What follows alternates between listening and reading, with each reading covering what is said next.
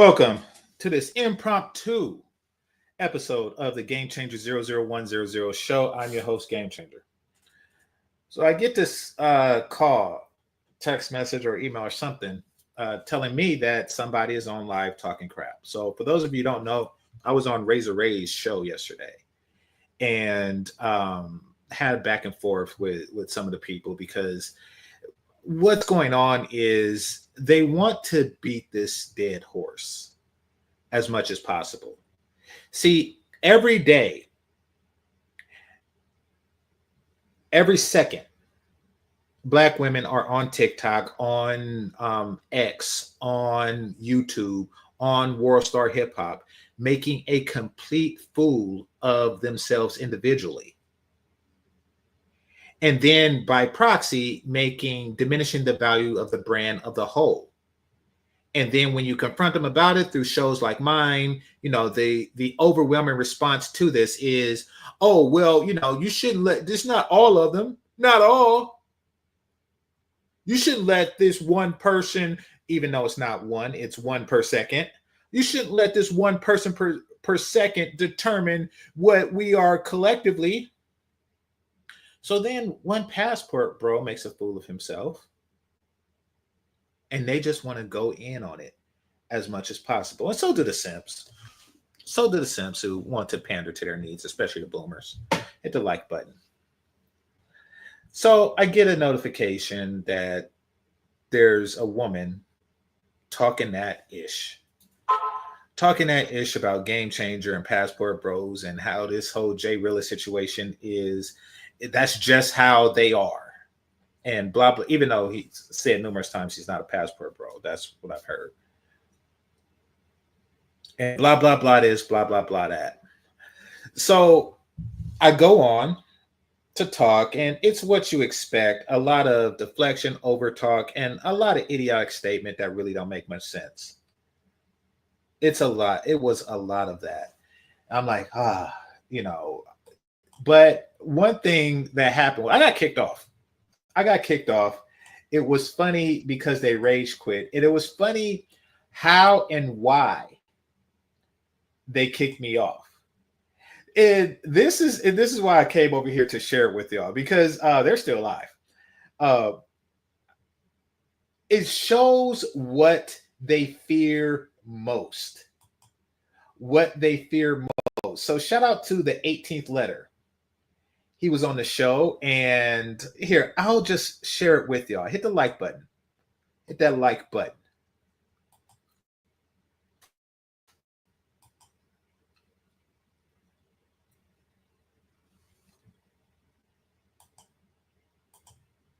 Somebody said Black women are weird. LOL. They don't realize that millions of dudes travel and use a handful of people to represent most. Black women are idiots, and they don't travel. Yes, but for different reasons than you state. The truth of the matter is that this is a marketing tactic for an inferior product. If you had a car that not only was inferior to other brands of car in the same price range,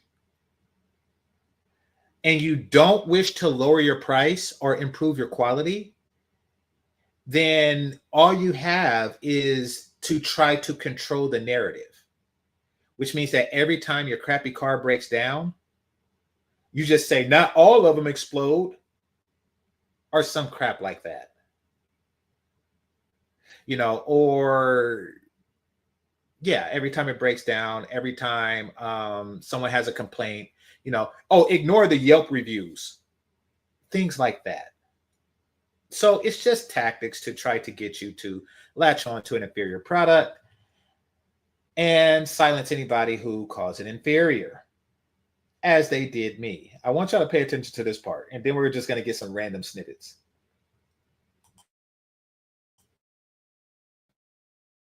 They got their booty rubbed with a little clay.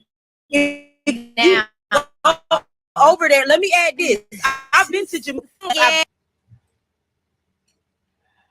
So I paused it there so I can get the tone that I had to put up with. I went to Jamaica and they don't like black women there. They like Canadian women. See how self-conscious they like Austin. You see how self-conscious they are? You see how ridiculously self-conscious they are about who men like. And then when we tell them and we tell them why, they get upset. Because we confirm their worst fears, and that is they're not preferred. Now, instead of for listening to why and adjusting, instead of for that, they attack the source. Let's listen further. Yeah, that's the truth. They be Ladies, over there Ugly too, ladies, though. ones. I seen ladies, one over there. ladies, They be ladies, over there. So that ain't ladies, black women, sir. I Well, didn't I see don't no care. black I don't women care. out there ladies, at Hold all. ladies. on, babe. Hold on. People tend to Sorry. people tend to live in an echo chamber of who they believe they are and what they see. Ladies, you're not going to experience your friends how we experience your friends. That's why a Well, lot you of girls not go gonna to experience a your lot. bro. You see this, right? Constant interruption.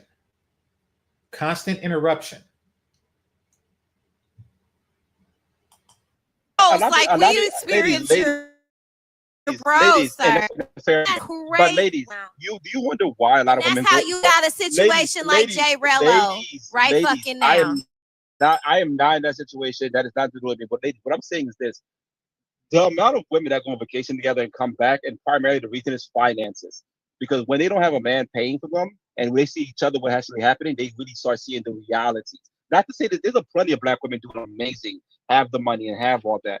But the idea that you're so adamant about fighting it and pretending it's all black women, and it's not a significant amount of black women doing this, it's Name crazy. them. And I'm not saying other women don't do this. I'm not saying that, but again, I'm a black man who date black women, and black women is what I'm focused on, This and is that's my wild. counterpart. So the conversation is happening in this round. We can have a conversation about white, I Asian, have and all that. never heard a black women say, "Hey, I'm finna go over to Jamaica to get some dick." Stop it. Exactly. They didn't listen to a word that this brother said. The primary reason that they didn't do it is because they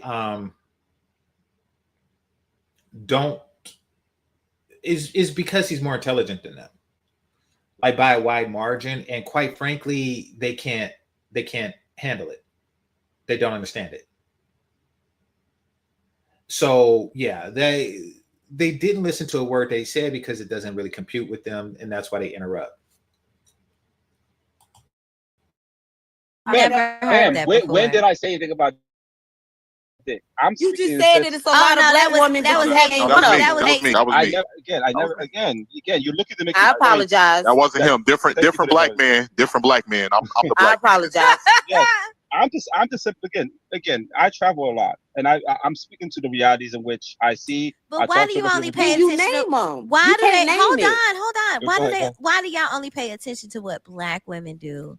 Y'all don't never Did you pay not? attention Did to the you not hear? negative things Did that you not I'ma the hear? answer Listen, that. other you're not races of listening. women You're do. not listening. If I go to a restaurant and They I'm only pay interested attention to in what and all I'm women and I'm do. only interested in steak, that's what I can focus on. It's the steak. It's It's coming so from. why That is it is always what is a fucking metaphor? What is this? I'll answer that question. I'll Yes. answer that question. We pay attention to what all women do, Red.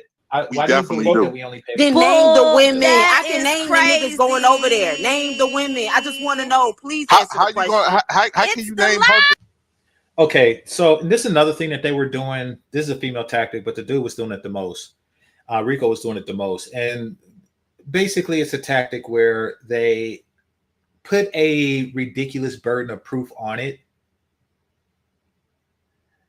just to say that it's not what it is. So say for example, you're a judge at an ice skating event. And you say, okay, I give this person a 9.9 and I give this person a 7. Well, how do you measure which one is better? I am the judge. I determine who is better than whom. It requires no further explanation. They're hoping that if they ask stupid questions like that over and over again, you'll just give up and say, okay, black women are better. We're just going to ignore what I want. Listen, I want it because I want it. Now I do explain, like, and because y'all not willing to change those things, collectively speaking, it really don't matter. Like, I don't owe you an explanation. No, there's really no. Listen, Because if they're going over there, you should be able to back up your claim. Don't let. That's how don't it let her works. You put a can't burden make a through claim and you on can't back it up. No, why are you yes, you screaming? can. Jesus I don't Christ. mean to Yeah, scream. I'm just talking over Because- you, but you should know. They're arguing emotion, not facts. That's the It's reality. not. Red, Well, let me ask you you a can say question. emotion Red, all you want, but how can you Red, make a claim let me and not let me back ask it you a up? question. I'm in school for Hold computer on, science. hold on. This broad said I'm in school for computer science. I wasn't sure that I heard it right when I was like, wait, because for those of you who don't know, that's what my degree is in, and I had it for quite some time. She's going to say something else about her degree in computer science, which leads me to conclude that she's not majoring or studying computer science at all. But nevertheless, we're going to get into that. Let me just ask a question. You guys said that you pay attention to all women. You're in school for what? You guys said you pay attention to all women. Y'all hear me say you're in school for what? Because I was like, wait, did this bro say she's in school for computer science? I asked you. Well, if her being in school for computer science makes her right, then what does me having a degree in it make me? Just saying. These bras are degree flexing before they even have the degree, and they're flexing on those who have it. That's how dizzy the mindset is. Earlier. No, I said that. If in fact, okay, well, if in fact these Brazilian women, which, and I'm only using Brazil because GameChanger, that was the country you said, if they're markedly better than American Black women, then why do the numbers of marriages, single motherhood, all the metrics that we can measure is no better? It's no better for the white I Brazilians explained it. or I the Black explained Brazilians. it to you. What I'm You didn't saying- answer you don't- the question, you don't bro. listen. You already. He did explain it to him. I'm about to give another explanation, but it really don't matter. It really don't matter. Like, if the woman is better, than you, then excuse me. If one group of women treats you better than another group of women, then all the stats and stuff like that really don't matter. Black Let me finish. Let me finish. Okay. The overall marriage rate for all Brazilian women and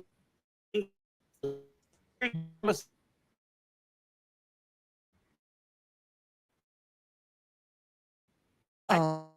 Brazilian women in this.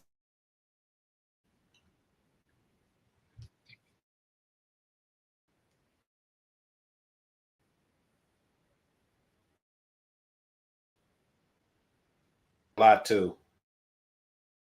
Ain't gotcha is a reflection of their low intelligence. I asked you a question, and before you can answer it, gotcha. It's like, oh crap. Hit the like button.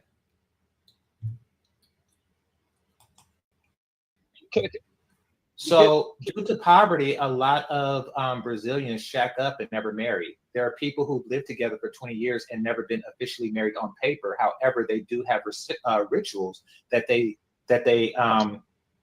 go through that signifies that they are married to the community, just not in the eyes of the state. So it wouldn't show up on any census that you read. That being said, now you see the silence after that, and it's the only time they're silent. Because it completely just blows away the talking point that they have been leaning on, you could tell, for quite some time. Well, they're single mothers too. Well, so were slaves. Because when two people decide to jump a broom, it really don't show up on the marriage stats now, does it? They don't like stuff like that. And then when I said this in the chat room, people were saying, oh, he's lying. He just made that up. Like, really? See, I met couples. I met women who said that their parents, meaning that these are adult women. I don't know how old their parents are, because sometimes Latin American women age slowly, but a lot slower. But I don't know. But these are people like 50 plus, meaning that their daughter in their 20s, they were married before they had their daughter. But they never were married on paper.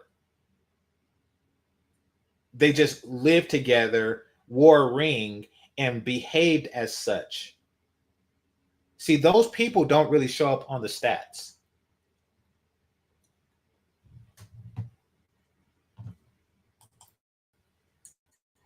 Just because they are just as quote unquote single mothered as black women, they're still better. Let's say something. Wow. Wow. Saying wow doesn't make it true. Doesn't make it less true. Y'all, please, Somebody said I just made that up. No, wait. Somebody He said he just made that up. No, I actually dated. They're just better. Yeah, you see how I can't get the word in edgewise? Who are these Excuse me, black It's women? just the Because- self-hatred. Look, It's self-hate. Ladies, I don't hate myself. you have to understand. Here's the reality of it. Again, to bring up the most important point: men value beauty, and by far, Brazilian women, because again, based on If the culture, men value beauty, hold on, I would say. You know what they're doing? They doing the same shit I used to do before an ass whooping. And for those of you who, are my age or parents believed in corporal punishment, know what I'm talking about. Know what I'm talking about. You know you did wrong. You know you're about to face the consequences of what you did is wrong, but you want to talk. You want to talk and interrupt and keep the conversation going for as long as you can because you know that belt is coming. You know that belt's coming. You know it's about to happen. That's all they're doing. It's deflection. Value beauty. Why don't they take better care of themselves? Ooh. That made absolutely no fucking sense whatsoever. Performance, better durability. If they value beauty so much, then why don't they take better care of themselves? I'm trying to think of like a worse comparison, but I can't. It's kind of like saying, if you value fresh fruit so much, then why don't you wash your car more often? Oh, you said words. Congratulations, I guess. No, we value a woman. I got him. That was good. That was good. Which That way was to good. try to That was do? good. That doesn't make sense. That doesn't make sense. And he called them out right. It doesn't make sense. Yeah. But I've seen some of these passport bros. Even I'm gonna go with your argument. They not that looking so men hot. value women. Yeah, I have to say a lot of passport bros, and most certainly not a not significant amount, but I wouldn't even call it a significant amount. Somewhere between not and significant amount of them are grotesquely overweight and take poor care of themselves, which is something I don't condone for anyone. However, that's not really what it's about. It's like, listen, even a grotesquely overweight, balding, short man will do better there than here because he's not seeking beauty within himself. He's seeking beauty within his mate. Men are supposed to be with women who are prettier than they are handsome. And if you are a very unhandsome person, then that makes your job a lot easier. It's harder for Boris Kodjoe to find someone prettier than he is handsome because he's Boris Kodjoe. It's easier for Rerun from What's Happening Now to find someone above his level in the physical appearance realm. But nevertheless, traditionally minded women have always felt that way. That's why you see, especially in the white community, you see the Peter Griffin, Lois Griffin dynamic going on there. And you see the Homer Simpson, Marge Simpson dynamic going on there. It's even as early as the Flintstones, which last aired in 1966, where you see that dynamic going on. Now, this is the white community. The black community is something entirely different because you have Louise Jefferson and crap like that going on. But nevertheless, you know, it's a woman's beauty to a man, for many men, is more important than his own beauty, unless you're Austin Holloman, which is makes you a complete fucking weirdo. All right, hit the like button. Beauty is subjective. Again, I can only look at two populations by what's measurable. Beauty, I cannot measure. I can look. Then you're a fucking idiot.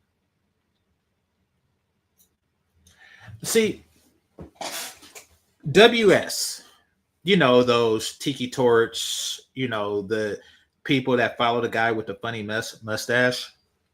They talk about how black people are, and historically were, incapable of abstract thought.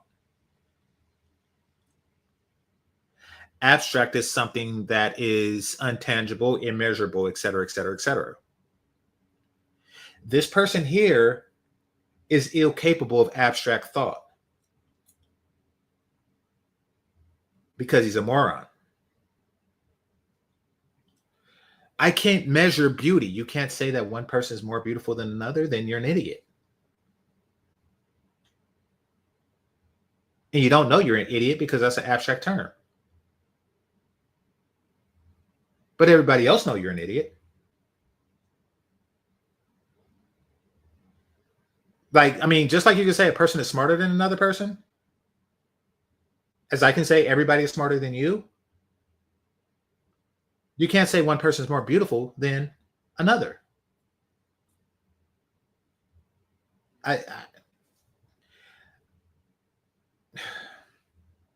Dumbasses like this. When he was a kid, I know he was the worst. What kind of ice cream do you feel is best? Oh, I can't measure that. Like, excuse me? Well, I can't measure which one is better. I mean, it's not quantifiable. Your birthday is coming up. What ice cream do you want me to get? Well, I can't measure the difference between two ice creams. Mom, you can't quantify which ice cream is better. You're stupid. You are an idiotic Negro that don't know the difference between two items. And you can't determine which one you like more. Where normal kids say, I want chocolate ice cream, you sit there and pontificate for 61 years trying to figure out the crap. And say this is more beautiful, but that's not an objective Oh measure. my God, you have to measure. disingenuous. You're disingenuous. I can measure. You're so disingenuous. I can measure how many got kids and how many so don't. disingenuous. Yeah, Because okay. have So a- for those of us, right quick, so for those of us who actually know what a beautiful woman looks like, we have our opinions. Can I say So something? You see the interruption? Pay attention to the convenient times that they interrupt. They always interrupt when it seems like the conversation is going towards comparing their beauty value to other groups of women beauty value. Let her finish. Let her finish. Let her finish. We know the difference between a beautiful woman and an ugly woman. And for those of us who know these things, we know which places, and those of us who have traveled, we know which places has a higher concentration of beautiful women and which places don't. Based on the standard, are you an attractive man? You too? Doesn't matter. Are you? Are you attractive? Me? Would a woman walk up to you in America? My money's attractive. It's not my job to be attractive. My money's attractive. It is your job to be attractive. It isn't. It is. Okay. Now you can add to the list other reasons why foreign women are better. the burden of being attractive is far greater to American women than it is to most other women around the world.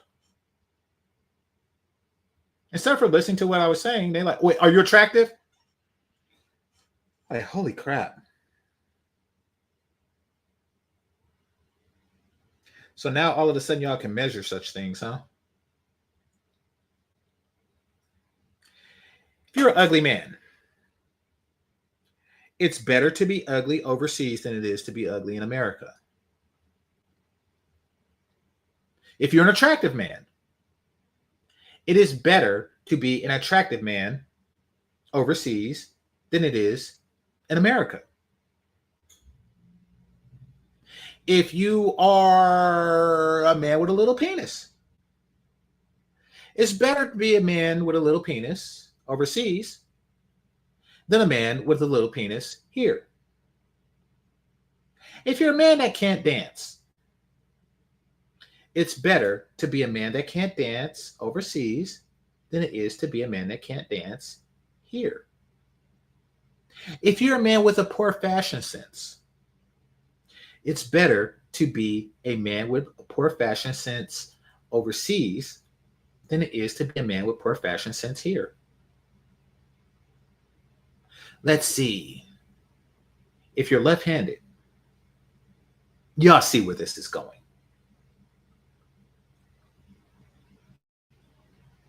I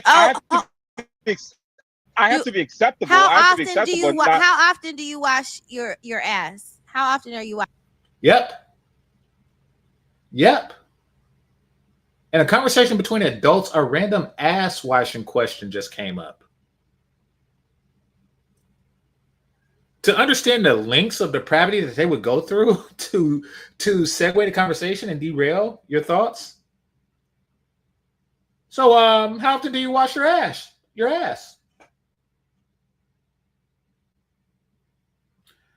That happened. So I'm going to respond to some of the comments here. Black women say stay in Jamaica getting smutted out. Well, yeah, they do. They don't talk about it when it's convenient for them to not talk about it, but they do. And they do not because there is a scarcity, a deficit of available penis to them here, or even available black penis to them here, or even available black penis with dreadlocks to them here, or even available black penis with dreadlocks that come from Jamaican here. The reason why they do it is to have a story to tell other women. That's really the only reason why they travel at all. I mean, if they travel and sit on the beach for a while and don't interact with the men at all, they have no story to tell. They want to have a story to bring back to their coven. Washing yourselves every day, twice a day. I'm starting to not think so. No. No, listen, look. I don't know because that's a part of washing your ass is a part of attractiveness. I didn't make this shit up.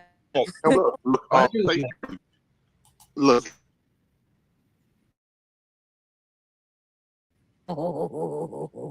It's crazy. That is crazy, right? Go ahead, finish. This is why it's part of a real conversation because this. You think this is a real conversation? That's where you fucked up. You still haven't told us where the black women are in Jamaica. Again, you're not listening. This is why it's hard to have a real for 20 minutes. You avoided that question. You cannot name not one black woman over there in Jamaica getting dick. Paying for it. Why are you so? They just bring that up. They just look for that gotcha. It wasn't even him that said it. They just look for that gotcha and go back to them. They're paying no attention to what the guy with the box on his head is saying. Have you been to Jamaica? Yes, I have. I saw white women over there. I sure did. Why did you go to Jamaica? It was a vacation. Did you sleep with anybody while you were in Jamaica?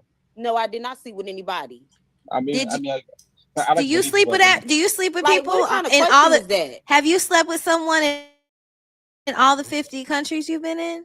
Wow. Not all 50, Did but I a lot of sleep them, with yeah. somebody? Oh man, that's Right. crazy. I'm a man with a little How many times you been to the doctor in the last 10 years? enough to know that I'm clean.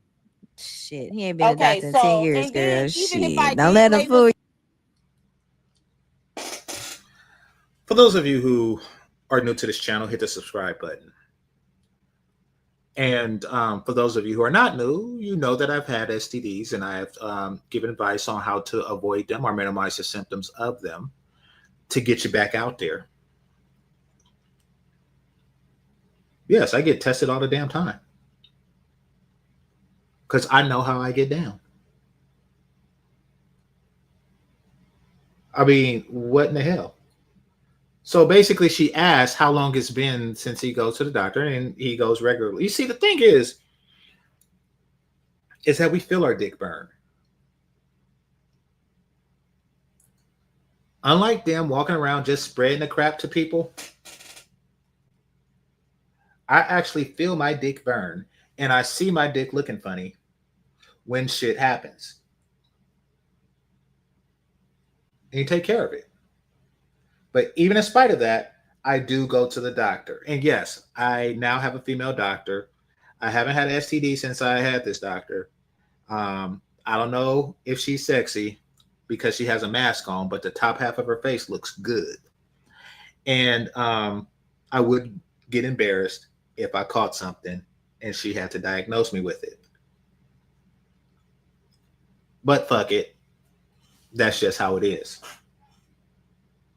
But yeah, you get checked regularly. Why? Because the shit burns us. And that's why we want to find it ASAP. Can I finish this real quick? Yeah, Can go I finish ahead, this real honey. quick?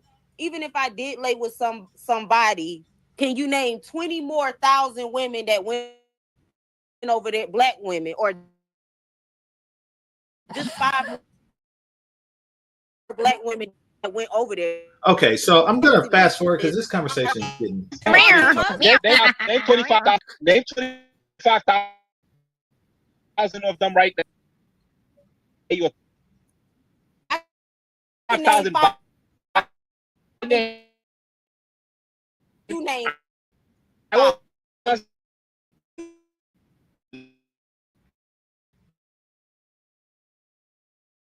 Same name.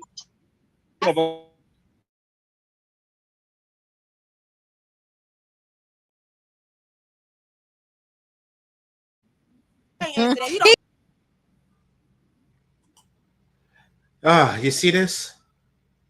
They're playing gotcha.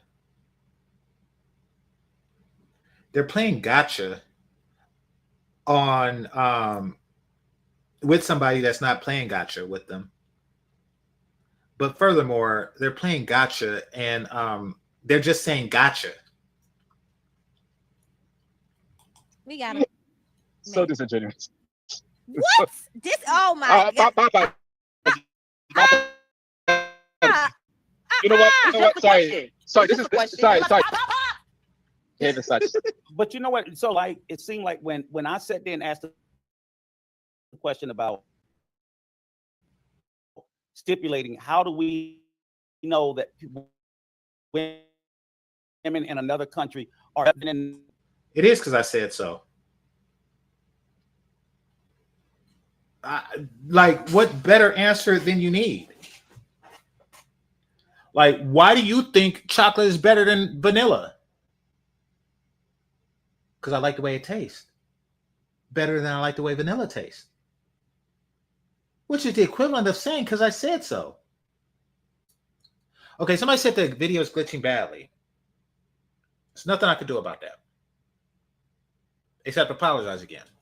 But, you know, as far as anything of value goes, there's nothing I could do about that. Why? Because in many ways, StreamYard sucks. That's one thing. And another thing is one way that helps with that, to avoid that, is downloading the video and then, you know, going over the downloaded video. So that's how you help with that. But I can't do that in this case because it's still live. They're still talking, at least as far as I know. I'll close some of these background applications, but that'll probably only help a little bit. Judgment. That's how judgment works to people with intelligence. You see, Right. kind of like how you can say who is the best ice skater in the world. It's because judges say so. Let me Rico. When he says, I said, well, the first thing is measurable, and that is their waistline. But he just ignores that. But nevertheless, they're just trying to put some type of weird burden of proof on you, on us. Like you ask a kid, why is chocolate ice cream better? Give me 5 measurable reasons that it tastes better. It's such a stupid question. It's not going to make the kid eat vegetables.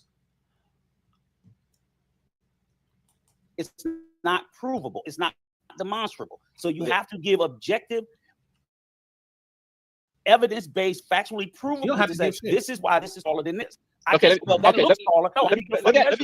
ask you a certain question, a couple questions, and I'm going to make the point. Okay, and let's be honest. Are you? You talking about we disingenuous? He can't even get to.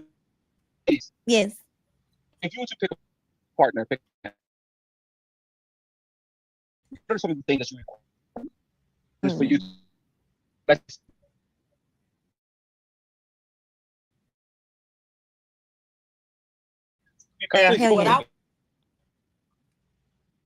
Okay, so for those of you who didn't hear because the glitching, she said, I want a man that doesn't date outside of his race.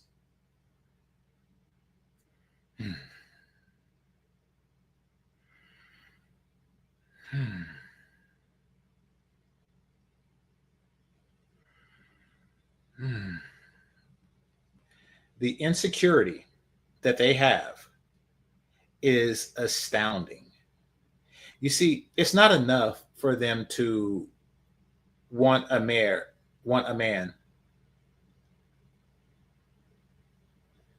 that is not dating someone outside of his race at the time. That they want a man who just doesn't do it. He has to be loyal to Black women. And you want to know why this is? Why that's a key factor? Because being a Black woman is the only value they have. I'm going to repeat that. Being a Black woman is the only thing they can offer. And you can only offer that to someone that doesn't date anything else.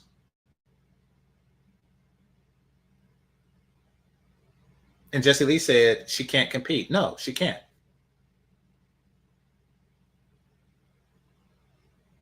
That's like saying I only want to work for a company that don't hire not Black men. It would mean that I fear competing with others.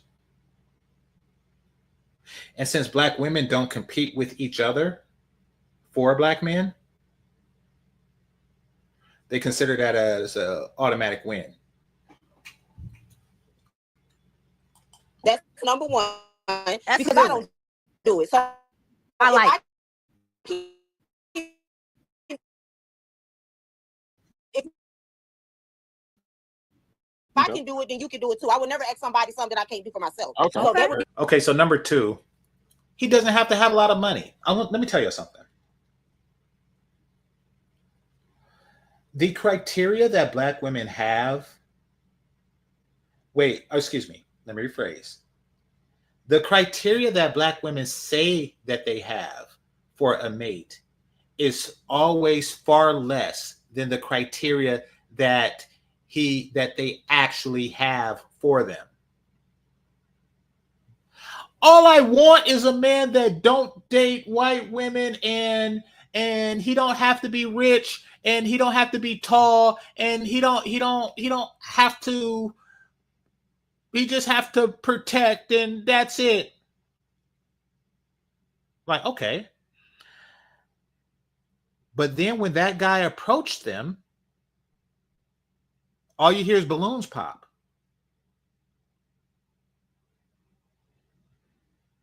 Ever notice that?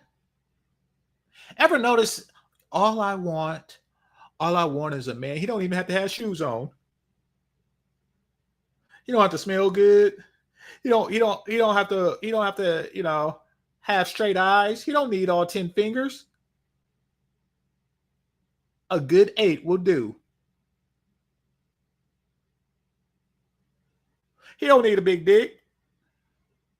He don't need name brand clothes. He don't even need a car. A bus pass is fine. That's what they say they want. But then when it comes down to it, exactly. In other words, they're lying. And they always are lying. They're doing that to get more men to come to the yard.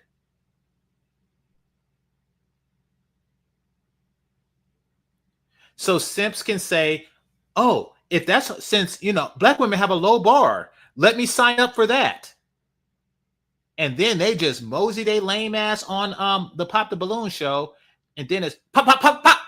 Compton, Zurich, Compton, pop, pop, pop. Compton, Zurich, Compton, pop, pop, pop. That's all you hear is balloon popping. All you need is teeth and hair. A protector, and that's really a person that really love me, and that is not out trying to abuse me and use me. Mm-hmm. That's all I'm looking for. So experiment. I want you fellas to go to a black woman right now. Don't have to be a pretty one. And I want y'all to say to her, I never mess with white women. I'll protect you. I'll love you, and I want to abuse you.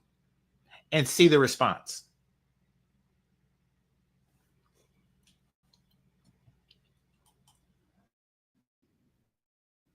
Okay, so what's your they point, can't even Social? give you that, sis. So what's your point, Social? Now she gave you the list. Okay, so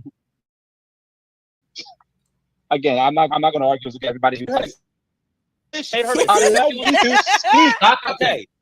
very hard to formulate a thought. Okay. Oh my God, just answer the question. We're not making it in the military. I swear. Go ahead. Will if you stop interrupting. Let me get up so I can open it. We could just black man was a provider, a man was a leader. And the whole country just naturally have those leads to have. So Interrupting. Listen. I'm correcting you. Not listen. Please rewind after we finish talking so you listen and see where you go wrong. Come on. I want to get Essentially, when men go in, the work men have to do in height standards. So stuff like that being 5 above average. They understand same thing as beauty. Very average there, or average here, but when he goes overseas. Okay, I have to pause for a second because it's starting to break. But somebody said, "I need my bills." Is the response? Yeah, absolutely. I need my bills paid. Can you pay my telephone bills? Can you pay my automobiles? Then maybe we can chill. Seeing somebody on some show this morning where a chick was saying, give me $1,000 to talk to me, to date me. But in conversation settings like this, or when, ABC decides to do a special on single black women, all I want is teeth and hair. And he don't have to have hair on his head. It could be on his face. That's all I want. But, so we all know the game.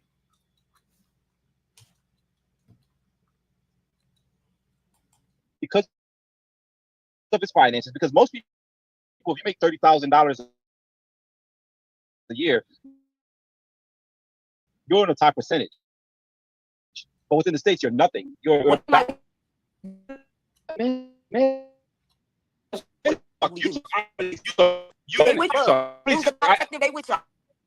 Please go ahead.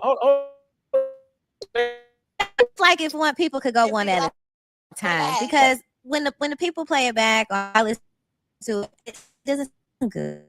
We could just let somebody say something, but Who was next? I'm sorry. Are you okay? Because again, I appreciate what you said. All I let me finish. This guy is a complete and total fucking idiot.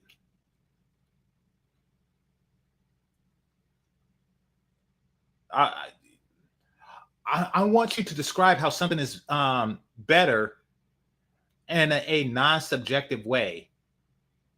By virtue of being better is subjective, you complete fucking jackass. Finish. If I could say which box is taller, I can't tell you that box looks taller. I need to prove it to me. You're not asking about something that's measurable. You're asking an individual, how do they feel this person is better than the next person? I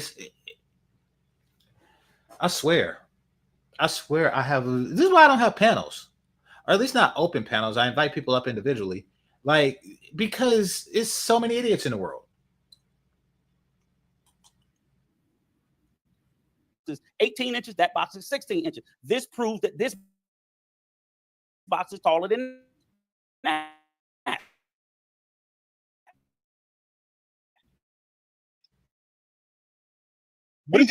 Let me finish.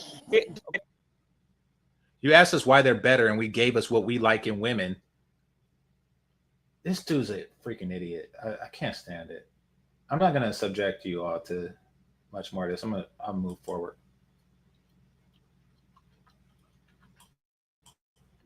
I made a huge mistake. I was in the control the narrative. Yeah. It's yeah. Okay. All right, but drop you. You can go. So they dropped SL because they got tired of interrupting. Oh, you know what? Not what I thought it was going to be. I thought you was going to. This conversation is disingenuous. He couldn't handle the smoke. He couldn't handle the military. He couldn't handle it. No. Yeah. Thought he was.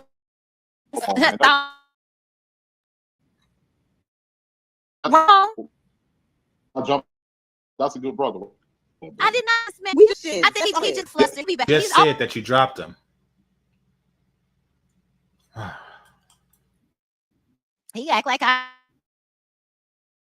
done called him all kind of stuff. I thought I was being cool. Is this Sexy Red, or the woman who calls herself Sexy Red?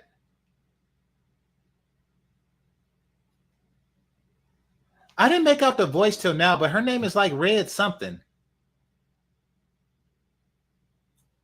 Please tell me that this is the same broad. If so, I'm clowning hard. I am clowning hard. Please tell me this is the same broad.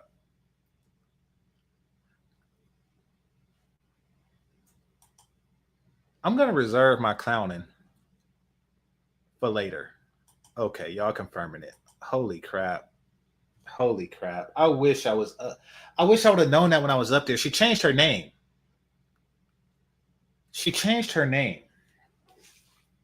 Oh, crap. I've got to dig in. Hit the like button. I got to dig in. But I'm going to wait till the part where she kicks me off. Somebody said she got fatter. She got older too. Like, I mean, women like this don't get better. They don't get better. They don't start working out more and becoming better. They just remain light-skinned and hope that men are stupid enough to keep going for it. Oh!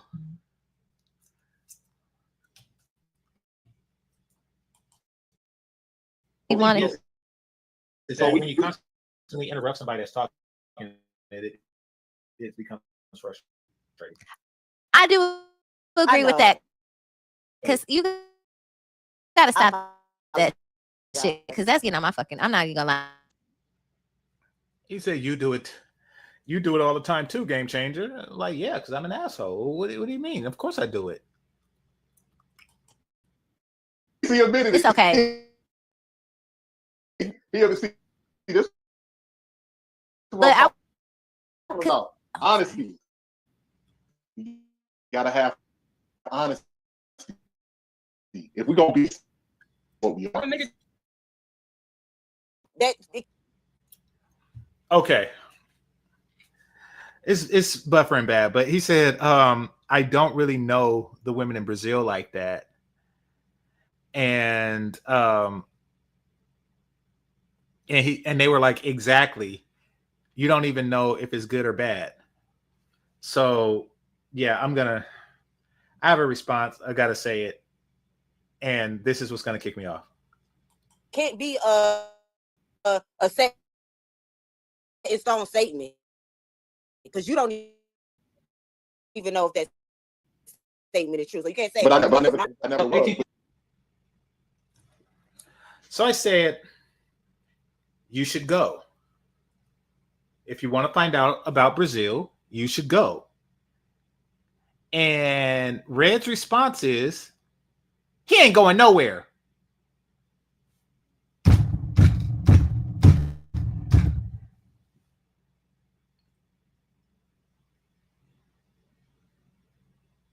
See how defensive they got at the concept of a person just going on vacation? He ain't going nowhere. I want you to keep him here lusting over this fat, light-skinned pussy.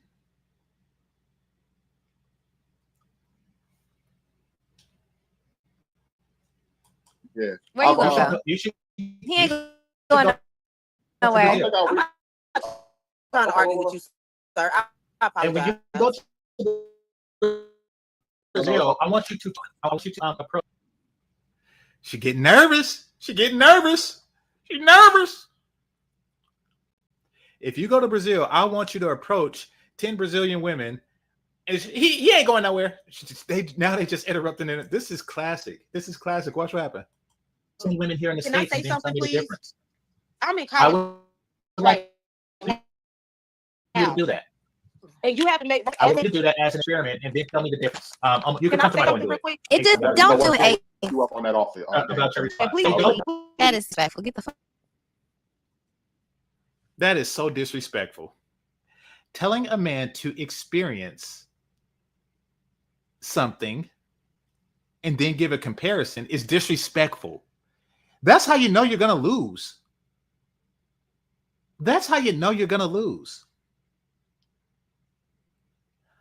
Wow. Somebody says spoken like a true plantation owner. Exactly.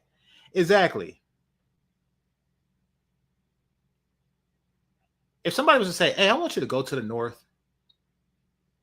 I want you to go to Canada and pick cotton there for a year. And then I want you to come back and pick cotton here in Georgia for a year. I want you to tell me which one you like better. Of course, the plantation owner is going to end that conversation. Of course, they're going to end that conversation. You talk crazy. Don't y'all be talking to my niggers about freedom.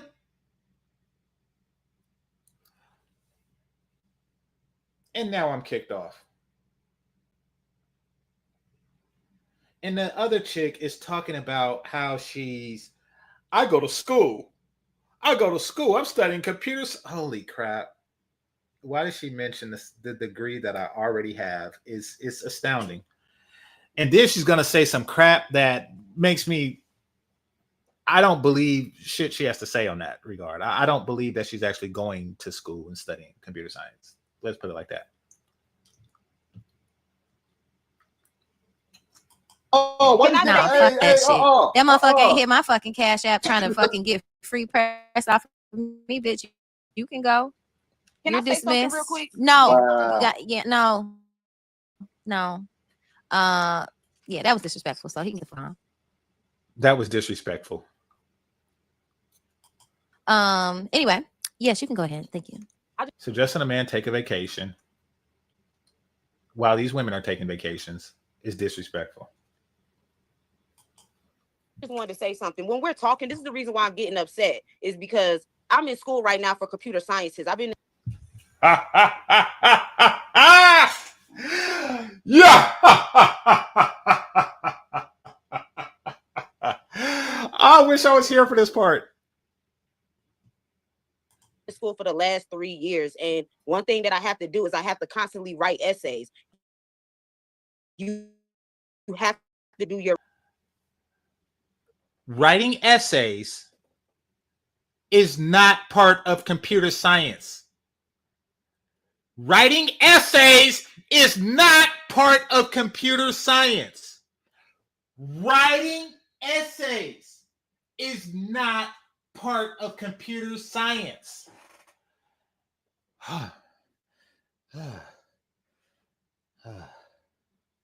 Writing code is part of computer science. Writing lab reports is part of computer science. There's a lot of things that I have written that is not essays, that is a part of computer science. She's just making shit up.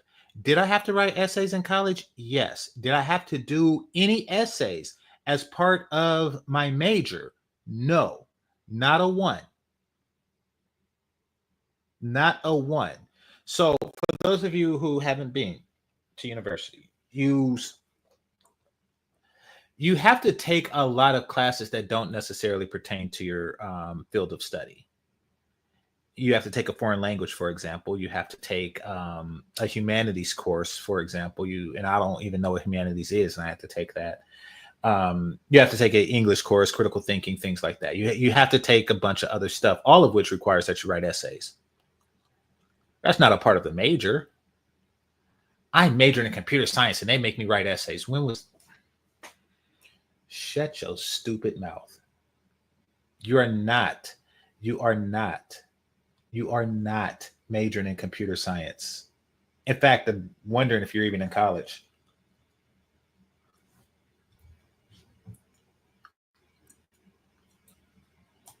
I can't say that social media causes addiction because my teacher is going to say they're going to grade it by the credibility.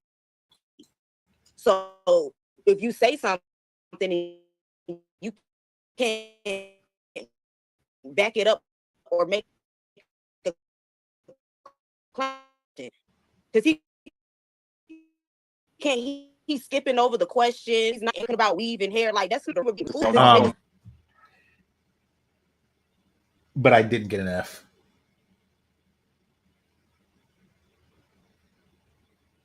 That's why I have the degree and you don't.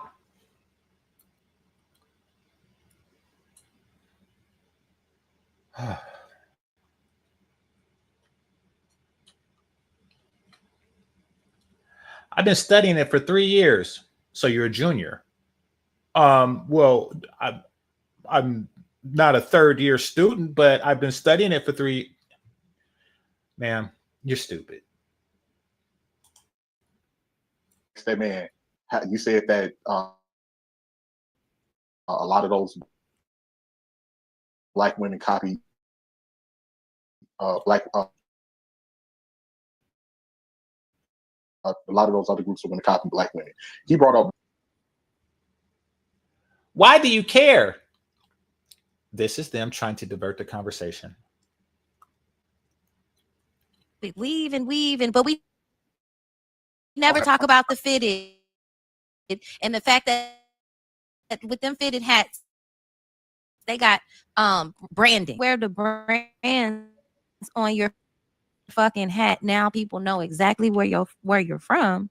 Usually because of the hat that you wear. Most you wear the hat that you basically wear by the hat that you wear. So you're branding yourself. I'm gonna just stop here and maybe just go to the live portion right now. But at this point, this is where I just left and opened up my own stream because it's just started getting ridiculous. And now that I know that this is the person formerly known as Sexy Red TV, I got to go in further because, and I'm not going to just go off on her physical appearance, though I am. Well, actually, I'm just going to go in and say that her physical appearance is subpar, meaning I don't find her attractive. Meaning that barring like an incident, a life-threatening incident, or a life-changing amount of money, I wouldn't fuck her. That's the long and short of it. Like if I had a disease and the way to remedy said disease is to get a counter disease from her vagina, that I would take it because I like living. Or if somebody said, you know, a 7-figure plus amount, I would do it, but it would be a very poor quality to her. But that's all I'm going to say about the physical appearance. I'm going to focus on intentions here. Her intentions for Black men is to take advantage of them. Now, I'm not going to say his name. And if he's in the background, and some of you know who he is, but he's the homie, you know, because he helped me with a situation with another YouTube chick I was dealing with.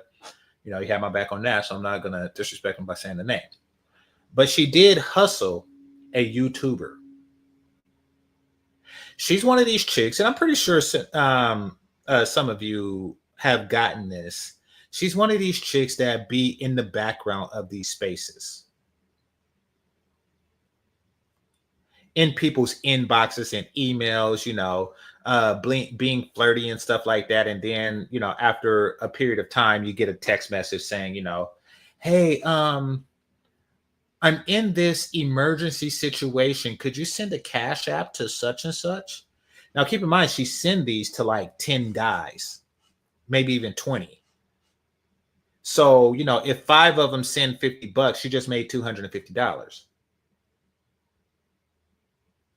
The problem with this type of hustle and women like this is that they burn through a large population of men very quickly. Once they do something like that, a lot of men are turned off, and they are once bitten. You know, once bitten, twice shy. They're once bitten. So she's going out biting dudes just to get her tires fixed, just to make rent. She has to burn, you know, 10 to 20 niggas a month.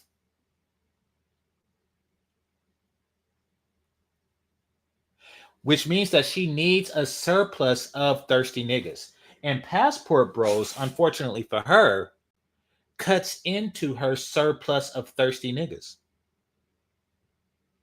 She wants the men to remain here, and she wants them to remain loyal to Black women, and she wants them to remain thirsty. That way, she could take advantage of them.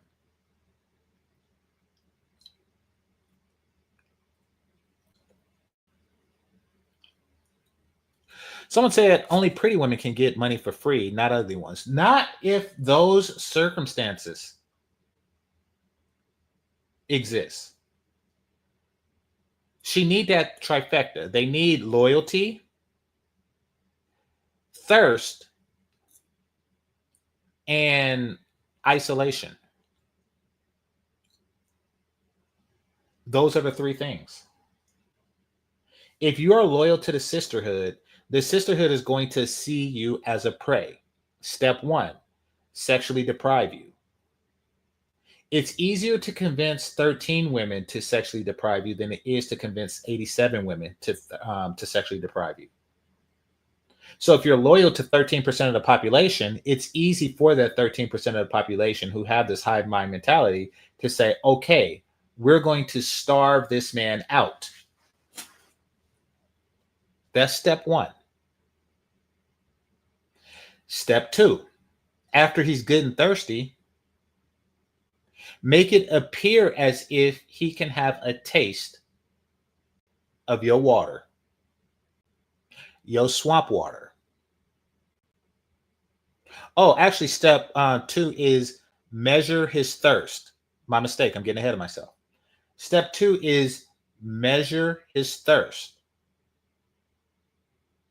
How do you measure a man's thirst? Well, being fat and nasty looking is a start. Once they see that you are going after fat, nasty looking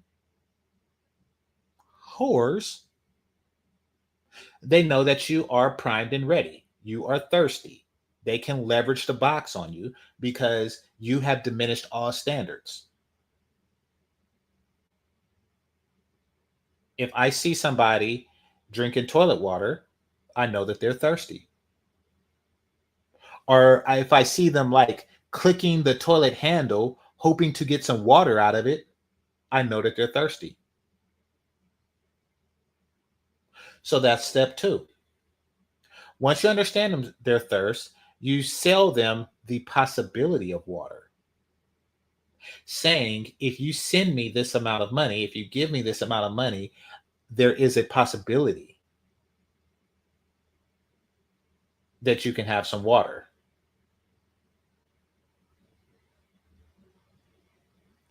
And step 4 is you do not quench their thirst so they can be back at step 1 again, and that is make them thirsty. That's what she did to this dude. And apparently there were nudes involved, and it was all kind of crap. Thank God I didn't see it. Thank God. Fellas, don't send me stuff like that. In fact, I can't think of anyone in this space that I want to see. And I'm not saying that there aren't attractive women in this space that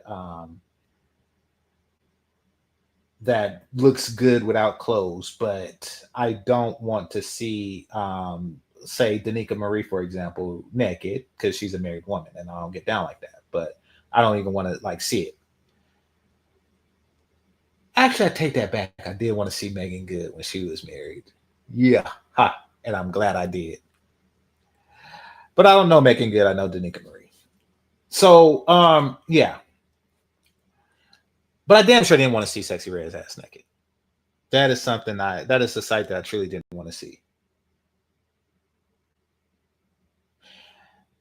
She's a hustler. And when she's seen,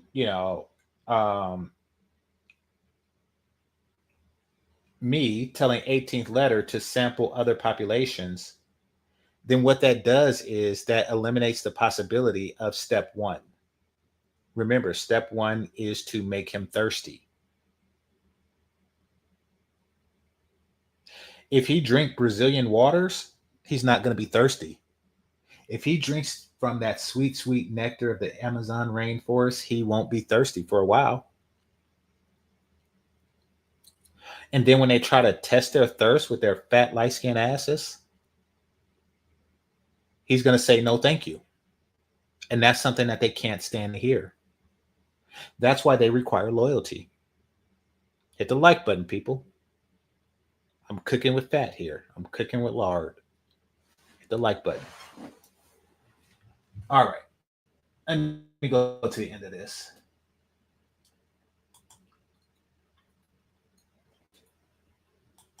Slave master. I didn't know nothing about it. They want to be a slave man. They want to be that white man. That's what they saying. By the way, don't feel ashamed if you want to be a slave master. I know I do. I know I have been. And I know I like it.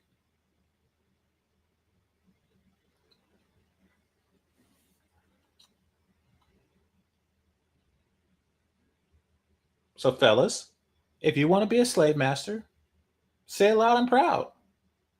I do. I was watching Game of Thrones when I seen that light-skinned chick, Missandra, I think her name is, and she was a slave. I was thinking, like, God, I wish I was her master.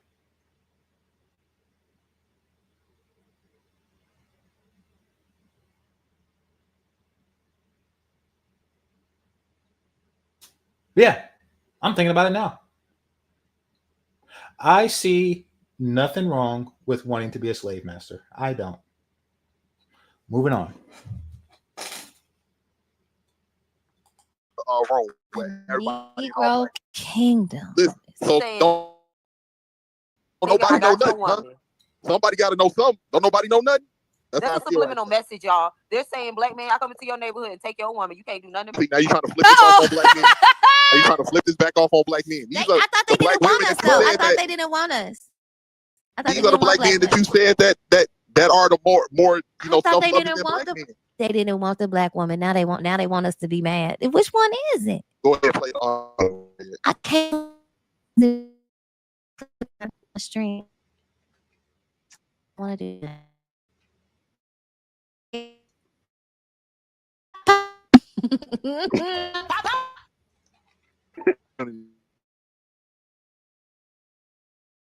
Wow. I can't Are you believe. talking about the manosphere? I cannot believe you're making 'Cause this claim here. Exactly. Thank you. I mean, you talking I about thought manosphere because black they ain't part women. of the community. I thought They ain't black part of women. I thought black Yeah. women was the most loving and self-loving. Man, Keep in mind, she hustles black men. And there was a scene in this video where she was like, "We love black men. We love black men." All the while she's hustling black men. okay. So Play that video. and the funny thing is, and y'all, the funny thing is, y'all laughing about it. But had this been men, y'all wouldn't even.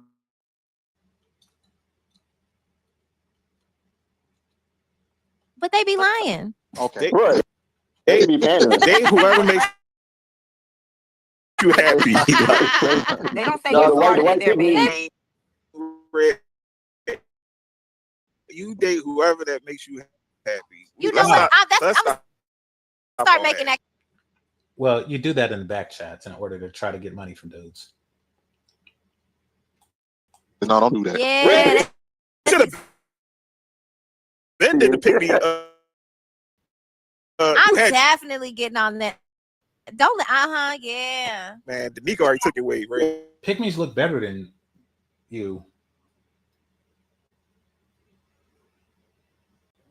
A lot better. Because their goal is to be picked.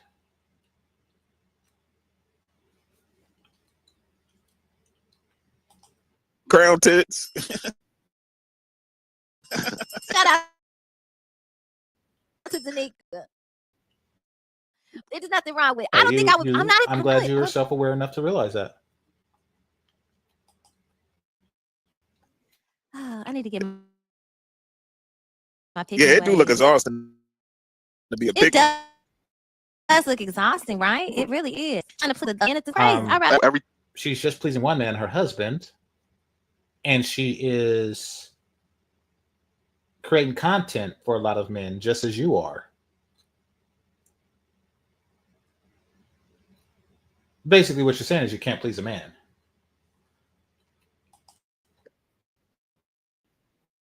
Thing a woman says if she speaks on behalf of black men, she's a pick me because it's not true. But if she, nobody just said that.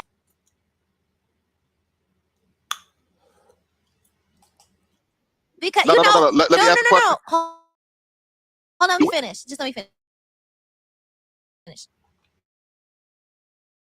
Because black men, women, and get me out of here. Women. Okay, so now she's playing dumb. Black men dub women pick-me's, but well, we also dub women beautiful. But you see how you get pushback on that. Y'all see the disingenuous crap that's going on with these broads?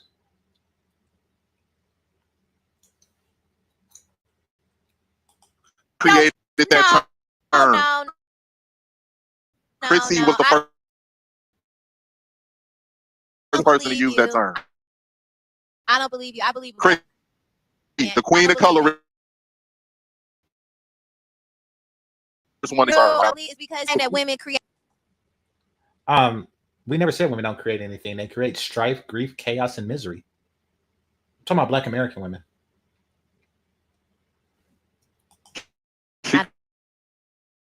Created that. Absolutely. I mean, except though he was right.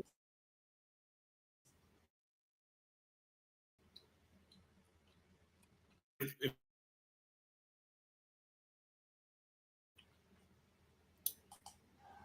All right, it's buffering. So let me see. Only pretty women can get money for free, not ugly bitches. Well, I get the feeling that at a younger age, before the fat kicked in and she didn't do anything about it, I do get the feeling that Sexy Red was locally attractive in whatever, rural route she lived off of. Whatever former plantation block she lived off of, I got a feeling that she was hot because she come from a place where all you have to be is light skinned to be hot. I get the feeling that she's still in that place. I'll never forget that she was thirst trapping while 180 pounds, like at 5'5" or some crap. And I was looking like, was this supposed to be enticing? And she would do it. She was on Melly's panel, like, oh, do I look fat? And I'm looking like, I don't know how to respond and be polite at the same time. So that whole ordeal was, and I'm pretty sure it's gotten worse since then. But yeah, that whole ordeal was like, oh gosh. But no, she's behaving as if the circumstances has changed or improved for her. Meaning that she's behaving as if she's the 20-year-old hottest chick on the block, full of dark-skinned women in a society that worships lightness.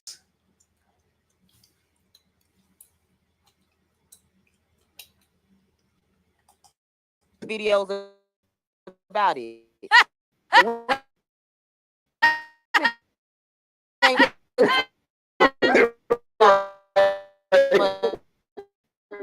you know what's crazy? They watching my what channel watching my right. I mean, she got a education. She don't say nothing enlightening. Who is he talking? Nigga, what? Who is you? Me? On stage. Who's hyena? She has nothing like she really can't. I'm gonna drop down. I drop down. You barely can put a sentence together. Like Who, me? Yeah. Did you graduate high school? Actually, I do. I have a. No, you don't. None of those things is true.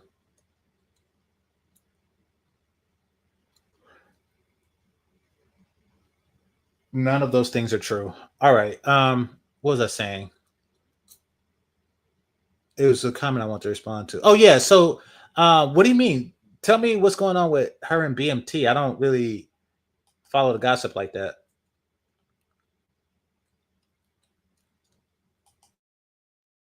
Last year,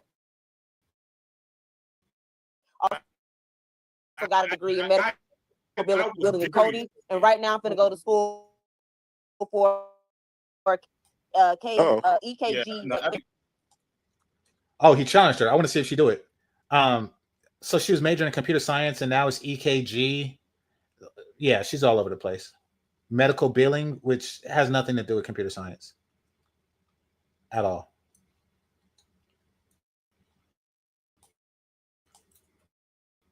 Right. Where's your certification, sir? Where's your trade? What?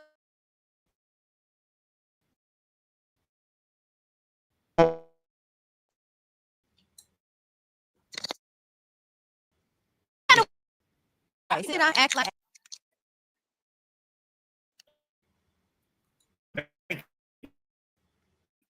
Oh, yeah. Let you can. Yeah. I don't know.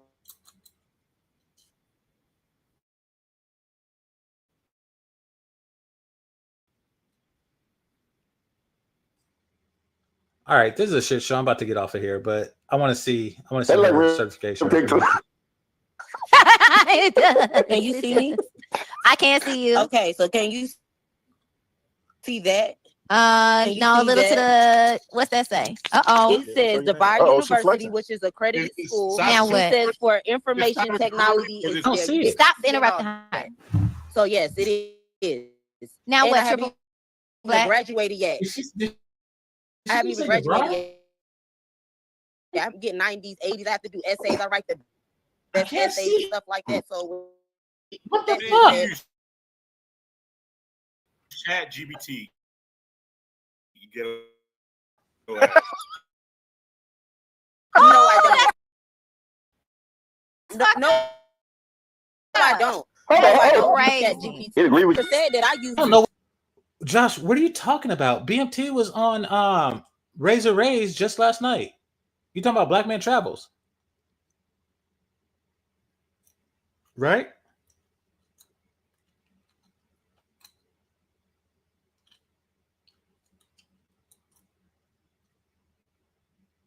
I mean, I don't know. If you want to come up, let me know. But I don't know what you're talking about. All right, let's see some more of what y'all say. Let's see.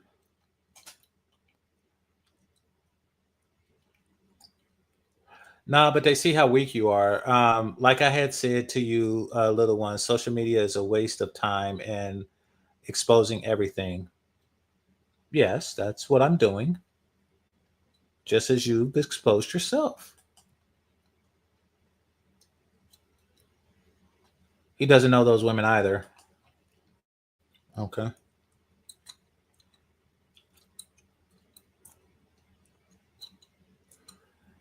What in the hell? All right.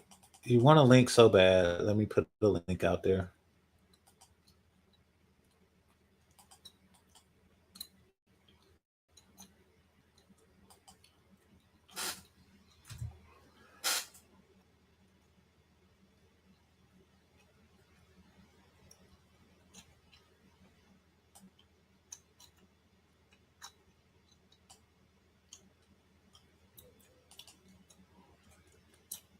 Yep.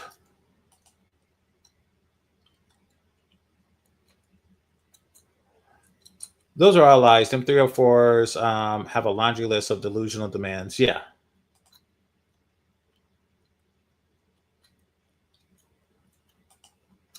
Here we go. Because black men are supposed to be cleanup men, retirement plan for KK Keishas after they get ran through and have bastard kids. Then we're supposed to endure disrespect from her and her bastard kids. Well, I explained the process of thirst management that they use to get you to that point. However, that process is interrupted. It's interrupted, with passport broism. And you don't have to live in these places to have it interrupted. You just need to visit, You visit and you are not as thirsty and they have less power and control over you to trick you into paying for their tires. What's going on, Azrael? Sorry, I had to turn on the other YouTube. What's going on, man? How you been? How's everything? I've been well. Thanks for asking. Yeah. Everything's I'm well. doing, that's good. That's good to hear. I'm doing fine. Yeah, I was telling people, and as you know, you travel and I travel, right? I really don't feel the motivation like staying here in the sense of like I've done my work, I got the degree, still trying to be in the best shape as possible. I've done the work, but I always tell people like when I'm outside of the country, I feel the most motivated to be myself. Yeah. Oh no, correct. To be the best version of myself, right? Well, that's because there's a reward for being the best version of yourself in other countries. Exactly. And when you see like my thing is it's crazy. I think the best looking black women are either in Brazil and personally for me in Paris, right?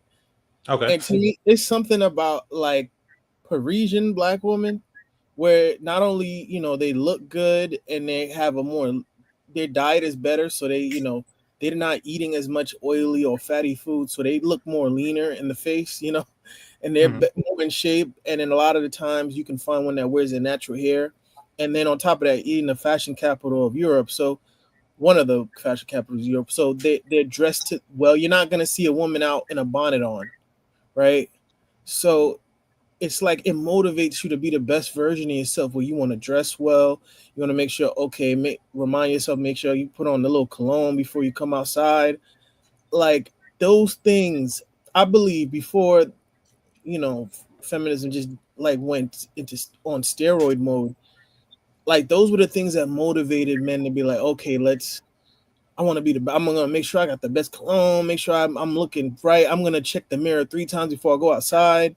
I'm not saying that you shouldn't do that now, but the enthusiasm is there. I'm telling you, people underestimate, and I think you made a point to this. You hinted at this in the Black community. Like men are supposed to just do because they're doing. It's like there's no kind of you should just take whatever we give you and just be happy. Like it's not something that you're like, wow, like, okay, I'm seeing a bunch of Black women in shape, right? And they're wearing a natural hair. Man, that motivates me to get up every day and make sure I'm grinding hard at work so that I can get something that looks beautiful, right? That's natural hair, that's a size 4 or less. And I can just, so I can attract that, so, but you don't really find that. I be telling people, you want to know why guys are not, they said there's millions of guys not applying for work or going to school or doing anything. I think they call them NEET or something like that, NEET. Or they guys are not approaching women, or they at the mixers, there's barely any guys there. You destroyed any modicum of incentive for a man to not only approach but to actually want to attract women, and any kind of semblance, you just snuff it out, so I went on my little rant, but Yeah. No, And I mean, I definitely hear what you're saying. Basically, you're saying that you're dealing with a population of undermotivated men. yes, Which is a right conclusion, considering. I mean, basically, there's no future in your hard work, so why do it? That if you make, let's just say, 30K a year, and you can bust your ass and get to 50K a year, but they'll still call you a broke ass nigga. So what's the point? right. So I get that. Or they'll even do it at 100K a year, because they know that no matter where you are economically, they're going to demand more. And the same thing goes with physical appearance or what have you. No matter how handsome you are, they're either going to say it's still not enough, or you're too handsome, It's or you just don't have enough swag. So I mean, basically, what they're doing is they're nagging you on a cultural level. They're right, always going to say you're not good enough. moving the goalposts. Yeah, exactly. That's the best way to put it. They're moving the goalposts. So eventually you're just going to stop running once you are smart enough to realize what happens. And that's what the under motivation comes into effect. And guys, men in general are motivated by sexual opportunity. And quite frankly, that doesn't exist. I was helping out with a summer program for young men, and by young men I mean ages 6 to 11. And this is pre-puberty, and they didn't do any of the things that you described because they didn't have a drive to do so. As far as like looking themselves in the mirror 3 times before going out. Yeah, they brushed their teeth and showered and stuff like that, but did they do the extras? No. And that's because they don't really have a motivation to do so, because they haven't really developed that drive at that stage in their life. And we all went to that stage. We play outside and our mother had to make us take a bath. Right. But I think women don't know they inherently are just killing men's libido and their drive. Like I'm looking forward to you. I'm pretty sure you may have heard of it, about that fat chick that said no to coffee dates. Like she has, if you look at her hands, bro, there's something about fat women's hands. Like they have these Professor Clump hands, bro. And when she was open. Have you seen the video? No, I haven't. But I mean, I'm pretty sure I've seen something. You got to do a video on that. Like I'd cash app you straight to do a video on that because that video was. I mean, she was talking about how she don't do coffee dates, but then she went outside and bought like a cheddar cheese, like crackers and a bunch of food. She's like, I'd rather do this instead. So she was just eating, but her hands look like Professor Clown. Big old thick things. look like the ring finger look like two thumbs. Well, yeah. So it's demoralizing. Yeah. You're talking about something that doesn't give men the motivation to really produce at a level that they can achieve something, because it's like, if this is the trophy, I don't want to win. So I do understand that feeling. I understand why you don't have that feeling in Paris and other places. So I'm going to go to Josh and then Red, who I didn't know at the time was Sexy Red TV. But you got it, Josh. Well, she's already here, so I want to ask this direct question to Miss Red. Okay. Are you still talking to BMG? I have a question. How are we trying to stop black He asked men? you a question first. Yeah, you didn't ask my question. I don't know who you're talking about. Business mind talk. Why does it matter? I'll just. Why do you care who I know? Why should we care about your question? Right. Well, this man came on my panel earlier, so I came to talk to him. Well, he asked you a question first. I didn't come to talk to you. I don't even know who this man is. I don't know who he is. Well, we could discuss that in a moment. But I wanted to know how was I, because I guess you're talking about me because you brought up my panel that was live when I was live. You couldn't wait till I was finished. Thank you. But how am I trying to stop black men from traveling? When the whole, the whole time I'm like, no, black men can go and they can travel. They can go wherever they want to go. Mm-hmm. So I don't have a problem with that. When I proposed the idea to 18th Letter that he travels, shoot his shot at 10 Brazilian women and shoot his shot at 10 Black American women and see the difference, so he can get a perspective of it, that's when you shut me down. Mm-hmm. No, I shut you down because you brought your channel up. You said, well, this is what I discussed on my channel. So that's why I dropped you. That wasn't the reason why I dropped. That wasn't the reason. I did not bring my channel up. The reason why I dropped you is because you brought your channel up. That's why I dropped you. So now you're trying to make it seem like I'm trying to stop him from meeting women. He can do whatever he wants to. He's a grown-ass man. He doesn't need me to tell him whatever he wants. He knows that. So you're trying to spin a narrative to make it seem like I'm trying to stop a black man from traveling when all I do is encourage black men to think for themselves. And no, I'm not. I wish he would travel. From traveling. I am not. No. Your whole thing up there. My whole thing, was to try to passively discourage black men from traveling. That was not what I was trying to do. That aside, and I know you were doing your own show, so you didn't really hear my explanation on why I feel that you're trying to do this. I feel that because you're a hustler, as you did with, a brother whose name I'm not going to say, but, with the whole flat tire situation or whatever y'all had going on, where you hustled him out of money. I think that I didn't hustle him out of money because I paid him his money back. I think that I paid him his money back. How can I hustle somebody if I paid them their money? At black men as a resource to be hustled, and you feel. But black men also use black men as a resource to be hustled. I mean, isn't that what happened with the black manosphere? No, I'm not. You're justifying as opposed to denying it. No, this man and no, he actually no, I never. I'm sorry, I never hustled that man. That man offered. He offered me money. That's how hustles work. He offered to help. That's how hustles work. If I was to call an old lady so you got hustled out of a stove? Did you get hustled out of a stove? Maybe. I don't give a shit because I got what I wanted. So and he didn't. So he didn't. What did he want? There's something called fair exchange is no robbery. What did he want? Because he never told me what he wanted. So what did he want? He didn't want the outcome. He didn't want the outcome that he got, and I wanted the outcome that I got. So him stalking me and giving my information and selling my information, that's okay? If you call what happened to me, you're okay with doxing, I see. I would do it again, and he wouldn't.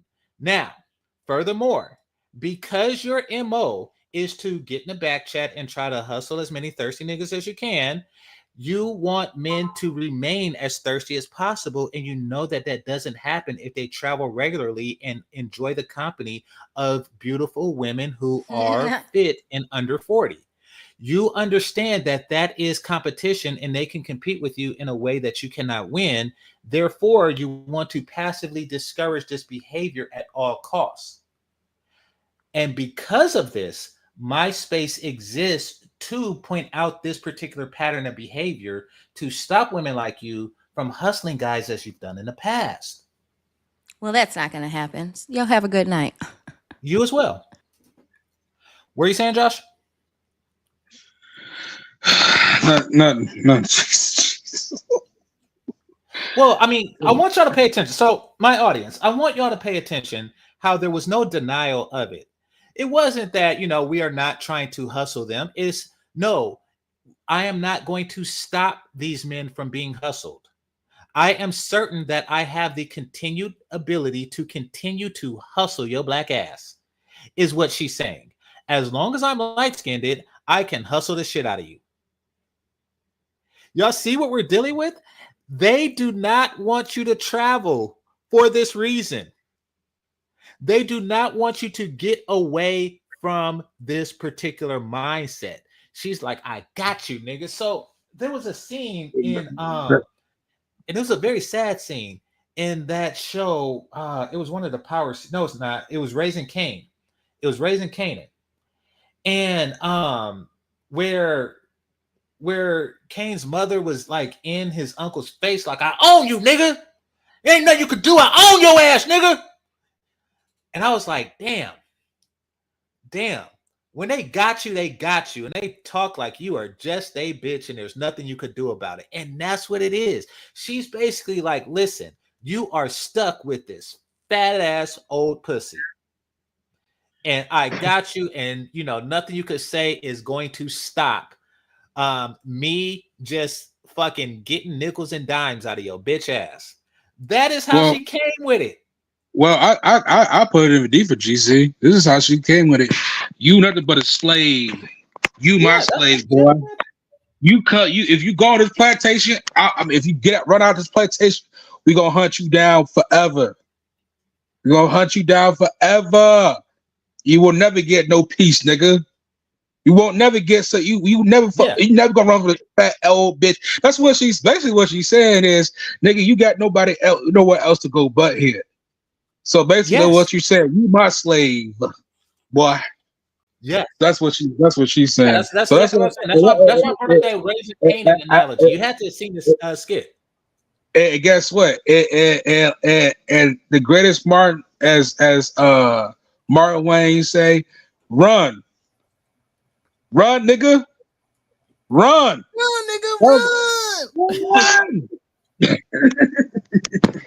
Exactly, but they don't want you to run for obvious reasons. We are a resource for them to exploit, and you see how she's like, they exploit you too. I was like, okay, I'm happy with that scenario. I mean, it's not even insane. I gave her a gift. I wasn't hustled out of shit. I want to hear about this BMT situation. Somebody else want to come up too. Trent, you can come up. This Trent person. But that's why I'm trying to find him on a YouTube. He's gone. I'm trying to figure. She didn't want to answer a question. I was like, "Why to you and BMT?" I don't know who that is. I said, "Wait a minute, you was cool with BMT. So what the fuck happened?" So that was strange the way how she would disregard that, huh? No, she was. Her and BMT was close. Oh. But I don't know what happened behind the scenes. But she didn't want to answer that question though. She didn't want to answer that question at all. I could tell you this. BMT, first of all, BMT is the third ugliest nigga alive that I know. Here we go. It's Flavor Flav, it's Lil Wayne, and then it's that nigga. So he is vulnerable to a lot of the hustles. Plus, he fetishizes light-skinned women. So he's vulnerable to a lot of the hustles that they have. That's why she could confidently say that, that'll never change because there's always going to be a nigga like BMT out there. This isn't the first time he got hoodwinked in this regard. In fact, if she did do something like that, it'll be his third time. The first time was public, and I'm not going to repeat it. The second time was private. I'm not going to state it. And the third time would be this one here. So, and all of them were light skinned, more or less. Damn. So whatever you suspect, as far as is she hustling him, the answer is more likely than not yes. Because she's a hustler and he's vulnerable to being hustled. So, especially by light-skinned women. So, absolutely. That is a strong possibility. I don't know anything other than what you told me, and for what I know of the personalities of the two people in question. But that is a rational conclusion.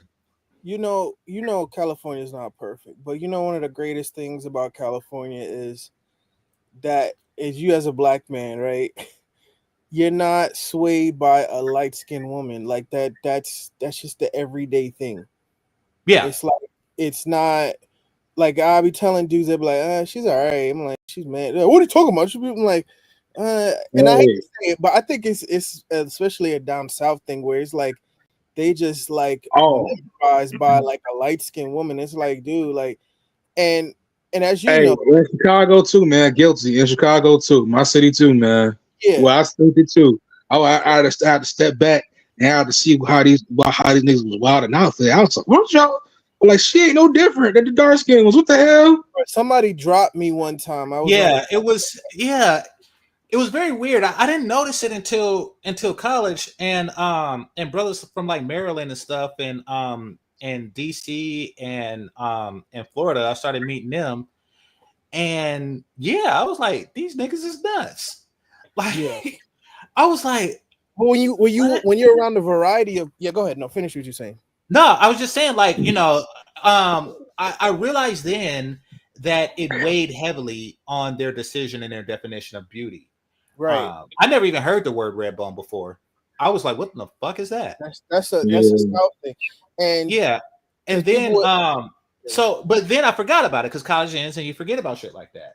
And but then later I get back on YouTube and I become GameChanger, and once again I'm like, oh, these dudes really are on. And one of the first people I met was BMT. I was like, these niggas really are fucking retarded with that. Like, they really put a strange premium on it.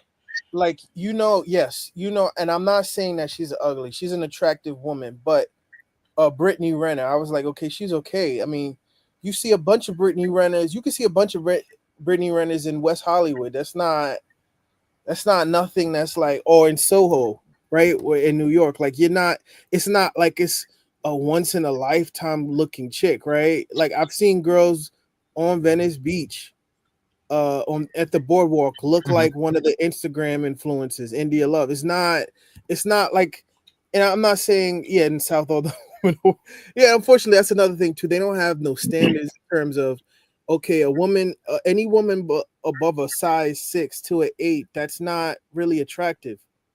True. That should not be deemed attractive. Like, I go back and forth with dudes. I'm like, no, if you have the standard, and it's funny because I was watching a Crip with Louder with Crowder, and they kind of like, it was a throwing shade at brothers because it was mentioning a big woman, right? And he was like, they were like, shout out to the black guys, and that shit burnt. I ain't gonna lie, because it's like, damn, like, we're just known as just picking up fat chicks. We are. And it's like, but and then it's like you try to fight that shit because it's like you don't want to be just known as, okay, you're the dude in shape, but it's like, okay, a girl that looks like Rosie O'Donnell just expects that you're gonna hit on her. It's like, nah, like we need to have some stand. And I always say this too. The worst thing about it is black men will big ourselves up and say, oh, we're tall, we're dark skinned, hey, whoop de whoop. But it's like other men that don't have these attributes, that might be shorter than us, that have muscle mass, less muscle mass, their women are prettier than brothers, and then typically brothers have on their arm in terms of the woman, right? So you having Asian dudes that are shorter than us, don't have the muscle mass that we have, or don't have the quote unquote charisma, but they're having better looking women. So it's like, what's the point of having? And that's our own fault because Go ahead. Because they set a standard. Because they set a standard, and and we don't. And therefore, women understand that when dealing with them, they have to meet a standard. That's why Black women read books before dating white guys. They understand that they're dealing with men with standards. Damn. Yeah, we need to do a reasonable self-appraisal of not only ourself but our potential self. Meaning that if you're a young man and you're in med school, you do not do your evaluation based on your broke assness now. You actually do a evaluation of your projected future. Right. And they get us at that phase because our own mamas tell us we ain't shit, so we don't demand much. They understand that they have been working collectively to diminish our standards for quite some time, so we can say that a 200 plus pound overweight light skinned woman is still light skinned, and send her money. This comes from decades of conditioning. Men aren't born that way. That is true. And it is a collective effort on the sisterhood to absolutely really, mother, auntie, grandmother, woman. Like they're all, and Josh knows what I'm talking about when I say mother. Yeah, no, yeah, I gotta talk to you about that behind closed doors. But the thing is, there's a video out there. I don't know if you've seen that video. It was a Black woman that was talking about, oh, ladies, if you want to date out, you gotta be on schedule, you gotta be on time, because other races of men won't play that game with y'all because they mean strictly on business. She said something that triggered. She said something that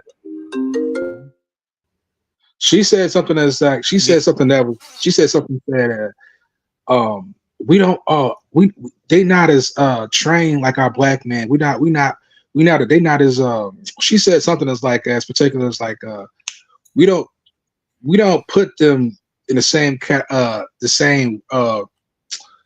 rhetoric like how we do Black men do. When she said that, I said, y'all know exactly what the fuck y'all been doing. Y'all know exactly what the hell y'all been doing. Y'all mean to tell me y'all willingly knowing this, that y'all been putting us in this under this condition. But when it comes to other non-Black people, you don't play. Y'all do not pull that with them. So it has to be a change. It has to be a stop to that. It has to be.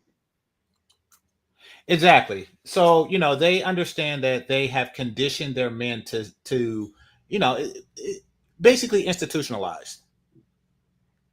Institutionalized, when as it refers to prison, is people are used to poor treatment and they don't understand freedom. So they delete themselves if they're ever free, or if they're free, they find a way to get back into it. They've institutionalized Black men to accept depravity. Unfortunately, for them, traveling is giving men a taste of freedom. Especially with Brazilian women. Sorry, I had to take a call, so apologies for that. With Brazilian women, man, let me tell you, they are health nuts, workout nuts. They will work out. Not only do they work out a lot, right, and they're very conscientious about their shape and figure. They take at least 2 showers a day, if not 3.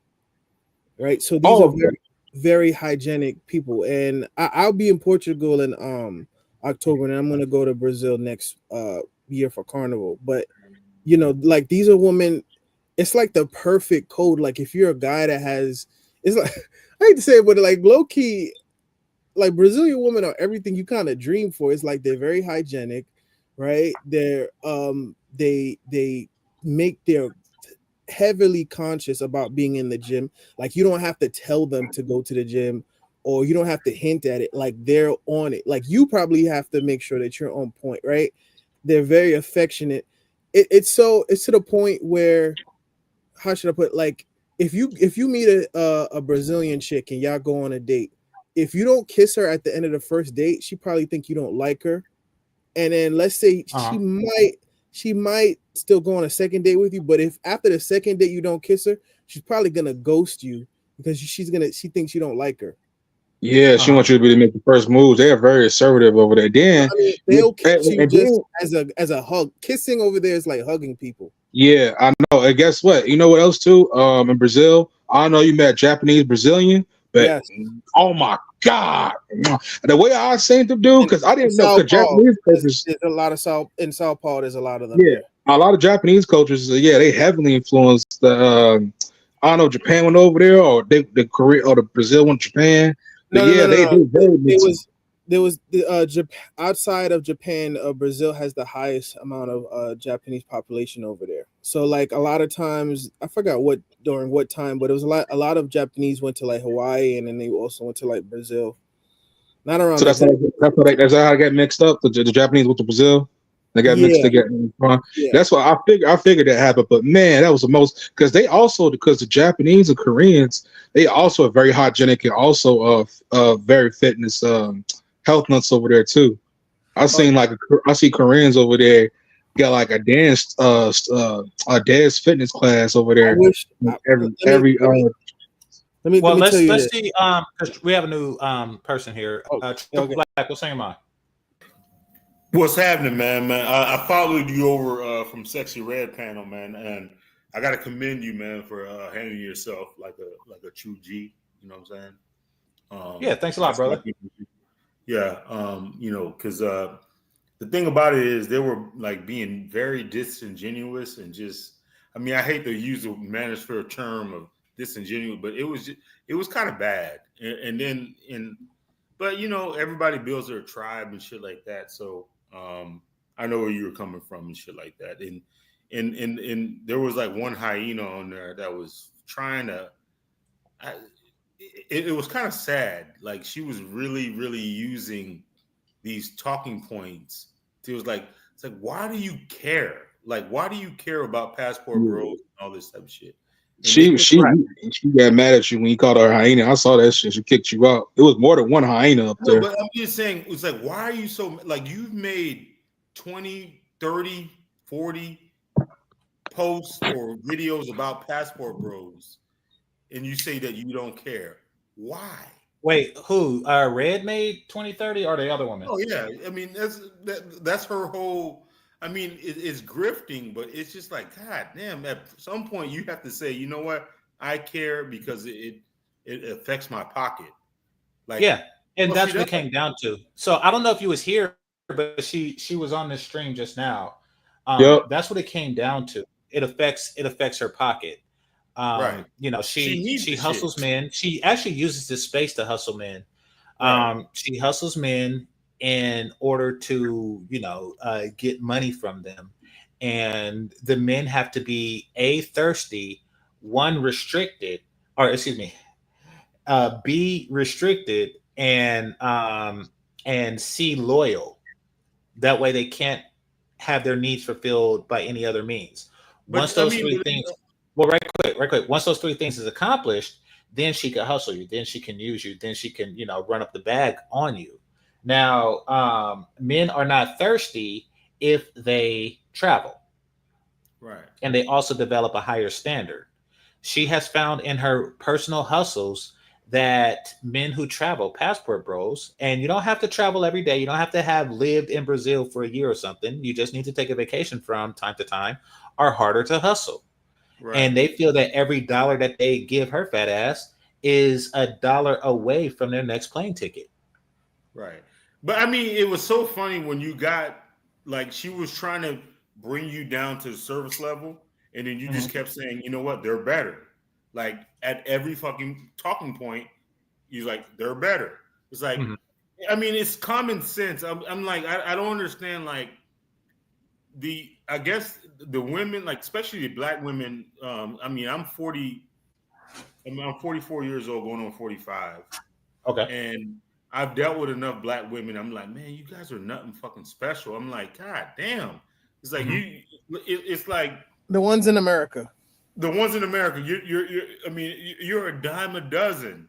And you know what I'm saying? It's like why wouldn't it's like thinking about it. If you're a business person, right? Why the fuck would you pay more for a product that's less advantageous? It doesn't make no motherfucking sense. Like even if you want to break it down to the trick level, right?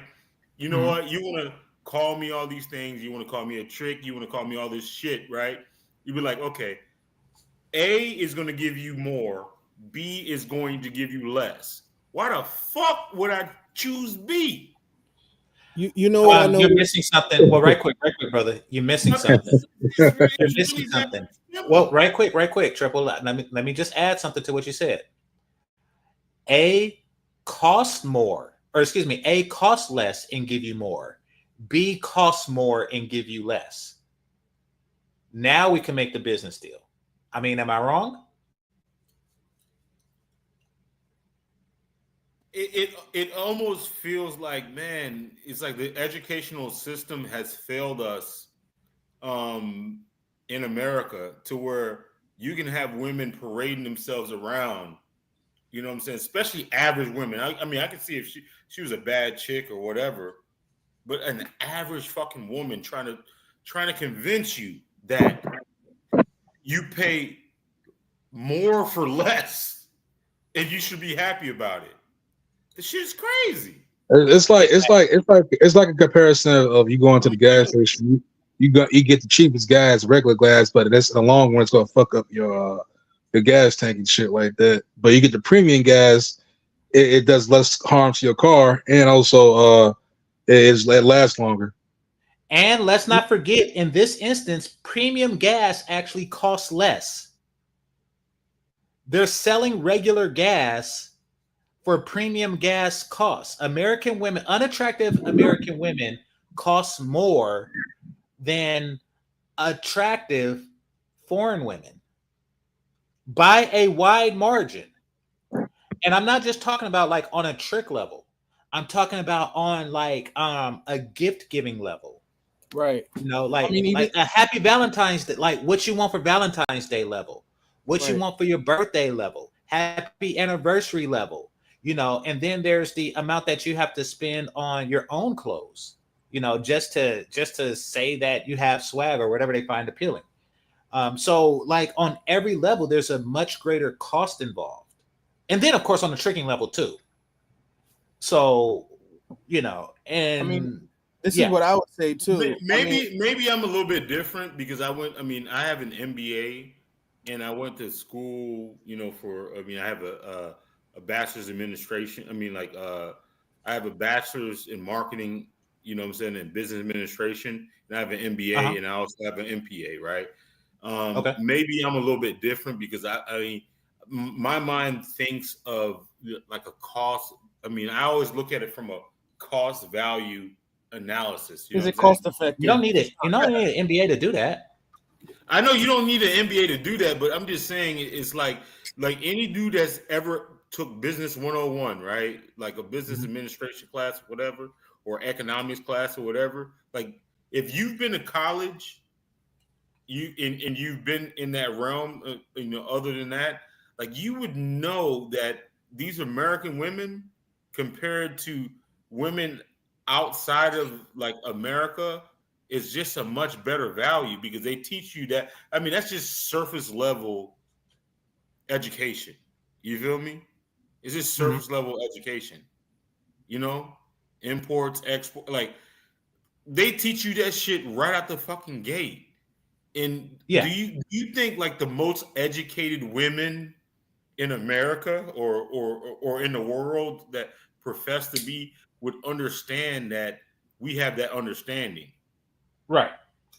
What they have learned with their education, limited as it is, and filtered through the intelligence, what they have learned is the power of marketing. That's the only way you can get a person to purchase an inferior product at an inflated price, and that's through marketing.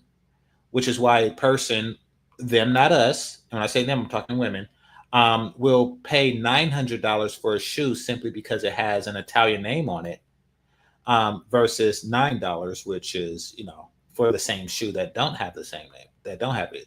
If something is marketed properly, then the appearance of value sometimes gives value to an item that doesn't have it.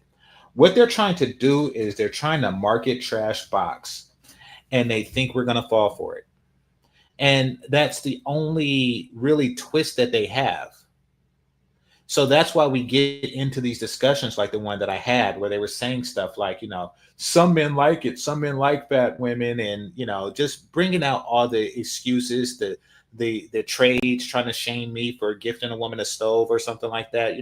All of No, this is just them trying to market their wares that to a person like myself, who seeks value, not how something is displayed. it was kind of cringy, and it just It made is. me. I mean, maybe it's just my ADHD like kicking in when Sexy Red was like, "Oh yeah, was it propane? Was it a trailer? Wasn't it?" I'm like, what? I mean, what does that have to do with the price of tea in China? I mean, It was an if you attempt. It was are, an attempt at humor. oh, okay, Yeah, okay. they are always trying to like Oh, dirt so like she's trying throw to throw. shade on. Okay. Because I was just like, okay, what is it? I mean, she was like arguing with you, not arguing with you, but like trying to figure out if it was a two plate or a hot Yeah. plate or whatever. And I No, was it like, was it was a damn, deflection and a poor attempt at levity. I just took it for what it was. But if a person needs to know, it had four burners on the top. It had a compartment at the bottom for propane because it's not built into the house like it typically is in America. But Game And Changer, it had a didn't you small oven portion. Go for it. didn't you say it cost you less than a pair of Jordans? So I don't know why people were like all hell bent over it. Like niggas paid more No, in child support than you did for the stove. I don't understand how. Right, because because well, they motherfuckers pay more in want they pay more to in rent. Yeah, I mean, yeah, and they pay more in utilities to keep the fat bitch cold during the summer. So and then I got and then and then it was just like and then you told her it was a gift and then she loved it and she liked it and that's all she cherished it. So what's the yeah, part? What was the part of the value? She valued it. So the thing is that one thing about that is that she needed it. So women needed what the difference between them and them, women in America, them, they need things versus women in America. They want things. They don't have exactly. want things. you know It's what? like materialistic type shit. What I was wondering is there a silent section of men that are advocating for the tricks that are getting like taken advantage of and they want to speak up for them because there's an army of women, you know what I'm saying, like, you know what I'm saying, they trade their card, you know what I'm saying, they'd be like, oh yeah, why you guys taking advantage of me? I mean, is there an army of men that are secretly upset that men are getting taken advantage of by these rods? Yeah, I mean, I think they're upset. I just don't think that men are willing to admit that they have been taken advantage of. I know. Men have I a mean, but I problem in mean, the many. thing about it is, I mean, as men, do we really give a fuck about dudes that get taken advantage of? Well, we should. We should, but we don't. You Yeah, I talk about know. You talk about in America or other countries overseas? In America, like, Oh hell yeah, we should. well, It's an uprising. It's an uprising, dude. It's fucking home. no, Hell yeah. Well, I what mean, I'm that's what. saying is, but there's I mean, not an no, that's what army the in. manosphere. That's what the There's, manosphere is about. It's I mean, but about there's men not an army protecting of men. men.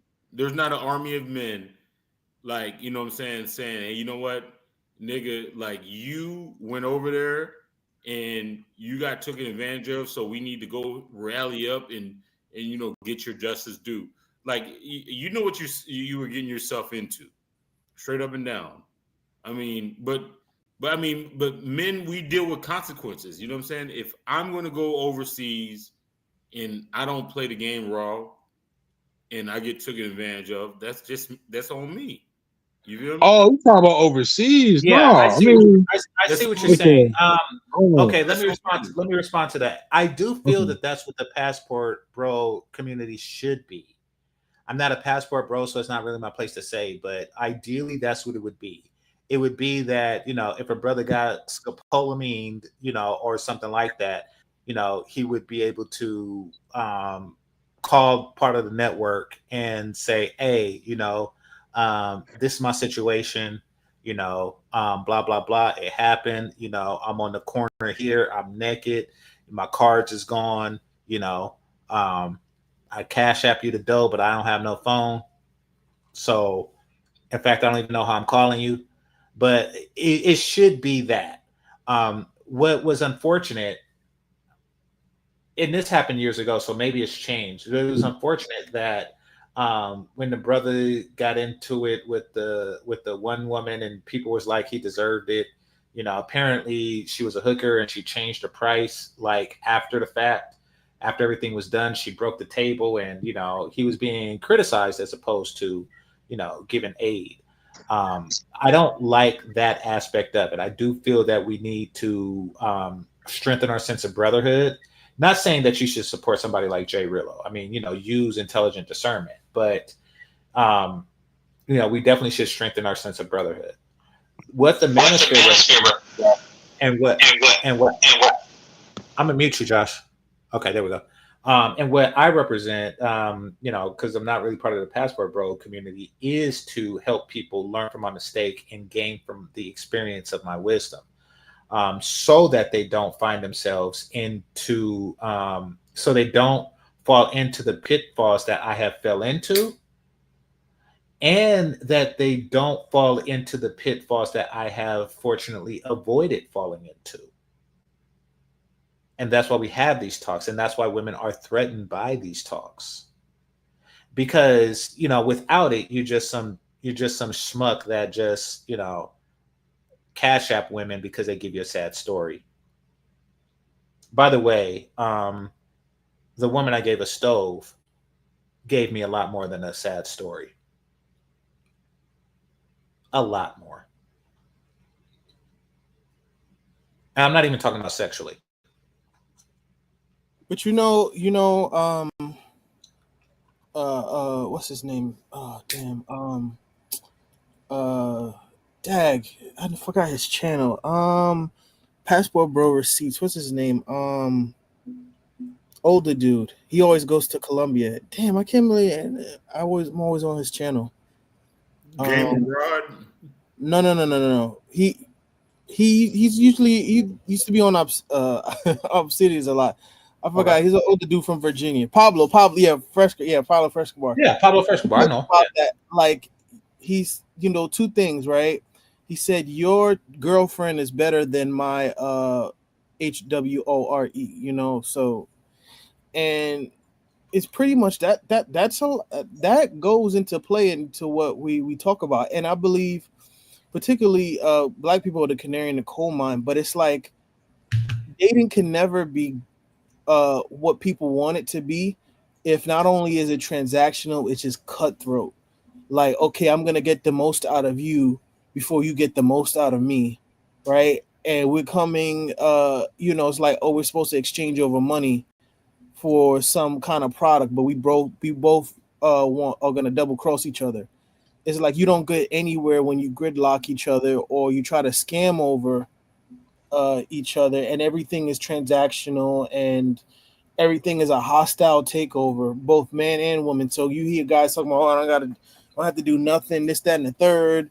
And then you got women like, oh, because they got finessed by a guy that they liked. Oh, well, the next guy I'll deal with, he has to do this, that, and the third for me. It's like you leaving a bad taste in people's mouth. And, there has to be some kind of, Americans, they don't really have a dating etiquette, unfortunately. Right.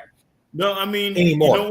I think with GameChanger, and I'm glad that you kind of emphasize this point, is like, no matter how bad you make the international picture look, it's still better than here. Yeah. It's like on every fucking level, it's like, okay, yeah, these bitches are, I mean, those hoes are scammers and shit like that, but it's still better than you guys. It's like like I don't understand. They can't prove a point. Yeah, exactly. How they're better than, like, okay, if you have whore for whore, which is better, the international whore or the domestic whore? It's gonna be the international whore every fucking time, top to bottom. Right. And they're also inadvertently admitting that they have no desire to be good. Like, they're basically saying they are just as bad as us. It's kind of like bringing home a report card full of F's and saying this person has, has F's too. It's that weird. It's like, so you're never going to be an A student, now, are you? You don't have a desire to strive to be. That's you, Josh. You don't have a desire to strive to become an A student. You just want to be. You just want to have a higher F than your brother. So you really don't want to deal with that mentality, especially when you put it next to what Azrael was saying, and that is Brazilian women actually try to be their best for a man, as opposed to just trying to be just as bad as the other bitches that he has access to. You know what? One of the cringiest moments is when you were arguing with, not arguing, but you guys were talking about Brazilian butt lifts. She's like, they want to be with like us, right? And she's like, why do you think they have like? And then somebody said BBL. She was like, a Brazilian butt lift, and then she was like, well, yeah, they were trying to be, they were trying to get Brazilian butt lifts because that's a Brazilian thing, and the hyena, both the hyenas, like got confused, and they like, just because they were her stream. Yeah, I was like, it's called the Brazilian butt lift. It's called the Brazilian butt lift. Yeah, and my girl was saying that too. She was like, "They're both stupid." That shit sounds. Didn't it sound? Well, no, crazy? Yeah, I'm used to it, but yeah, because keep in mind, you got to understand, I don't really talk to people like that in real life.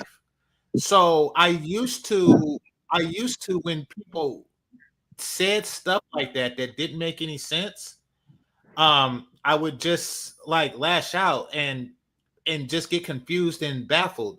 But I don't do that anymore. I just accept what it is, and they reveal themselves to me. It's like, okay, now I know the level of intelligence I'm dealing with, because like they just proved my point further. Like you put Brazilian Remy in your hair and you put Brazilian lifts in your ass. So, and you brought that point up, and then they actually did. She segued into like this whole clip. This whole "I got you" clip. No, I'm just saying. Like, okay, that's think about it. So Brazilian women invented the major modifications that y'all go through in the States like is women. related. They wanted to be black women, and so it's not like they have like a Compton boob job or so. What the fuck? If you are a brother and you don't live in Philadelphia, but you got a Philly beard, you are emulating that particular group of people. Of Brazilian people, aren't they black? Like, so Brazilian women, which are majority. No, I'm joking, but yeah, Brazilian women that are majority black invented a surgery to be like American black women. That's fucking ridiculous. Think about the logic. They invented a surgery to be like American. You're Borgen. It's either you or me. Or maybe it's me. Chat room, is it me or is it him that's Borgen? I can hear both of y'all. It sounds like he has a delay on his end, I think. Okay. No, I'm just saying. Okay. Let's talk about it though. Brazilian women or the Brazilian. Yeah, but you have to go out and come back in, because I think that you have a delay. They said the chat said they can hear y'all. I think you have a delay, brother. But I'm no expert on this. But I don't think that the Brazilian butt lift was actually made in Brazil. I think that it was their shape. Because it's really just, repurposed liposuction, which was invented before the whole before they gave it that catchy name. I do think that American women of all races want Brazilian asses.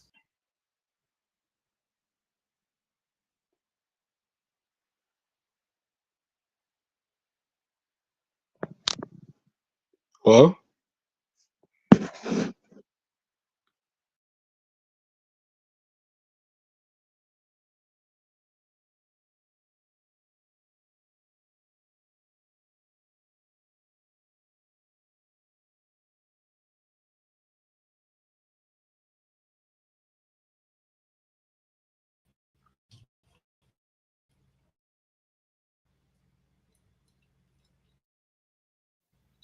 Y'all stay here? I'm here. Yeah, I'm I'm gonna like, go out and come back in. I'm gonna go out and come back in. Hold on. all right. yeah, but the irony is about Brazilian things is like Brazilians are not really known for having like big butts like that. It's really maybe I would say Colombian women probably have more curvaceous. Yeah, Brazil, Colombians. yeah, Brazilians are more on the leaner aesthetic. Yeah, and the Brazilian butt lifts usually is in the DR. People, women are going I over was the just about to DR. say that they are So Mexico. Yeah, and then I said this in GC last time in channel, but nobody but me and my a friend of mine 2 or 3 years ago. I said, man, these women going over DR getting these Brazilian butt lifts, not knowing they going to like it's a 50-50 chance that you might not, you know, that those are deadly. And then another thing is too, them doctors are you ever seen that movie called Repo Man? Like or like you don't know they stealing your kidneys out of your organs. It was a video of a woman wants to get Brazilian butt flips or surgery or tummy tuck, right? This lady came back to America, all of a sudden got sick, kidneys gone. damn. Kidney missing. I remember always hearing about like at least once a year about a woman that was a mother of like 2 or 3 kids, a single mom, and she died in DR because she tried to get a butt lift or some kind of surgery. And it's like this woman got kids. Like, why don't you focus on raising your kids and then worry about finding a man instead of getting a butt lift? That money that you taking to get a BBL, you could give to kids to get a damn tutor because I know them kids can't read. You know. Average black boy in America, and it's sad. Yeah, it just killed me though because people don't understand what Brazilian like. It's if you go there, you'll enjoy yourself. You'll enjoy what you'll be like. Man, when I realized like, damn, like men are really settling. When I went to Prague, right? So this is the Czech Republic, and I was in the Starbucks. But before I was about to cross the street, like there was a woman almost as tall as me. She had to be at least 6 feet, but she was attractive. She was blonde, blue eyes. She smiled at me and whatnot. But it's like this is a tall, blonde, blue eyed woman. And like if she was in America, she'd probably be a model.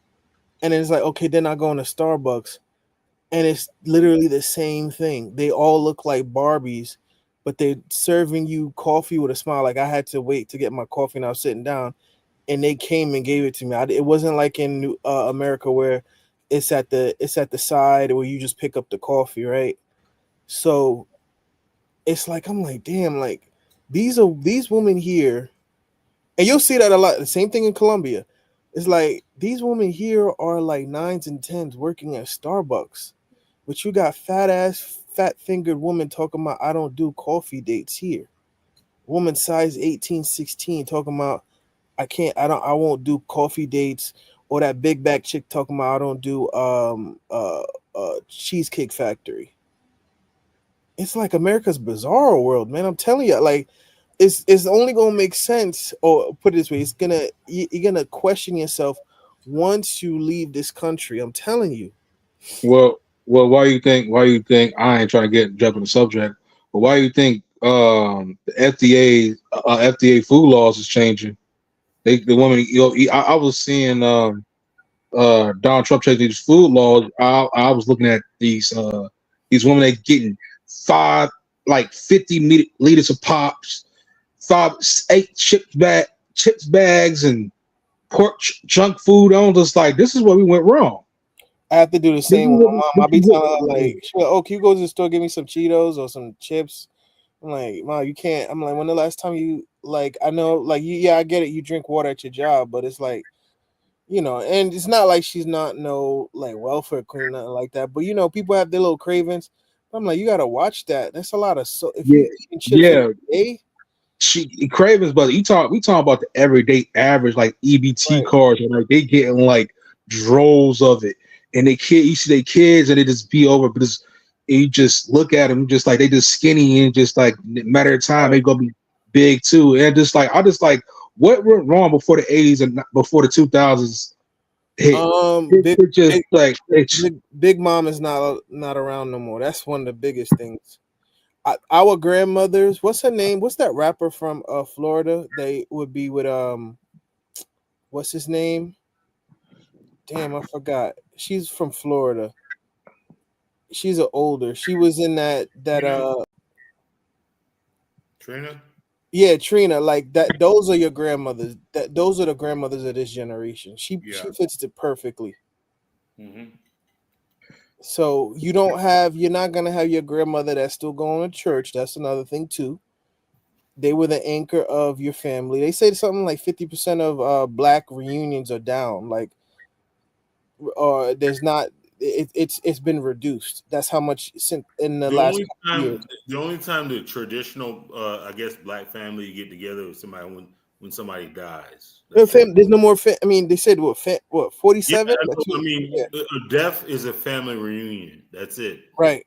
Right. And you got these women doing a Friendsgiving, which I think is stupid and pathetic because it only shows, okay, you can't find, not only can you find a man, your homegirls can't be in relationships where y'all all come together and cook something. Okay, let's say you don't have kids. That's one thing, but you mean to tell me none of y'all in relationships, so all y'all get together like it's a Galentine's for Thanksgiving and you bring your random shit that you didn't cook, right? And I'll be looking online on IG. I'm like, damn, you'll see it. Watch. Friendsgiving is basically a bunch of single chicks that can't cook and can't keep a man and bring all their random ass food they didn't make and bring it together. Yeah, I'm just like, there's no more home cooked meals, man. Right. Me and my girl, are the only ones that know how to cook homemade meals, and that's it. Bro, Go ahead. No, go ahead. Finish what you're saying. No, it's just like culinary school just got taken out of the school, like, or the food, like I wish we went back in time that the internet wasn't like big like that. People, because I was watching Food Network a lot, dude. That's how I learned how to cook. I was watching Food Network a lot, and I learned my cooking and my skills that way. And it's just to the point that it's sad that we're not gonna go back to them times that, uh, when you cook something, when you trying to try to be skilled at something, you achieve something that you like. All right, I cook, I make something I'm proud of it. Right. I used to bake up a storm.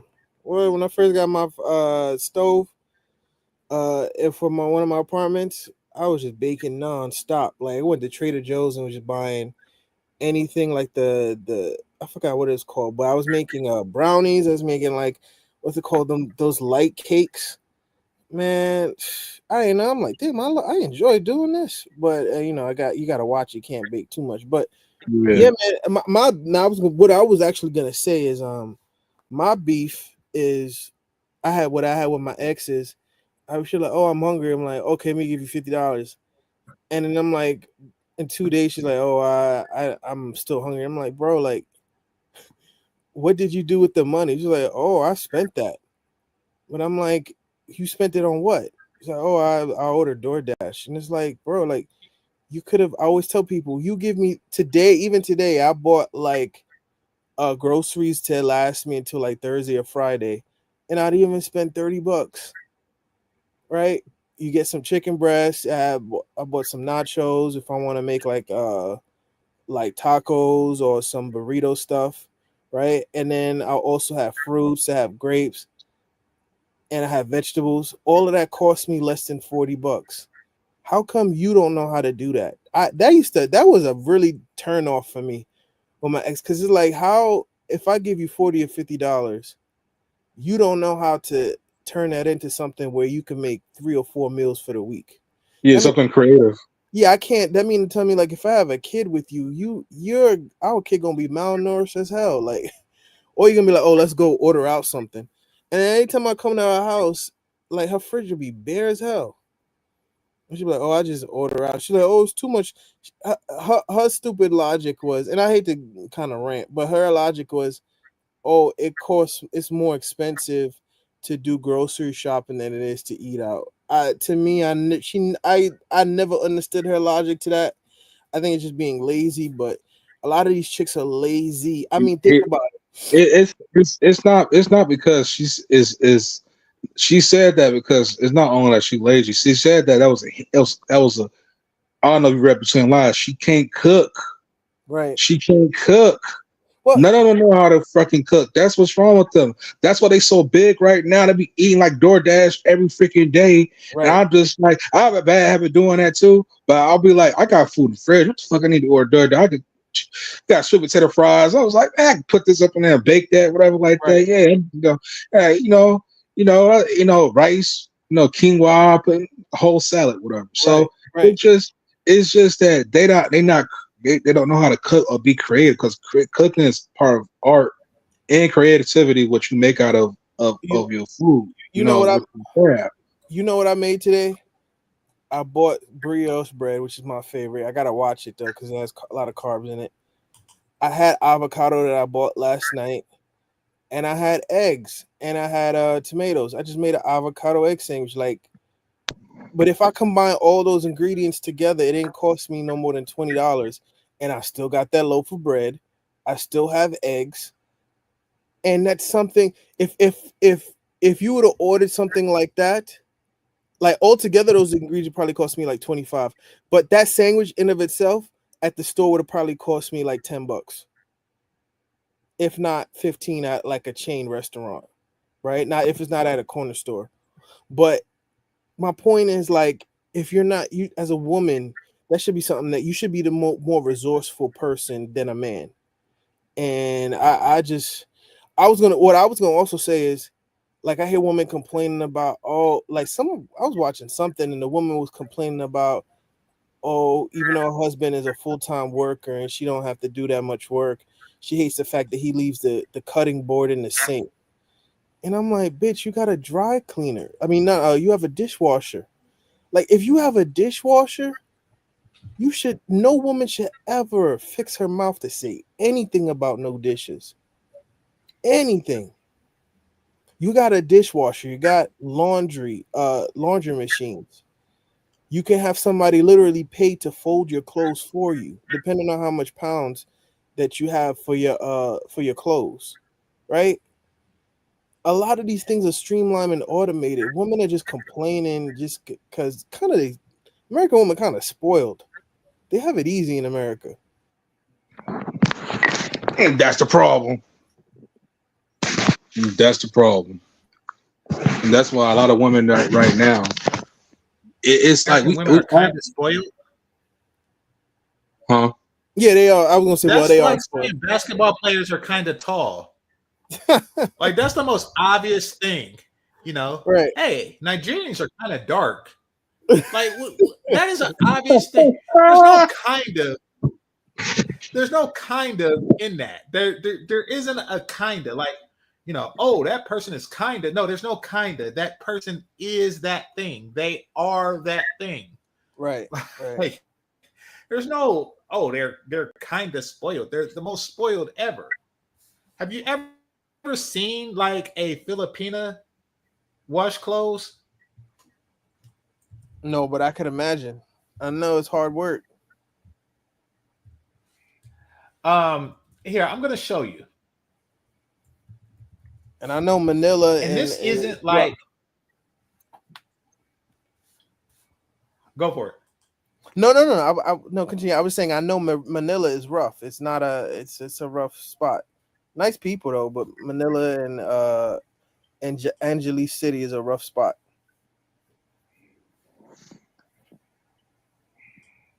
Yeah, I've been to Yeah, I mean, both those places. I was the thing about it, I was like listening to GameChanger when he was dealing with those hyenas, and one of them was daring you to reference on black women and shit like that, and I was just like, God damn, wasn't there a report of them being the least desirable?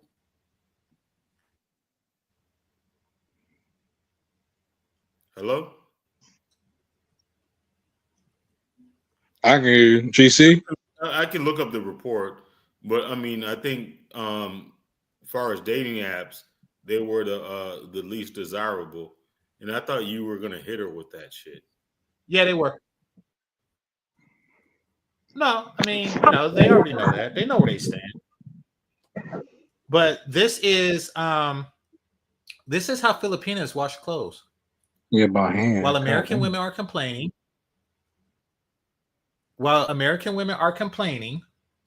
about, the clothes going into the laundry basket or some crap like that, this is what they're doing.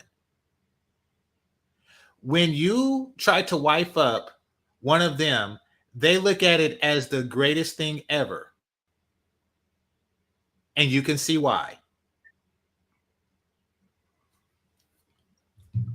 So, yeah, there is a complete difference.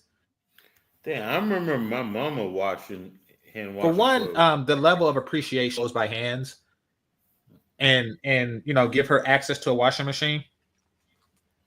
There's going to be a far greater appreciation. All you gotta do. But I remember my mama washing clothes by hand. I remember that shit when I was a kid. I'll never forget that shit. And also, all I gotta say is this. My grandma had a washboard, and I played with it when I found it in the garage. But I never seen her wash clothes by hand. I seen her dry clothes on a clothesline, but I never seen her wash clothes by hand. But guess what? If he did a Filipino over there and gift her a wash machine, she'll praise you for it because that's what they need. So, yeah, that's what they need. Yes. So and I guess I understand why people would like make fun of you for that. I'm like, that's what these people need. It's a fair exchange. It's a fair exchange. So I don't see nothing wrong with it. It's better than a freaking goddamn $600 pair of fucking shoes living poorly. Well, it's funny. It wasn't there, Josh, but it's funny. It's funny because that's the point that I made when I first got on the show. I made that point, and I was saying because they were asking, like, what's the difference between a 304 abroad and a 304 here in the States? And I told them, of course, they're justifying 304 behavior. But I told them that a 304 abroad she's probably doing it to feed her family or to cover some other type of basic needs, while a 304 domestically is doing it to buy a fancier purse. Therefore, it's an ethical difference because, one is selling her body because she has to, and the other one is selling her body for Italian-made crap. So I made that point to them, and they didn't like that too much. Because you're exploiting them. Exploitation. You're doing the same thing the white man doing. I'm like, what the fuck is that? I said, man, I was like, man, I wish I was up there, man, because I was busy doing something, but I heard that Hotep. I was like, well, I would have had a Hotep battle with that dude. But yeah, but I was just crazy, man. But I was at Red Supreme was up there. I don't know if you saw Red Supreme earlier, but he was talking about when he dated non-black women, he felt a certain way because he was at peace. It was different. Every brother was talking their story about how they was dating non-black women. I was up there too, but they're the ones are the ones in America domestically got to put the most work to get brothers. And he was saying that when a guy was saying that when he was down on his luck, he didn't have a job. His white girlfriend, now wife, hooked him up, set him up with a new job. They don't. The thing is that they don't want to. Basically, they don't want to put a bare minimum or what's the word I'm looking for? They don't want to put a bare minimum or effort. Or like effort. Yeah, basically They don't want to effort. put in the effort. Yeah. So it's yeah. Well, it's they don't want to put in the effort, not just because they're lazy, but because they don't want us to realize that we're worth the effort. yes. That's why I was going to say that. Yeah. Like once black men start to value themselves, once black men start to value themselves and feel like they're worth the effort, then their whole hustle comes to an end. Like all of their manipulation tactics, all of that comes to an end at that point. Like they can no longer do that. You know, everything that they do, their whole mating strategy. Oh yeah, because they don't have no leverage. They don't have no leverage. Once the illusion is gone, they have no leverage over that. They have no leverage. They have the game is up. The buffoonery, because exactly. Because once the conditioning that started from when your single mother raised you, once that takes hold, it's over at that point. I agree. Well, it's deeper than a single mother. I got two parents. My fault. I told you that story. You got the submissive father in the household too. That's making it worse. But I know exactly. I know I was going to say now. He was saying that is it better for brothers to date outside than black women to make them happy? And I was telling him that the Hotep community, I was on our rah black empowerment stuff, but at the same time, I was blocking my blessing. I was blocking opportunities back in the day because other women and options, I was blocking. I was on that hardcore extreme Hotepery. I was to the point, it was blinding me that it was other non-black women that was interested in me, that I was blocking my, my blessing from other women and experience with other women. So I told them that, and I said I told the hotel community, I said I understand you guys are trying to do, but you're not holding them accountable. I told Red Supreme that I agree with them because they don't hold black women accountable, and they just allow them to do whatever the hell they want to, and don't call it out.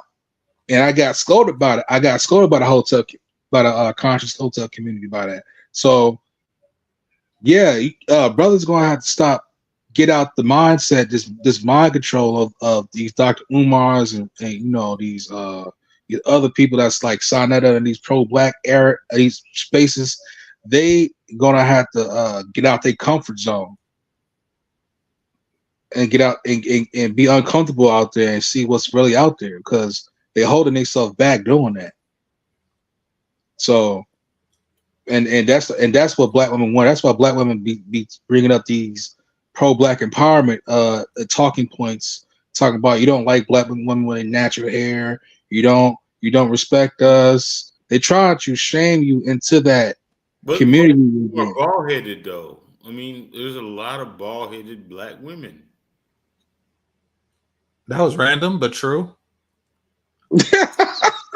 Well, Ray said something. He said the dude you just deleted had his real YouTube channel. I think he's a Fresh and Fit worshiper. Okay, so I didn't delete anybody, Ray. You should know that. Azriel just left because he left. But he you sent know the what? I message was too. being He sent him, but he facetious. had to go.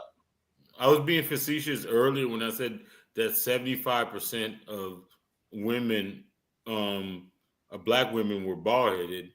Then I asked Chat GPT, Oh, and it that said was you. 47, Okay. 47%. And then one guy was like, "Oh, he's just taking a guess." So that percentage can be a lot higher. Higher. It Yeah. was 47% of them that said that they had hair loss. So I think majority of black women are bald headed because there's no way that you can have an industry with Brazilian hair and Peruvian hair and all this type of shit if it wasn't the case. A lot of them are bald headed as fuck. And if you ever I've dealt with many black women. That shit is funky. Like, like, especially that monkey cage. You know what I'm saying? I mean, No, it does. It it's has a Goodwill sweater. It has a Goodwill sweater smell to it. oh god damn. And then the smell of the burnt hair and shit like that, especially when they get braids. Oh, it's horrible. I mean, no, it's Yeah, not terrible, but it's something that we had to deal with. I it's a never little experienced it. toxic. Yeah, no, I I know. never experienced it. Lucky me. No, I'm just saying the burnt hair Well, and no, they melt the the end of monkey it. cage, They the when they use that synthetic stuff, Josh, they melt the end of it. oh, Sometimes they put beads there, and you can oh, smell it. God. Your I sister never never, did that, Josh? huh? You never had to deal with funky hair, like a funky wig or I never had. I probably been around it. I probably never paid attention to it. I probably smelt it, but I never dated. I never dated a black woman that had that. the No, I weave, never. the weave. I never dated a black woman. I never dated. I only date one black woman, and that's it. But other than that, I never experienced that smell because it smells. The way y'all describing it, it sounds very horrible. It sounds very horrible. The ones that are constantly It's patting their horrible hair. enough to where it's small doses. It's not terrible, but you do notice it if you are with a person. Like it is an inconvenience that Well, you're reminded that you don't have to deal with in other groups. well, my girl, GC, my girl's mixed. So she's half black and half German. So she never wears weave. She has natural curly hair. So that's why I'm like, I'm proud of her for doing it. So I've never experienced it. I was like, guys, because y'all talking, y'all saying it. Oh my god, man, I can't never imagine that. You ever smell burnt hair? Don't lower. Well, right quick. Don't lower yourself in that way. Don't be proud of somebody for wearing their own damn hair. That really says a low bar. Like I'm proud of you. You wear your hair. I wear my hair. You proud of me? We have such low expectation of our women that we praise them for wearing hair, for wearing their own damn hair. I mean, no. That really says She something. never. No. And it's I'm not a good saying thing like, that says. no. But you got it. No, GC. I'm saying to you, she never wear weave. She never wear it. She never like her mother. Her mother never encouraged her to wear it, or she never had extensions. That's what I'm saying. Our mother on her white side, she always like, my mother always told her wear her, natural hair. That's it. That's all I'm saying. But that's what that's why. So you don't get a lot of. I'm messing with you, bro. You know what, man? I want to segue a bit this morning, and it really put things into a great perspective as far as we all know about the Jay Rella situation. In my opinion, he's a very flawed human being, to say the least. That's an understatement. His actions in Kenya is a reflection of that. I didn't know of the guy prior to that. I think I may have talked to him a couple of times on Razor Ray's podcast, but I really didn't know anything, and I don't know anything about him. So a person gave a very good informative video about it. I asked him for permission to use it. He gave it to me. And I'm going to play some of it. I'll probably do a whole thing covering it. But this is, it really talks about the hustle that Austin Holloman and was Kid Greatness is doing. Because as I've said on my channel, way before this happened, if Passport Bros are selling dreams, what the fuck are you selling? And it's all rooted in an understanding that Kenyan women are not hot on an international scale. Yeah, and that's why she was offended by that when you was saying. I was like, it's his opinion, so why does it matter? I'm like, y'all not dating. I'm like, that's their experience. So, right. and the thing is that I told Razor, I don't know if we saw about my donation, but I told people Kenyan women are very heavily American Westernized influenced by Westerners. Also, as well. I said that too. Yeah. So when you combine the Western influence with, I think the floor model of a Kenyan woman is just like the Western American woman. So they kind of because I think they're highly educated like that, which doesn't make them attractive, but I think they have that same trope. You feel me? I think they have that same trope. They're socialized to be like American Black women. Yeah. You know, because when I was when I was in not high school, she's gone away now. But there was a Kenyan woman that liked me, and she was kind of her mom had married a white dude, and God, she was like, she was Kenyan, I mean, this is like 30 years ago. Like, no, she was highly educated. Like the mom was highly educated, like doctorate level and shit like that. So they've been socializing that same type of thing.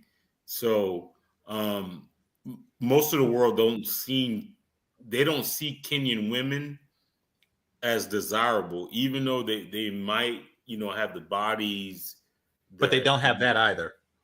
And that's something that Austin Holloman. That's something that Austin Holloman proved in his video. They don't like when he has his house parties and stuff. These women are not too hot. Not to say that attractive Kenyan women don't exist, but they don't exist in an abundance enough to have them. So they don't have the attractive, like big booties and all this type of shit, like Ugandan. Not that was displayed by Austin. Okay, but we're gonna get into that on this clip or on this video. But it's yeah. I mean, usually African women have like those, those not exotic bodies, but like those West African women have spectacular bodies. Right. Many East African women have gorgeous faces and bodies, and that's Ethiopia, Eritrea, like Somalia. The Eritrean in Yeah, but Kenya and Uganda just so happen to be the Arkansas and Mississippi of, respectively, of Africa. Oh, okay. And I don't know why in the fuck is Austin trying to sell us on going there. So, but this video gives us some perspective on this. I want y'all to share in this. Put your clothes on, bitch. Put your fucking clothes on now. I'll beat the shit out of you in here.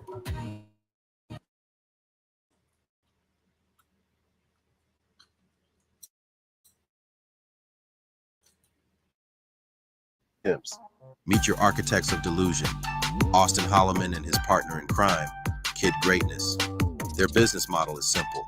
Find lonely, frustrated men and sell them a prepackaged fantasy of a Kenyan paradise. They're not travel vloggers. They're digital snake oil salesmen for the emotionally bankrupt. God, I fuck with you, KG. I fuck with you so tough, man. I can't wait for this Kenyan trip, bro. I really can't wait, man. And like I said, the subs donating a lot of bread to see this come to life. I don't know what to say, man. You gotta convince them. I'm already booked. I'm ready to go. You gotta tell, like, what do you want to tell? Like, tell them what they see is not a great representation of what they're gonna see in ground. Go ahead. I'm gonna put you on the. Go ahead. Go ahead. Tell them, KG.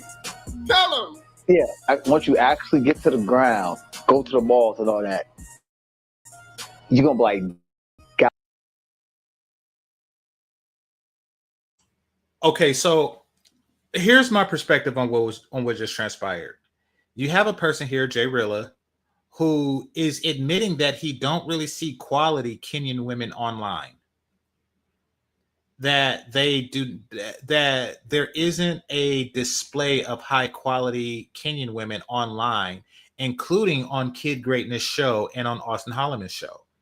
He's not attracted to the women that they show, but he's going to go there anyway because he's stupid. And he was convinced by Kid Greatness, who's telling him now, like, yeah, but if you go to the mall, it'll be something different because, you know, attractive women go to the mall in Kenya, which it's like, listen, you're if what you're saying is true, what one could derive from that is there exists attractive women that refuse to go to your house, which doesn't do anybody any good now, does it? But let's watch some more. Long to come to Africa.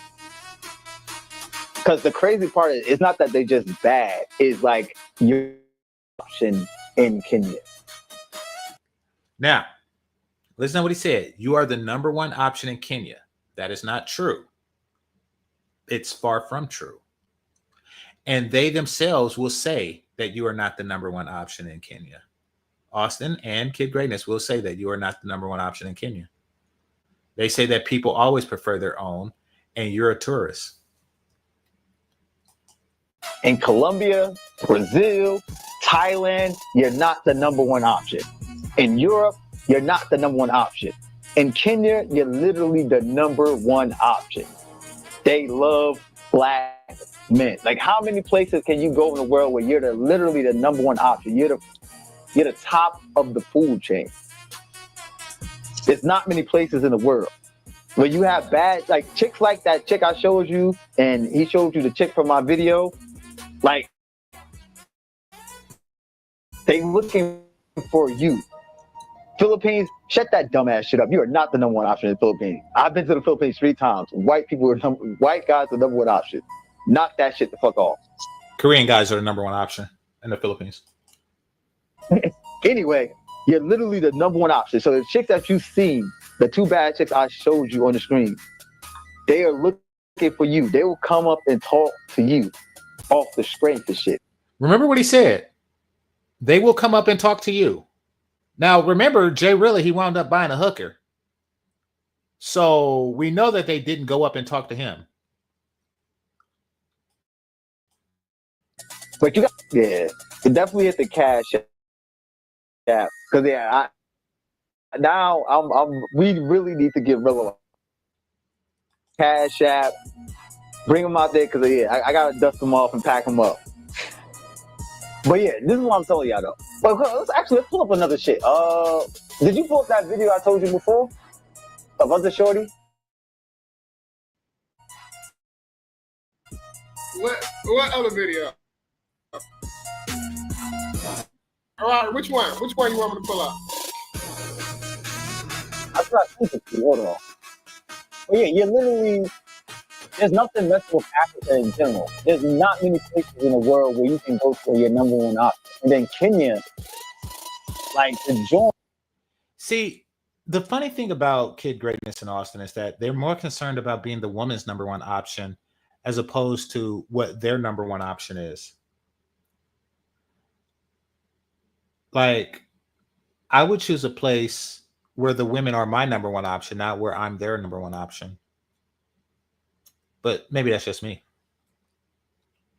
Like, I have never seen women more proactive than Kenyan women. Like, they make you feel like you are a celebrity and shit. Like how they be looking at you and shit. Like, I understand. Let me just talk to you. I can show y'all better. I can show y'all. Because you are the number one option. You can date the president's daughter, bro. There's no cap on the women. This nigga said you can date the president's daughter.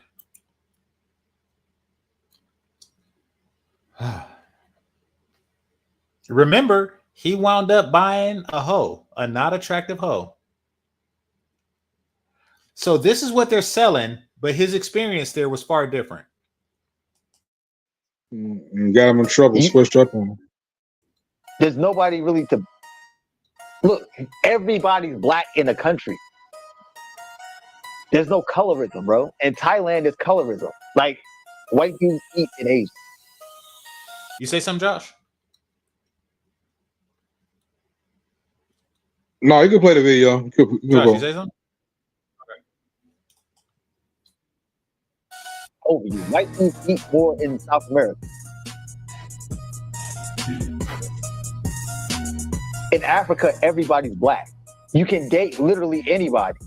Chicks are looking for black men. You don't understand what the fuck that means? I don't understand how many times I need to explain that. Maybe, like, shit. How do y'all not understand this shit? I'm saying simplify it. Put it in a way that everybody watching can understand. Okay. Because you just saying that's not enough is what the problem is. You know what I'm saying? Like quantifying. Okay. Okay, if you got your shit together and you're really him, like you said, you're Himothy, Paul, you should be getting treated like Chris Brown and Kenny. You ain't got Paul Timothy. I'm not calling no man Himothy. I'm not calling no man Himothy. That's just Chris Brown and Kenya. Bro, the only thing you have in common with Chris Brown is that your careers are both going to take a massive hit after this video drops. He said treat you like Chris Brown, not treat a pro like you're Chris Brown.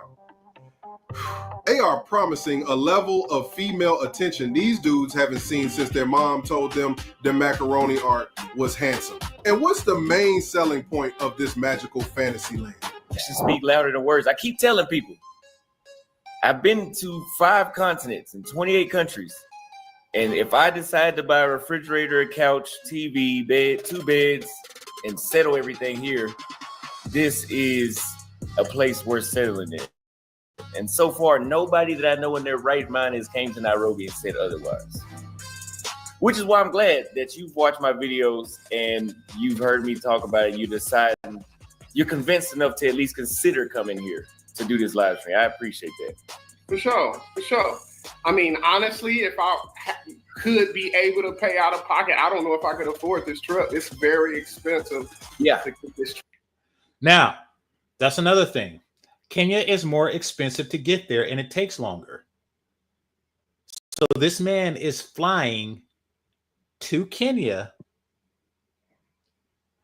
on the say-so of Austin Holloman and Kid Greatness. He's spending extra money. He still haven't learned his lesson from. I say he still haven't learned his lesson from the last DR. He got stranded. How the hell you went? Oh, so he's what the hell? So he's one of those guys that's a poor traveler. I get it. Okay. He went viral on Wars Talk Hip Hop. He was begging people for money to go back to America. He got sick in the DR. That was him. He's that dude. They labeled him as a passport bro. They said passport bro stuck in the DR. That was Jay Rella. Got you. Okay. Wow. Okay. And that could be a long flight, and it's super expensive. That could, and then the women aspect is not a lot of guys' preferences. So, like all of those combined together, I think that detours a lot of people from actually making that trip back to Africa itself. You agree with that? Hey, you know what? And a lot of guys say that, and I can only say this so many times. Dudes look at what they see on Tinder or they look at what they see online. Listen, the most beautiful women I've seen in the world are in Africa, not just Kenya, all over Africa, South Africa. You have to be here to see it. And if you don't, listen, again, I've been all over the world. So if I was making this shit up, I wouldn't be here. But if they want to sleep, they can stay asleep. I'll let you show them something, but if they want to sleep, they can stay asleep. But anyway, it doesn't translate on camera. I don't know why. It doesn't translate on camera the same way how it looks in real life. But yeah, no, the continent is where it's at. Because so it don't translate on camera the way it does in real life. So when Austin shows himself partying with an overweight woman that's 50 years plus, in real life, she's actually 23 and she's slim. Is that what he's getting at?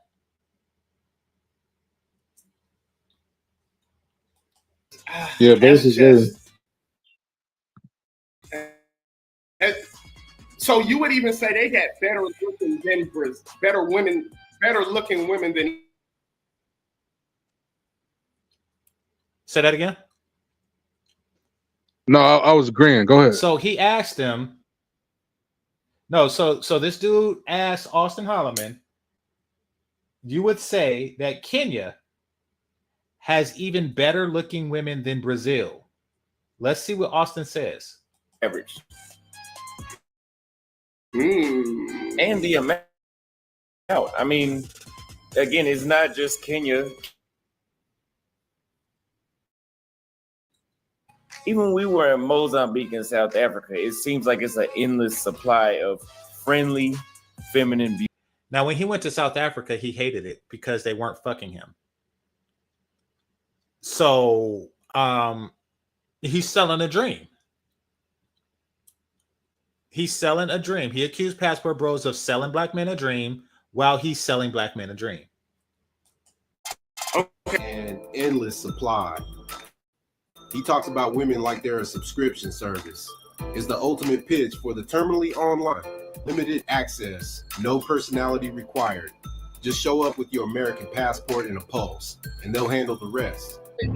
Come on, son. When it comes to Come on, these son. times, I'm the Riz God. This swag is just on autopilot. I was documented, bro. I get paid to do this. Do you understand? I'm done with this nigga. I'm done. Rello, time out. You get paid to do this shit, son.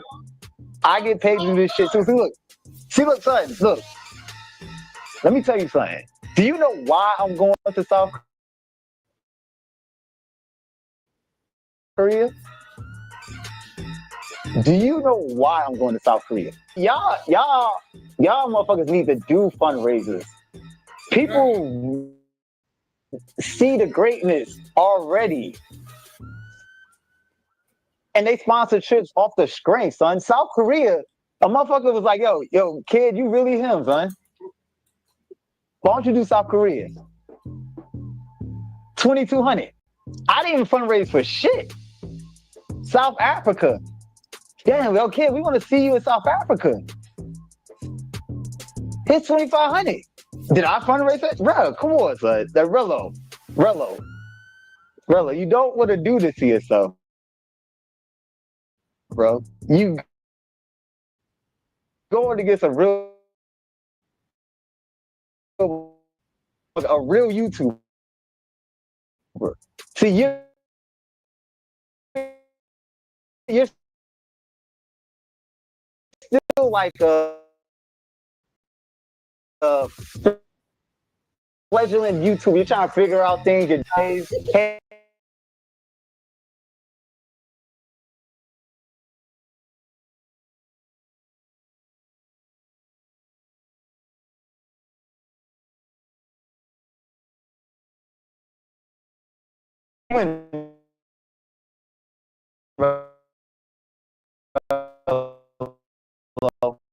You win.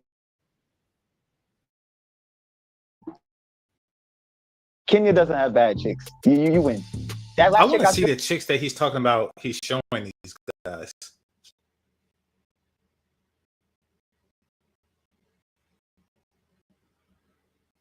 Somebody say he's dissing the shit out of other people to go places.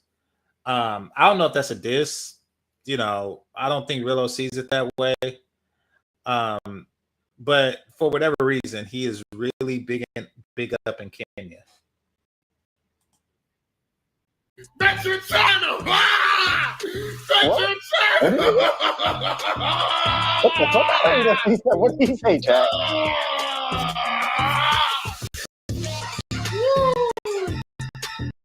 Rello, I have no idea what you said. Rello, cute that you trying to get real YouTube. I'll help you out, Rello. I'm gonna put you on my.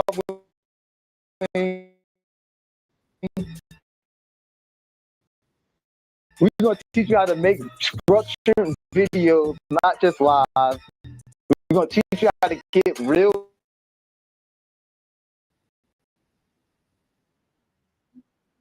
I wouldn't, bro. Of course. We're gonna get you monetized on YouTube. Wait, this your fourth channel? Fifth? I don't even know how many channels you. This is like your fourth channel. We're gonna get you monetized. Show you how to be a real YouTuber. Get you some real baddies off of muscle moms. Bro, I know you've been. I know you've been my whole time.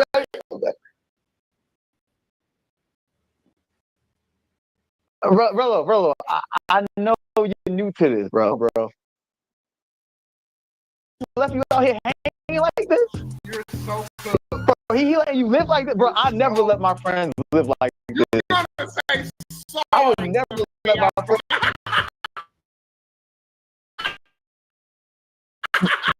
No, I would. Bro, I'm done, bro. I'm telling you. A YouTuber with a documented history of messy, problematic behavior with women. He wasn't just a client, he was a useful and ultimately disposable tool.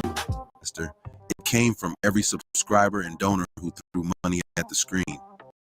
Let's be brutally honest. Every person who donated to this trip is an accomplice. You didn't pay for a vacation. You paid for a circus. You funded known behavior your whole life. You was responsible for what happened next. Boy, Jay Rella, check out, said hello, back with another banger live. Day 3 here live. It's your boy, man, the #1 traveling YouTuber, Jay Rella here.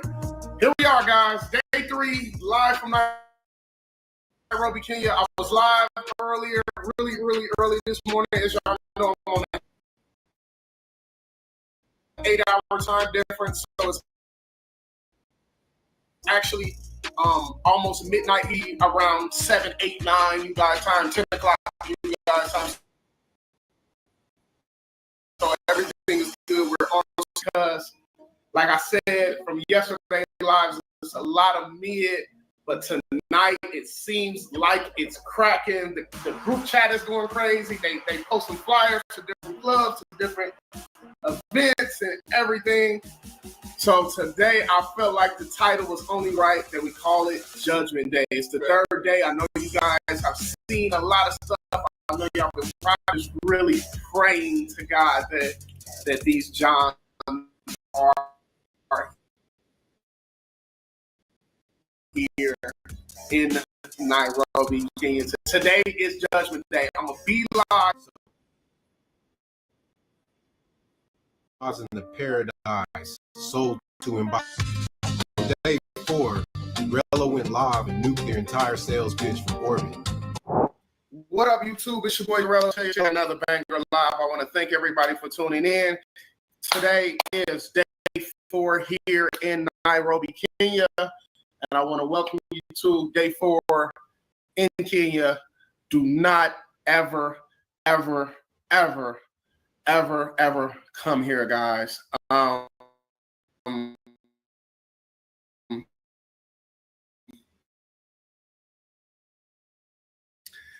As y'all know, I said yesterday, day 3 was going to be Judgment Day. Time you know, it's not like he went there and first sight, you know, he came to this conclusion.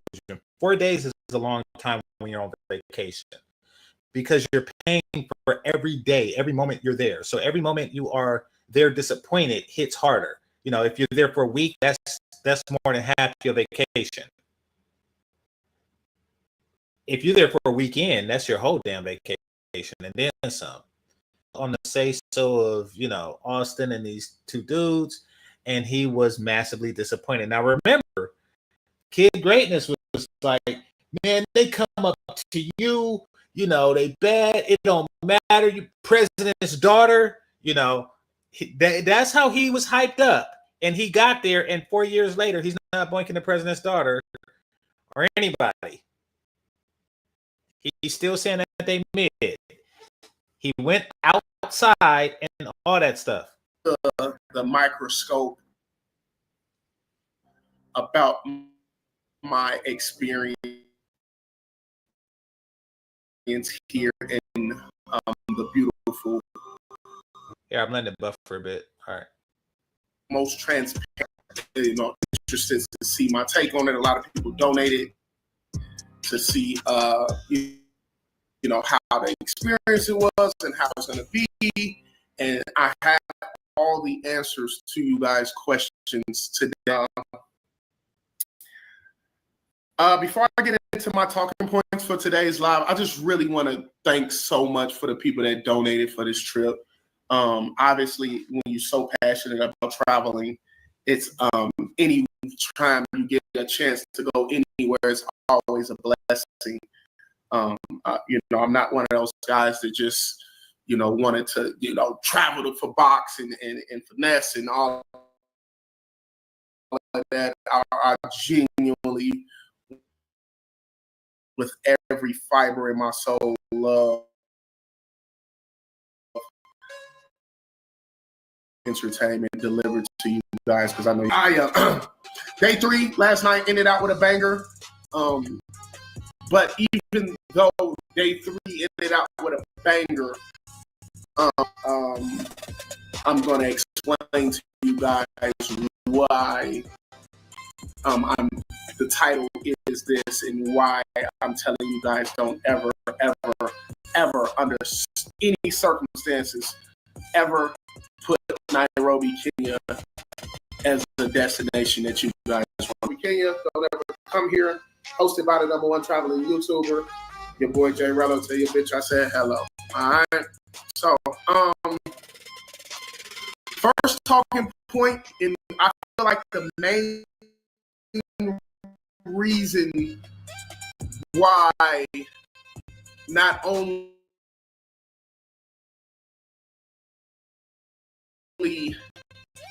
I,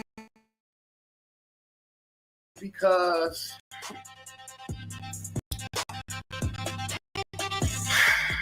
it's too many ugly to mid women for most people to want to come here, guys. I thought this kind of had the whole Thailand, and it's actually different. The bad chicks to ugly chicks ratio is just such a vast disparity, guys, that get and see some great landmarks and go on an adventure and that. But if you're coming looking for very beautiful women, it's gonna be like sifting through clothes at the fucking thrift store. I ain't gonna lie to you. It's just really super tough. I'm gonna get into everything, but it's just the women on an average are just not that attractive to where you're gonna want to come here or even live here. I would never even want to live here. I mean, a visit money to go. I ain't gonna lie to you. They have a few that's like stand out, but it's a whole other conversation. So I got that actually in the one. Once again, this is after daughter.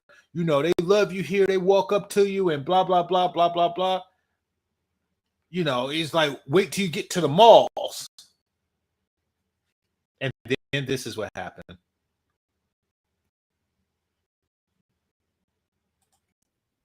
The talking points, but that's really, I know you guys were interested in seeing like bad. Josh, you got anything on this so far? Yeah, yeah, basically he got bamboo. You know, he's what's the word I'm looking for? He had high expectations. He said fullness, so he thought he was going to get the same treatment at like in Thailand compared to Thailand or the DR. That wasn't the case. Austin really and his crew really gassed this dude up. And it's a shame. And this don't come to, you know, Kenyan women, you know, they ain't like that. You know, they prefer white guys to a black guy. You know, they should have gave him straight up instead of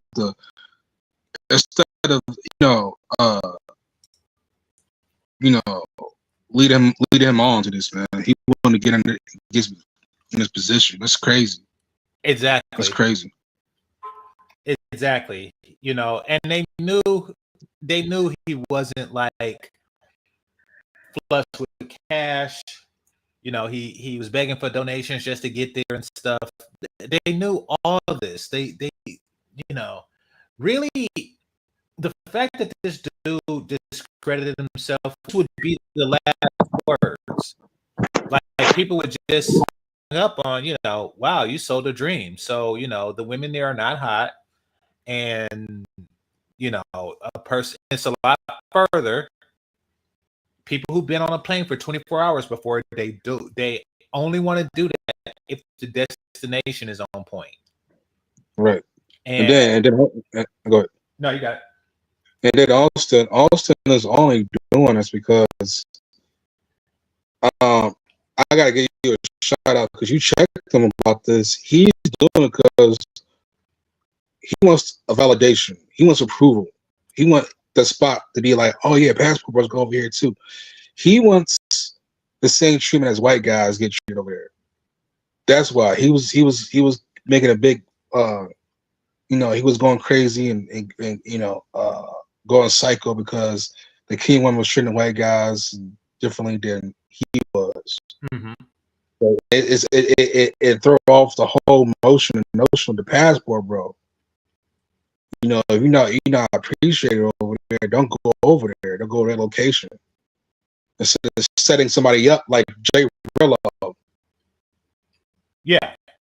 Oh God, man, this all makes sense now. This all makes sense now. That's why he was drunk on the panel, talking about if I seen anybody do the same thing like Jay Rella, they catch the fade. Man, sit down somewhere. Oh, sit you down, seen Austin. that? Yeah, I was. Oh my God! Oh my God! He had his shirt off, talking about you gotta give it fade, man. Like some hotepery, super hotepery type. And I've never seen this side of him, man. This is getting to the point. Protecting a prostitute. This is like, come on, man. Really. And then the reason why I said that this is very dangerous. I don't know. I mean, I'm not justified with Jay Rella dead, but I don't know if it's true or not because I see the video, but I couldn't see what was going on. I heard the what's it called? Yeah, I heard the slapping sound too. And I said, how do you know this is not all acting? You know, this is like a sham. You know what I mean? It's like Austin is part of it. You know, it's man. And then the worst part come out. If it comes out if it is true, and they label him as a passport bro already, even though he says he's not a passport bro. It's just this is a whole mess. This should never happen. This should never happen. And it gives people like sex grade ammunition too. Oh, you know, God. Oh my God. And all that stuff. Yeah, but even prior to that, I was saying before, like, listen, I have seen nothing about Kenya that enticed me to want to go. Nothing at all, and nothing that Austin has shown me, it enticed me to want to go to I Kenya don't think at all. I don't think Ever. brothers should go over there because they heavily, like I said, they heavily influenced by Western American culture, and then if J. Rilla, and then she pulled that card on J. Rilla of, you know how black women do that. They call, you know, the police on you. They call high power. They got they think they got that from Western culture. Right. They got that from Western culture. Well, it's a So hustle think thing. It's a whole get your bag thing, a hustle thing. You know, say and do anything you can to get that money. So I mean, and it seems like that was his only sexual experience there, and it's non-sexual. You know so what? he's been there for a while. I know. You know, like he's been jacking at this point. He's been jacking off for like 4 days now, and then you know he's like, okay, let me go get a. I know what he's trying to do, and it is not going. He's never this person. He's never going to be this person. He's trying to run the same game and equivalency as Zuma Thailand, but in Kenyan style. Yeah. He's trying to run the same game in Zuma Thailand, but Kenya version, and that's not going to work. Mm-hmm. That's never going to work because Zoom has a dream to sell. He's been there for a long time. He knows the ins and out of Thailand for a long time of how they network, how to move around over there. Well, so this is and there's a difference, and that's because women from Tailandese, I guess that's what you call them. I don't know, but women from that area, though, I don't particularly find them attractive either. Let's be clear on that. You know, they make up for it in availability, accessibility, and subservience. We're gonna see if Kenyan women actually do that. So let's continue with that. Ugly to men and women are. I just can't believe that God just hit the Johns that you guys, you know, coming from America. This is definitely a downgrade as far as the average beauty level, for sure. Hyperbole, but you guys were not capping. It's really tough to find some Johns that look better than Fantasia in 06. You know what I'm saying? So I gotta pause. That was kind of funny. He said Johns that look better than Fantasia in 06. Goddamn. Okay.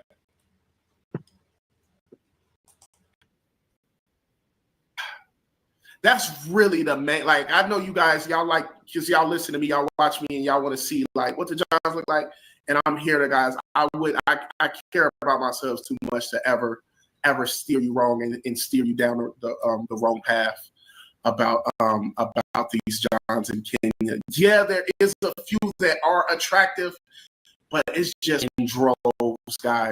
I you know, they say you can find beauty in every woman, but just, you know, when you got so many other options and so many other better destinations where they have more beautiful,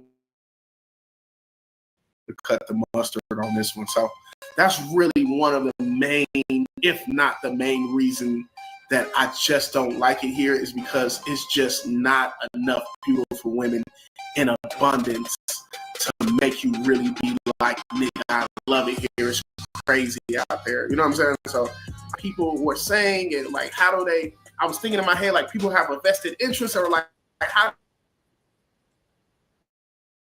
how do we get it so when it's just, I know baddies when I'm from America, like it's just no way possible that these guys that are propagating like they got bad bitches here, it's just it feels like highway robbery. You guys have been bamboozled thinking that they got Johns in abundance here that you guys would leave your wife and kids for, because they actually just don't.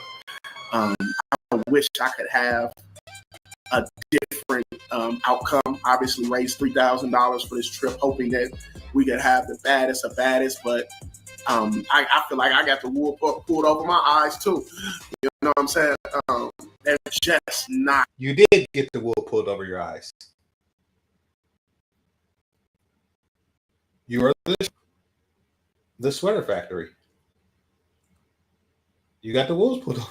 Like the fact that you actually seen their videos and you've seen the women in Kenya, like it'd be different if you was watching like Skylar's video and you see like the boat parties and stuff, and then you go there and you go to a boat party and it looks nothing like that.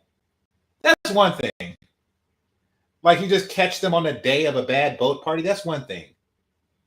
What you have experienced will be the equivalent to buying a family vacation pack to Disneyland in the winter and none of the rides are open. That's what happened to you. You got hoodwinked. Thoughts, Josh? Yeah, this is obviously a setup, man. I wouldn't trust Austin at all after this, man. Yeah. Him and his crew. I wouldn't trust Austin at all. And then he talking about if anybody got a problem with it, they can see him in person. You might want to say that also because they'll accept that challenge. They'll accept that challenge, man. But yeah, man, it's just I can't imagine if Jay Rillo do come out unscathed and come back in the States. I'll be worried. I'll be kind of worried about that, man, because he got set up bad. Well, he got set up real bad. I'm gonna say this to Austin. I didn't know he was talking like that. I'm gonna say this to Austin, and this advice comes from the heart. Don't say that if you actually mean it, unless you actually 100% mean it. Like I've said stuff like that before, and I absolutely 100% meant it. But it was never like a blanket thing. I'm never going to be on some I accept all challengers, but you know, it would have to be like an individual who I dislike so much that I'm willing to take it to an extra mile, and which is extraordinarily rare for me. There was a guy, a muscle nigga named Wes Watson, who I used to watch. I used to fuck with him. It's this big muscle white dude that did some time in prison, and he was talking about his experience and how he used it to his fitness and stuff like that. So I was feeling him, and then he started getting weird, and then he was talking like he'll take anybody on, like hey, come see me. This is my, he's talking real rah-rah, and then a brother went down there. He's like, all right, you said accepting our challenges, so this is your gym. I'm here. The camera's here. Let's make these. Let's see what them hands do. So what he do? He snuck him with a weight belt, and then him and two other white dudes jumped him, and he was dropping N-bombs while he was doing it. Oh, that was that video that went viral. He got like dreads or something like that, right? A police guy. Yeah, I seen that. Yeah. Oh, yeah. It was him. Yeah. I didn't know. Yeah, that's Wes Watson. So my advice to Austin is, listen, is to say that somebody should have given to Wes. Don't say shit like that, because somebody will take you up on that shit. Dude, everybody's looking for 15 minutes of fame. You think it's not a bigger motherfucker out there that's not going to, take it there? You think that, Austin, you are Austin Holloman. You think that you can say some shit like that and somebody is not going to step to you and be like, what them hands do? Just so they can have their 15 minutes of fame. Just so they can have their viral video. Just so they could be the person known for the beer.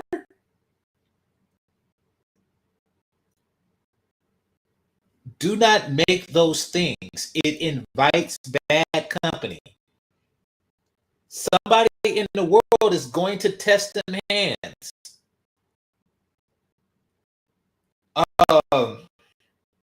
Another instance, and I won't play the rest of the video, but this one is funny as hell because I never liked this dude. And even like in the 90s and shit, I was wondering like what was the big deal about him even before the internet. And that's that nigga Steven Seagal.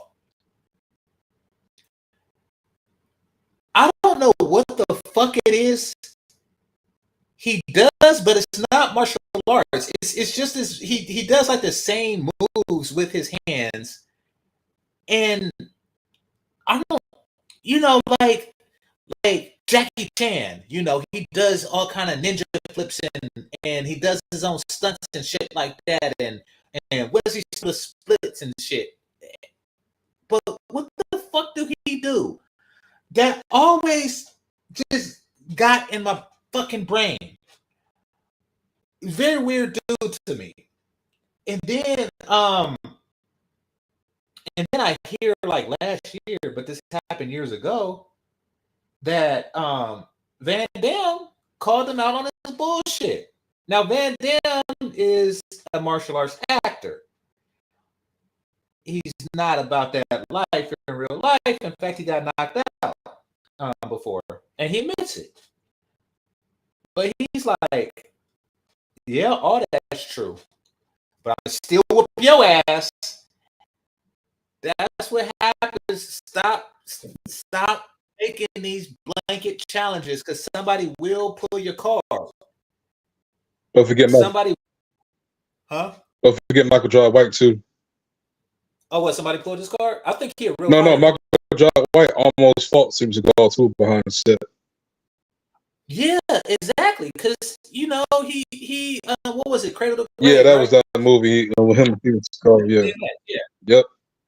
Yeah, he rubs people the wrong way. You're going to invite bad company. So Austin, unless you really about it, unless you're willing to, whoever pick up that challenge, and it could be Michael Jai White. Just stop. Just stop. Because there's always somebody out there that's looking to take your thunder. It was a nigga named Big Broly, right? So there was this dude, funny dude, went viral. He was a muscle, off-shirt black man, looked like the father from Good Times. And he would go up and say, I'm Tyrone, right? And then there was a bigger dude, and he was like 7 foot and shit. And he just went on this whole rampage, just trying to steal Tyrone's thunder. And then it ended in a boxing match, in a celebrity boxing match and shit like that. And, and that boxing match really didn't go far because Tyrone was kicking. But he just went to steal his clout because the dude, get big nigga props. I should be getting bigger nigga props. And it just ran into a few. So I'm just saying, you invite bad companies. Don't be about that shit unless you're about that shit.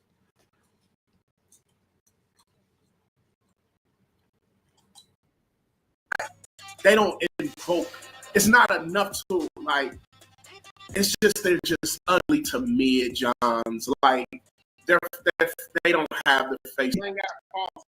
Who is this? My name is Kwan. Kwan isn't an African name though. How you gonna tell me? Oh, how do I know? Oh, like in the bees. That's what I ain't thinking about. The drip on, not gonna lie. Yeah, I'm dripping like a motherfucker. This shit going like.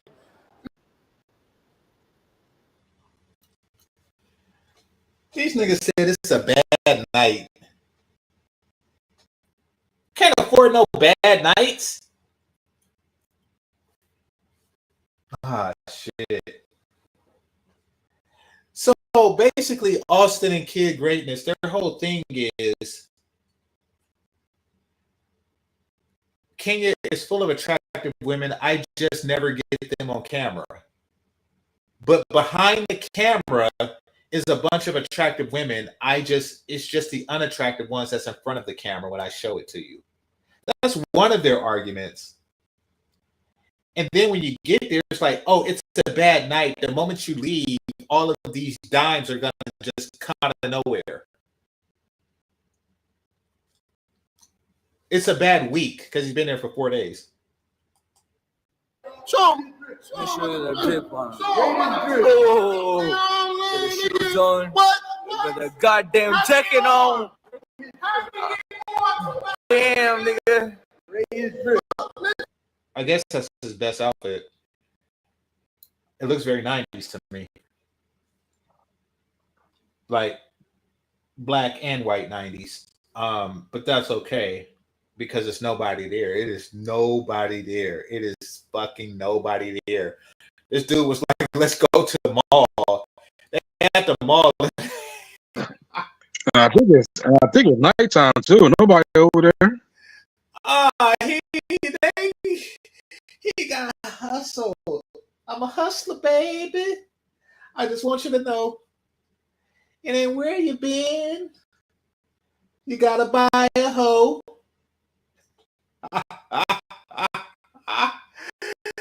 Oh shit! That is a tremendous hustle.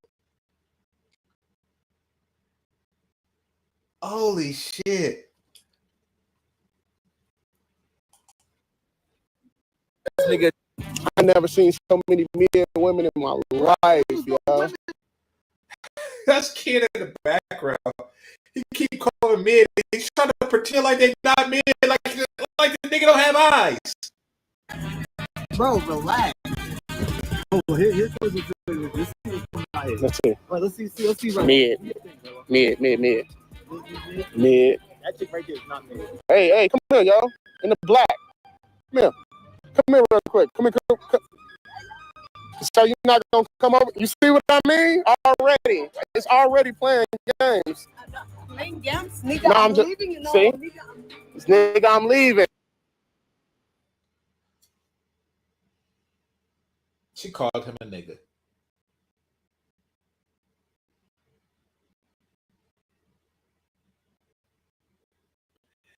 He got shot down by the one Kenyan woman he deemed worth talking to. And it wasn't just like a regular rejection. Like, oh, I got a boyfriend. No. Nigga, I'm leaving. Brazil like that? Didn't happen to me. That's for damn sure. They probably don't even know what nigga means. The first word he heard in Kenya was nigga. But we're their preference. We're their preference. They prefer you over everything else. Kenyan women come up and talk to you. You can smash the president's daughter. You just got to go to the mall. This nigga, I'm leaving. Damn. The way she talking,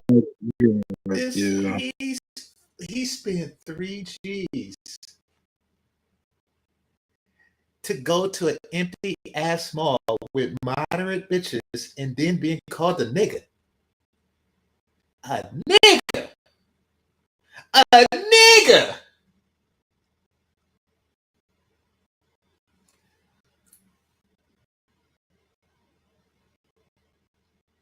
Once again, if Passport Bros are selling you a dream, what the fuck are they selling you?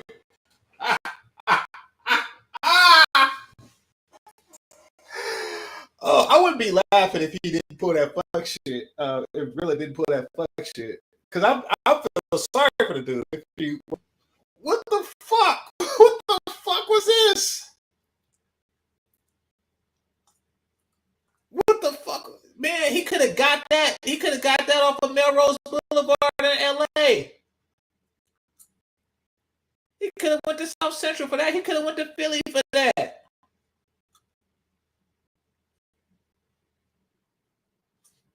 Man.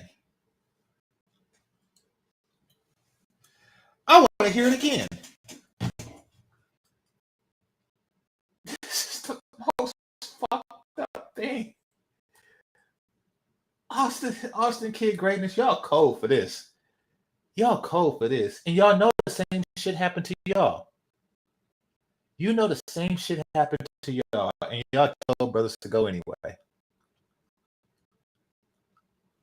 Come here, yo. In the black. Come here. Come here real quick. Come here. Come. So you're not gonna come over? So you The lady, go ahead. see. You see what I mean? You see what I mean? Already. It's already playing games.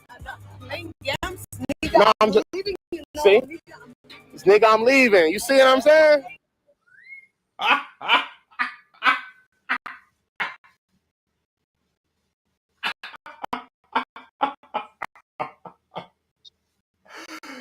Holy shit. Holy shit. Embarrassing. So embarrassing. to be clear, nobody else that go to, the Passport Bro 5, the, Philippines, Colombia, Thailand, Dominican Republic, and Brazil, they don't have this shit. They do not have the nigga, I'm leaving. And then I just walk away while you screaming like, hey. I mean, you get rejected everywhere. Let's make that point. You get rejected everywhere. But this happened like on camera. Like this is 100% of your attempts. You have hollered at 100% of the women you deem attractive to have some shit like.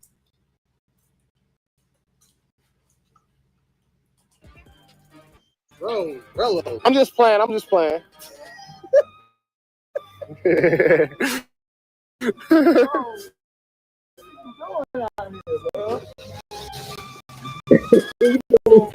don't like men thinking girls little. Some of them are.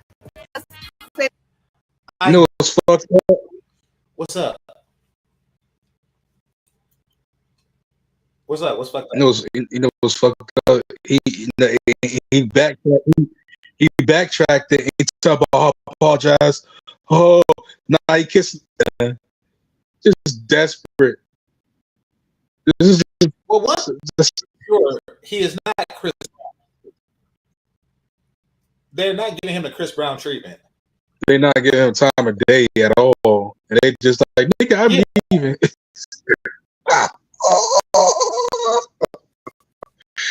Then he backtracked and talk about I would have got right back home.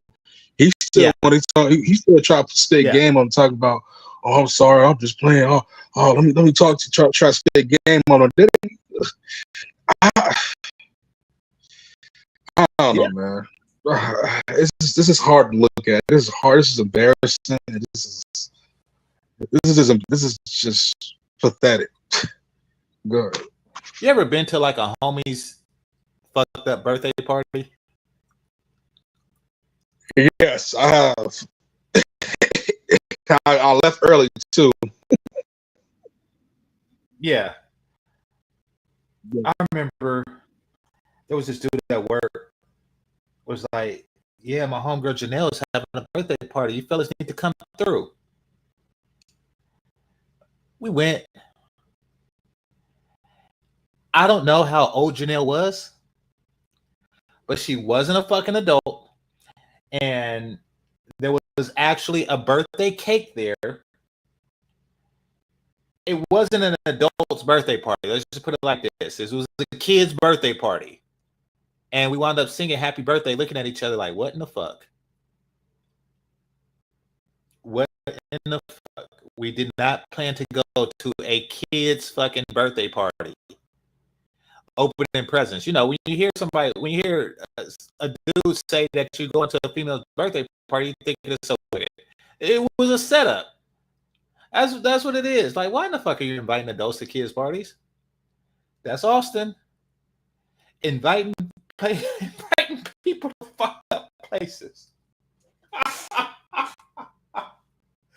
Nigga, I'm leaving. Oh shit! I want to hear that again.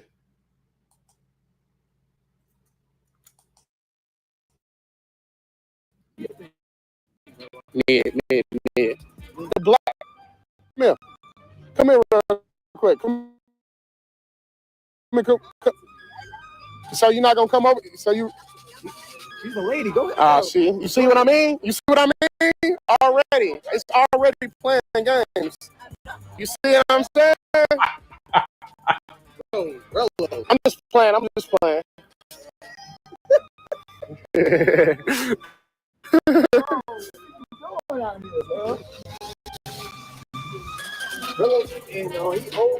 I don't like men taking girls little. Some of them are just selling their pussy. I work hard for my money. Yeah, I don't like that. That is some American feminist shit. Wait, what did she say? I don't like man. What? I work hard for my money. So here, let's go back. And then he was trying to laugh it off and save himself from embarrassment. It's just hard to look at this, man. Go ahead. Man, I'm just playing.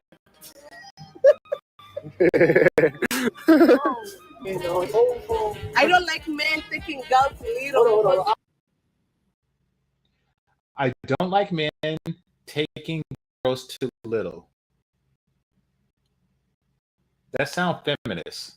Yeah, that's true. Some of them are just selling their pussy. Some of them are just selling their pussy. I work hard for my money. Is it her? Yeah, I don't like. So she's strong, independent. I work hard for my money. Yeah, I don't like that attitude. See? So the one chick he deemed worthy of talking to had that fucked up American attitude. Yeah, attitude. But a good. That's what I'm saying. That's what I'm saying. Attitude from mid. That's what I. Mid bitches. Holy shit. This is what they want for all. This is what Austin Holliman want for all of you. This is what he want for all of you. What was you gonna say, Josh? This is the disappointment at this point. This is a scam. This is a scam. That's why he put the scam. Austin should have felt. Actually, Austin shouldn't feel bad. He should know better about this. He should feel bad. Oh my God, man. And then she talking about, I work hard for money. Doing what? Doing what? Yeah. If a white man comes along to give you the same opportunity, you'll take that money. You take that money in a heartbeat. Stop it, man. Well, she would say, "Nigga, I'm leaving." Yeah, right. She had a special brand of disrespect for Black American men. This is why I said. This is why I said the Kenyan women are heavily westernized, influenced by American culture over there. Why would you step foot over there? Unless, I mean, the only way I'm stepping to Kenya if I'm going to a honeymoon vacation, and that's it. I'm not expecting what the fuck? This is a nightmare.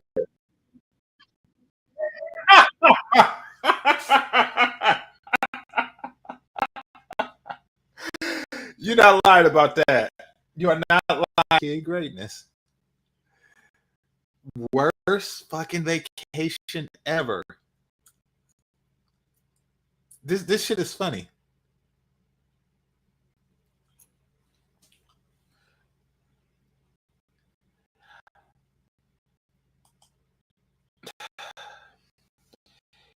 Can't he do better than, hey, come here real quick? It's almost disrespectful.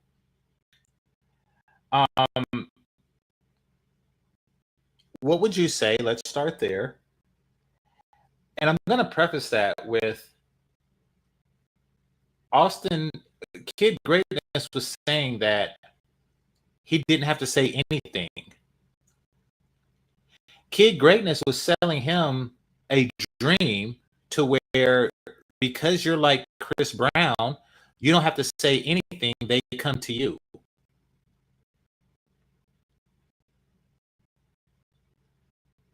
So not only did she not come to him, she said, "Nigga, I'm leaving."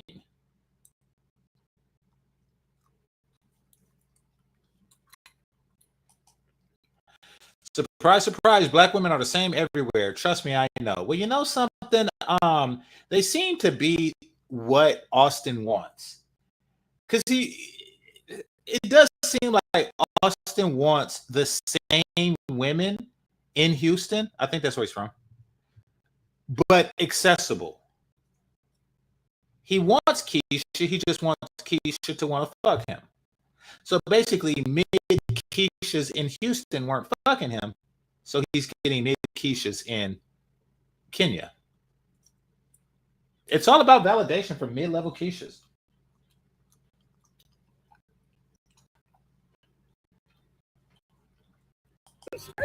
She was mid. Yeah, she was mid. What are you talking about? That bitch was mid as fuck. That ass was fat, but her fuck. They are still trying. Kid Greatness is in the back trying to talk up the one fuckable bitch. Fuckable bitch. Are y'all hearing this? I can't believe this shit.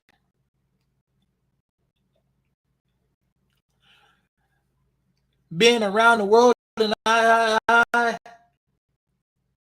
can't find no ladies. I don't know where. I don't know why. Damn, he cannot find one fuckable bitch. The one, like. It seemed like I can't see it. Like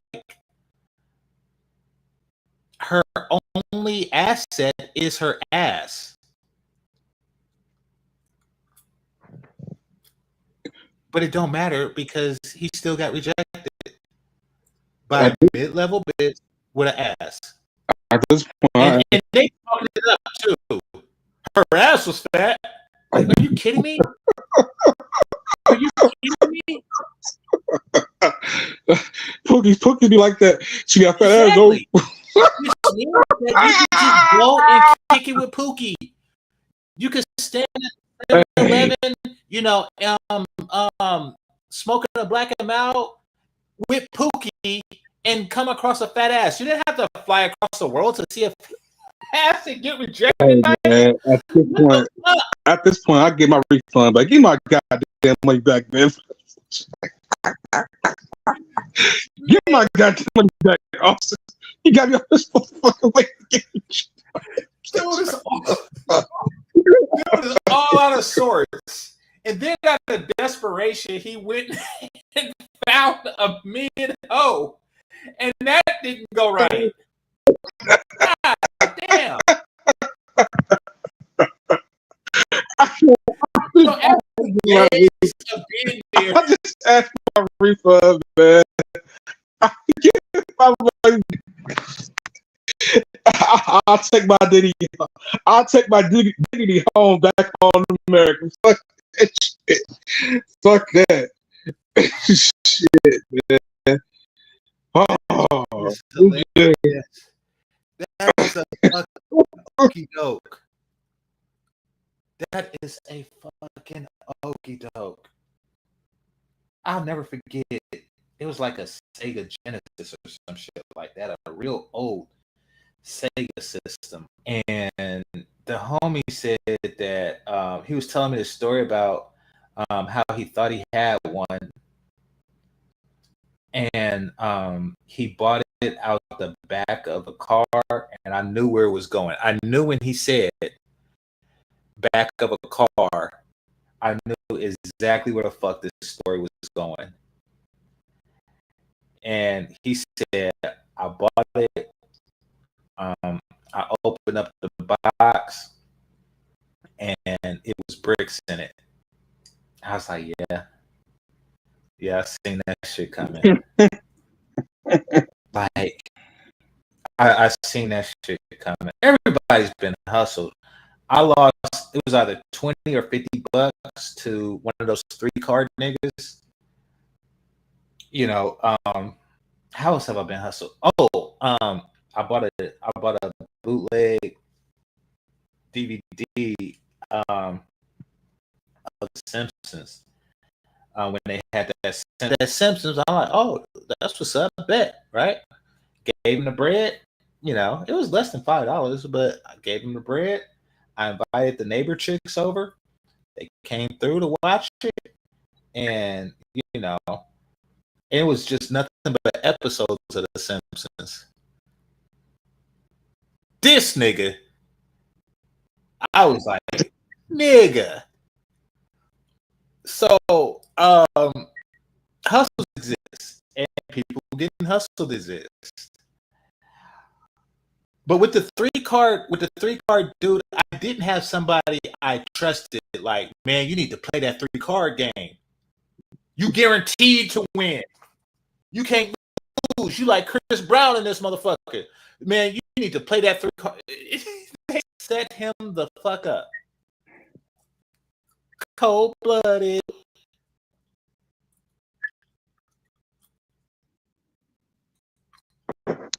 Stacy and get put to fucking shame. You wouldn't even talk to her if she was in fucking a night out. You know that. And just like, and this nigga's not from like Miami or LA, you know, or Bay Area or something like that, or just like a place that's known for beautiful women. You know, not like he's from the Hamptons or something like that. He's from Gary, Indiana. Yeah, he's next door to me. So I don't know. I mean, you know, I could be wrong. I could be right. No, you're right. Okay, so it's not a place that's reputed for, like, you know, beauties. No, it's not. So it's not. Bitches are worse than Gary, Indiana. He's basically saying if you want to take a trip to somewhere, you would be better off taking a trip to Gary, Indiana than Kenya. He could have just went to LA or Chicago for that shit, man. God damn. Or Miami. Oh man, Miami was like fucking out of this world. As far as I didn't know places in America existed that had such a high concentration of beautiful women. And you damn sure wouldn't go to a mall or anywhere else and have that experience. But because of my situation, but I can tell you that the women I talk to just in passing, like, hey, how do you get to such and such? Or what does that mean? Does that mean I can't park on this street? Like, just basic questions are all friendly. If I said, hey, could you come here for a second? Like, to not holler at them, they would come.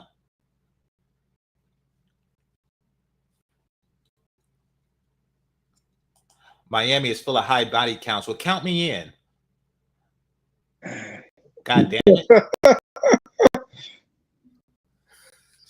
Trying to throw salt on Miami.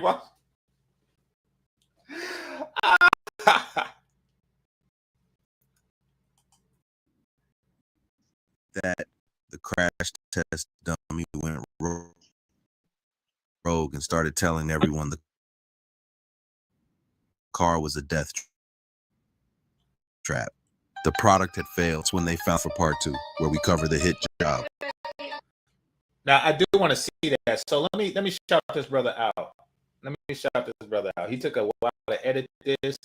He gave me permission to do the damn thing. So here I am. Most definitely, I appreciate you. Gave me permission to go forward with it, and I appreciate that. Name is your boy Tick. So shout out to your boy Tick. But yeah, you see, I gave a thumbs up like I expect y'all to do, and the shit's hilarious. The shit's hilarious. I mean, you know, I've been said it for a while. I shot at passport bros like that. Like they selling you a dream. He really pissed me off with that. Like he lost me with that, and I backed him. I backed him through the Brazil shit and a bunch of other stuff. But once he started, you know, attacking dudes and basically just doing that weird shit, doing that weird Austin shit, you know, like this man, he clowned like all of Brazil because, you know, some chicks preferred the red bearded nigga over him. And he just got like completely in his feelings. And started suggesting that brothers do this. By the way, if the red bearded dude was there, it would have played out the exact same way.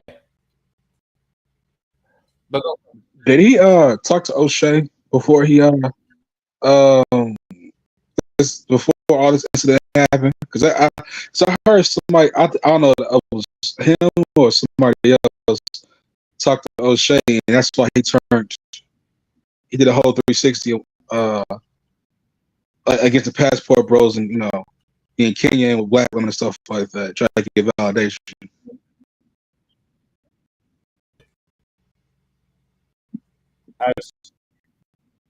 As far as the pro-blackness, and you know, because when they try to upsell Kenya, they you know keep talking about the black aspect of it, and you know it's and you know Austin is doing this thing where everybody else is color struck. You know, y'all niggas is color struck, and you know, sisters and this and this. It's like, listen, ugly bitches come in all colors, and fine ones do too. And that's what it's about. I'm disappointed. Holy man. shit. Okay, so let's. Yeah, calling a whole country racist was a call for. He makes some very emotional moves. Yeah, well, let's go to Austin's.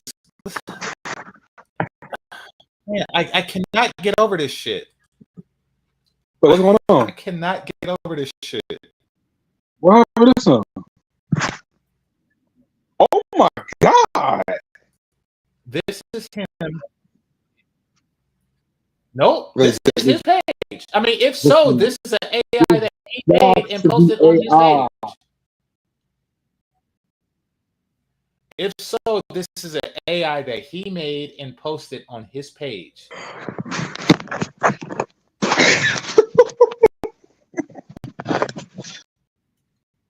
Well, he's far gone. This woman here is not Kenyan. Holy crap. I just can't. Sausage festing it up. And Jay Rilla, your dumbass, seen this and went anyway.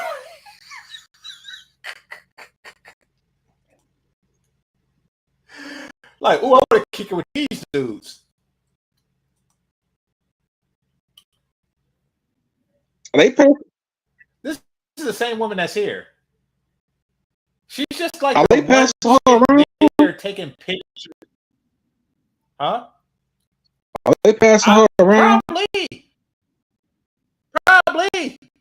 Because this party is just like a one-trick pony. Like this party is a one-trick pony. Oh wait, there's a chick right there, off camera. Or a dude with long hair.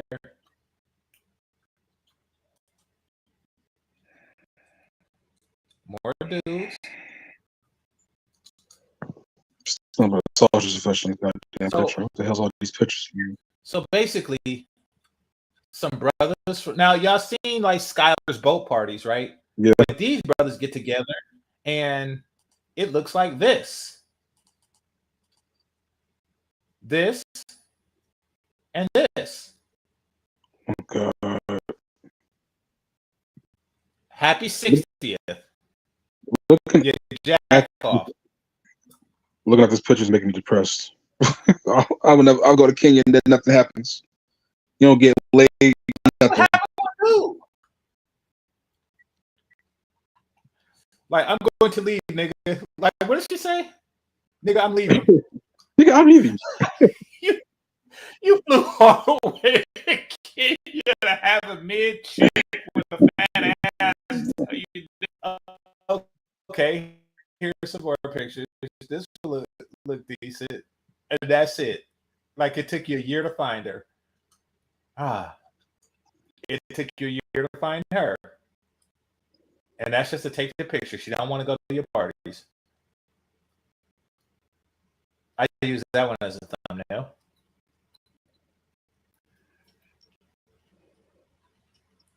Good. All right, let's. Damn, this thing is losing teeth. Kenya is still in his teeth, putting fake babies on him, cops extorting him. Like, all kind of shit is going on, and he's still upselling it. Like, one bad thing happened in Brazil, but every bad thing is happening in Kenya.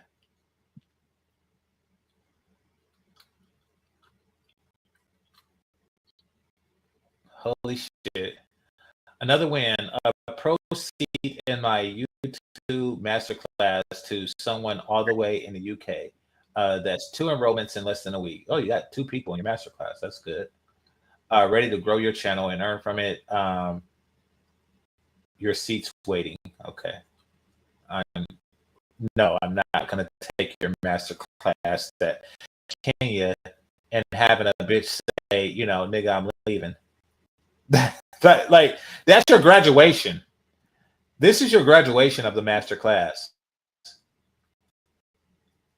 I ain't gonna lie, GC. Probably my put more than him though, because mannerism is. But I wouldn't risk it. I don't know. No, I would. I just said, don't go, please.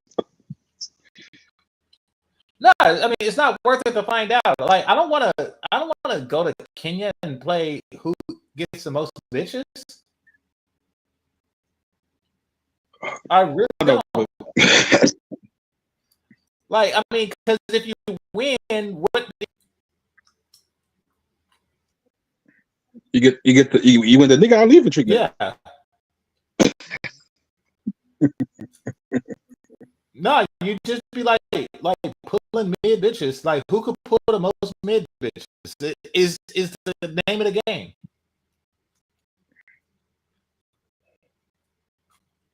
And I know it was like that because on O'Shea's Kinganda channel, they're not hot there either. Yeah, I was looking at his channel. I said, see, cameras. Yeah.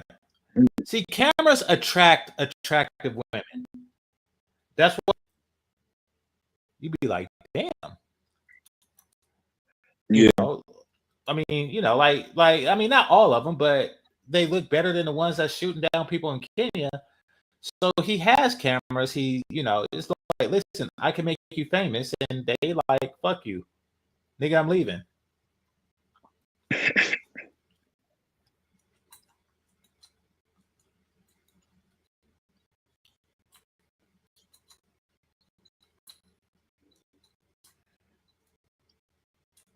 Wait, what?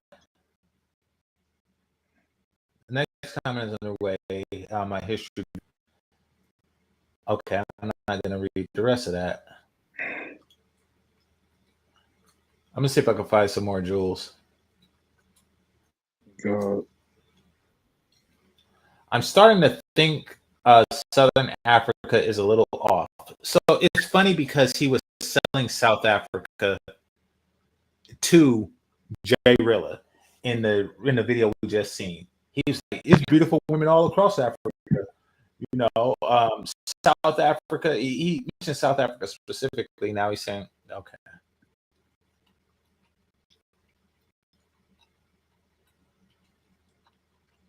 Okay, this is before he went to Joburg.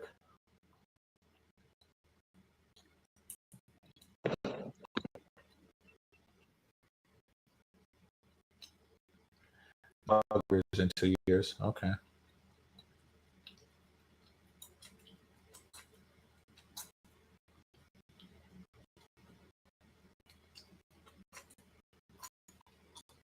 Here we go. There's no title to this. So Jay Rilla, you seen this. Like, you seen this and you went anyway. You got the donations and you went there. You seen this. Well, got scammed and shit. And you got the donations and oh crap. Oh crap. And notice how Kid Greatness, he didn't deny that she was mid. He said, he's basically like, you admit that she's mid, and you're just saying that she's a mid woman with ass,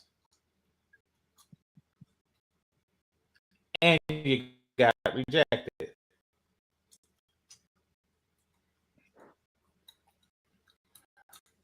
All right, so basically, just like with every place in the world, it has its fair share of attractive women. However, since their share is smaller than most places, those few attractive women, or even mid women with asses, are going to be conceited. The most beautiful woman you've seen in your 5 days here, and they're not even that hot. She was conceited. And disrespectful too. And disrespectful, exactly. We no time of day. Yeah. And they were just big up in it. You know, you could fuck the president's daughter.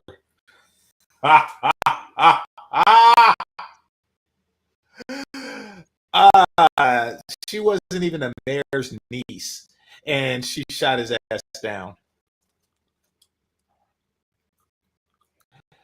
Let's see. It's a very unstoppable place as well, or unstable. It's a very unstable place as well. Uprisings all the time. 70% debt to GDP. They must have a currency crisis in a few years. They may have a currency crisis in a few years. Yeah, I mean, I don't know about the particulars of their economy. You know, anything's possible, but I do know that it's like, why? It's the Austin Holloman story is so fucking weird. And then the dudes that are partying with him, the dudes that could be anywhere in the world.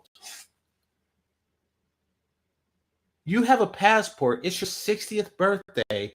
You could be anywhere in the world, but you are at a sausage fest with Austin. And the one chick to take pictures.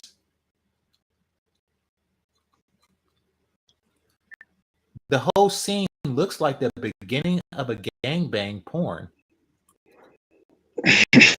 That's our first thoughts out.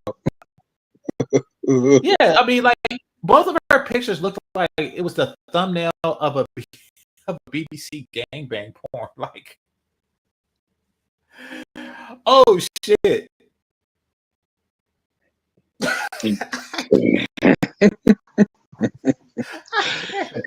I can't. And then what's so strange about it, when he was drunk and had his shirt off. Like, nigga, what the fuck a bitch is that? What the fuck are the women that y'all bragging about? There's a whole full of niggas in the room. Exactly. Y'all tricking up. Exactly. This man stayed with an entourage of niggas. Like, there isn't a vagina in sight except that one that seemed to be like on some gangbang shit. Holy shit. Holy shit. It is fucking terrible. It is fucking terrible. Like this, the scam. The scam. It's the shit's like.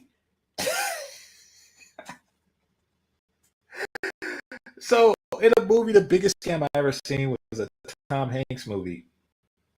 I seen it when I was a kid, and the shit was cracked me up. I didn't fully understand it, but it still cracked me up. It was called Money Pit. Is it the one with Marlon so you Wayans? haven't seen the shit.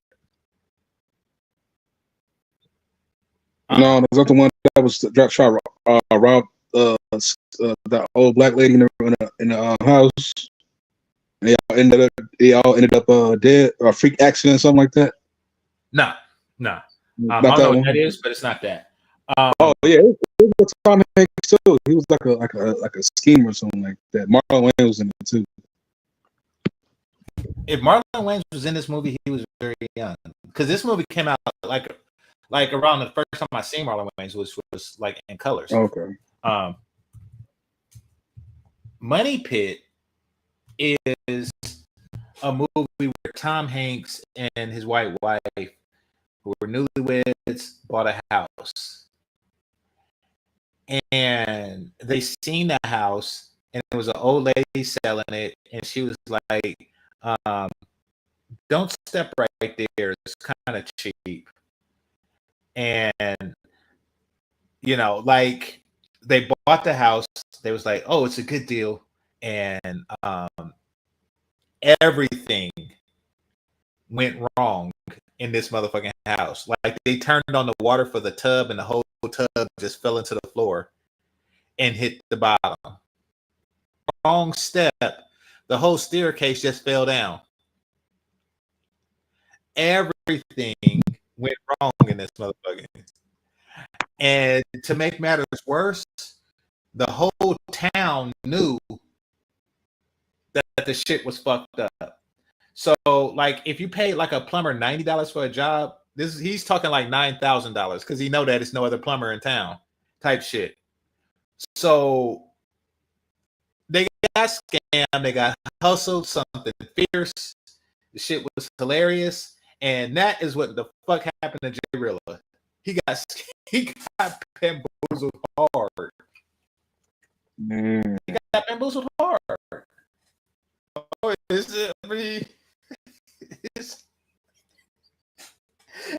and then he got desperate and like, fuck it, I'm gonna fuck something Kenyan before I go.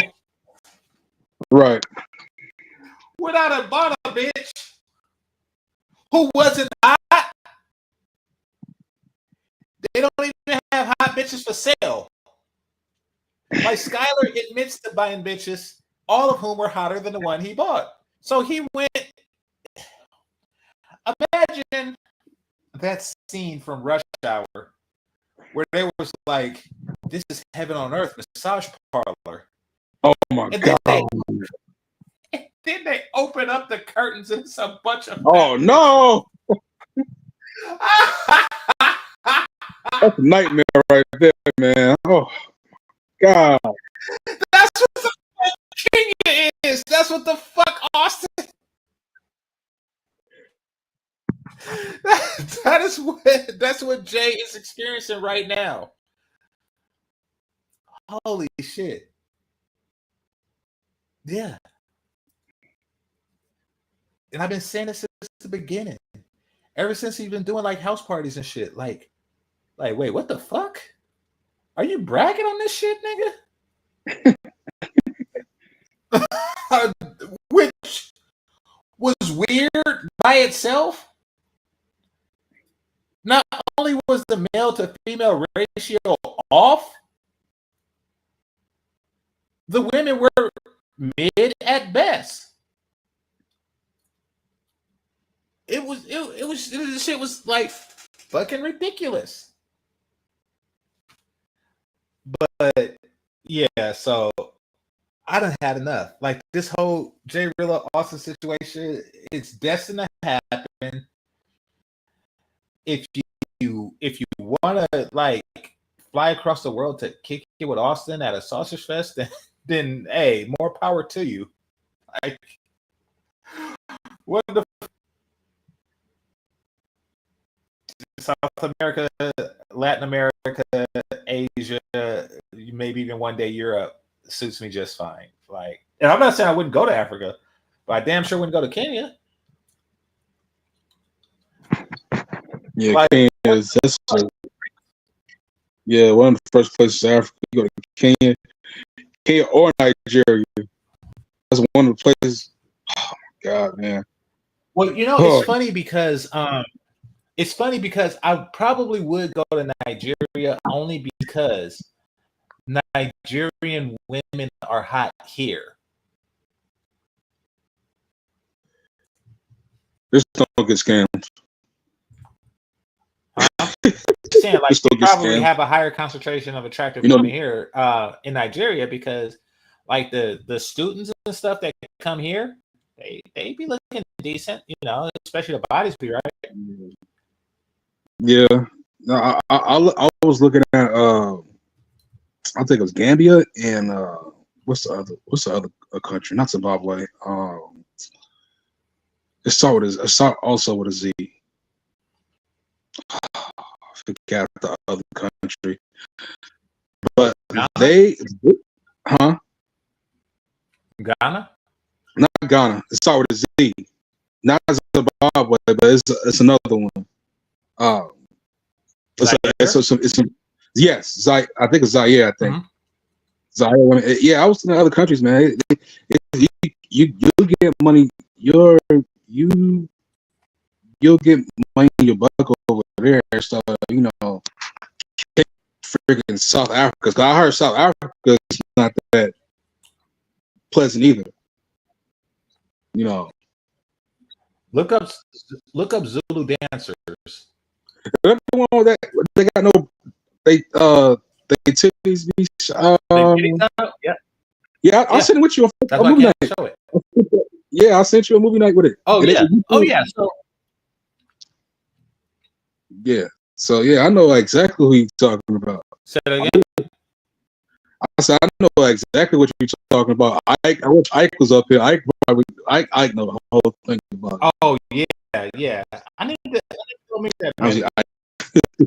Hold on. No, but yeah, hold on. I'm talking to them right now. Zulu dancers. Of course, I can't show y'all but they be on YouTube, titties out, like not demonetizing nothing. They do be looking good, not just because they titties out. Yeah, not just because they titties out, but because they beautiful. Be looking they good.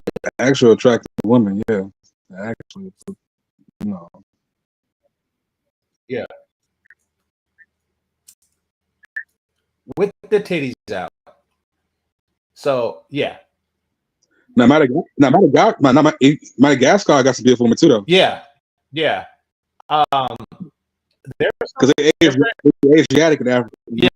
Yeah. That's what I was gonna say. There's something different. They're like Arabic and part African as well. Asian, like in African. Somebody said Ethiopian Somali women. You know that you actually have to fly over those places to these niggas fly over it. Actually, no, because they probably flew transatlantic, so never mind. But I'm thinking like they flew over Ethiopia to take. Like, what kind of shit is that? Well, then again, you don't want no Ethiopian woman because the other girl from Reservation's place, Zed. Well, she's annoying as hell. I mean, I was laughing my ass off when he was like, "What you just fucked up with, man? Grown man talking." I said, "You told GC." I was laughing my ass off. Yeah, I was laughing my ass off when you said that. Mr. Biggs from R. Kelly. Got that from Mr. Biggs on Down Low video. Y'all remember? Shut up! Don't you see two men are talking? Thought I told your ass to get to walking. That I got that from Yeah. that video. No, you talking about R. Kelly and Ivory. What's that dude's name? Yeah, the Isley brothers. One of the Isley brothers. I think it's Ron. Yeah, Ron Isley. Yeah. Now I salute to him because before he was president, he got a young chick pregnant. Oh, he went to prison? What did he go to prison for? Is he Yeah, kicking it with but R. Kelly? all right, no. So this is not recently. This is before this whole before he went to prison for attack. Oh, gotcha. Remember he went to prison back in the early 2000s? No, I didn't know that. He got some young chick pregnant. Yeah, he got some young chick pregnant before he went to prison, man. He got some young chick pregnant. She was fine as hell. So I said, "Who's that?" I was like, I thought it was his grandson. I was like, "That's his son." Hey, he did his thing.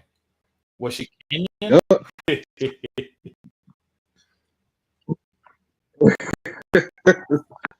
I don't know what she was, but she was fine as hell too. She was fine as hell. Okay.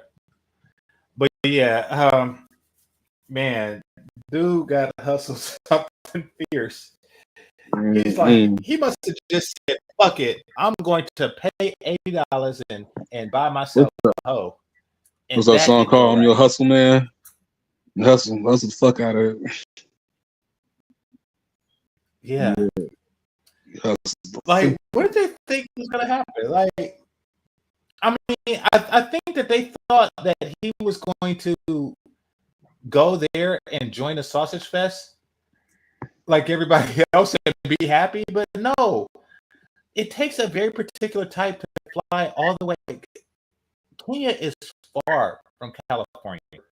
I have to fly throughout the entirety of the U.S. to get to the other side, to get to the eastern coast. Then I have to fly all over the Atlantic. And then I have to fly over all of West Africa to get to East Africa. It is far. It is fucking far. It is fucking far. Yeah, it is. And as far, yeah. As far as hot too. Yeah, it's hot out there too. As far as hot and all that, just so a bitch can say, "Nigga, I'm leaving." They show him the utmost respect. I take it home. I take it home. I take my ass right home. When she said that shit, I was like, I'm gone. I'm never coming back over here. Don't you ever give my money back. Well, that's what he said. He basically said, broke it down. I mean, fortunately for Austin, they had the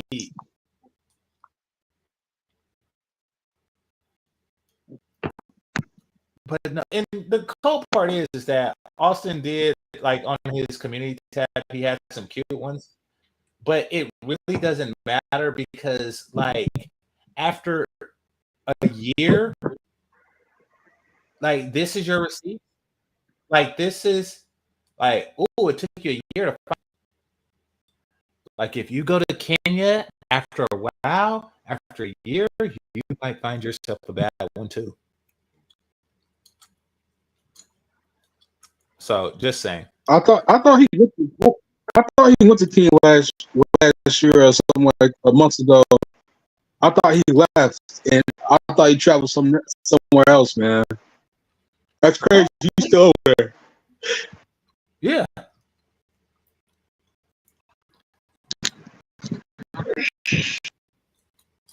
Somebody said bring over a clean glass of water. King of the mid bitches? I would rather bring a stove than a glass of water and be king of something else. Like, what the fuck?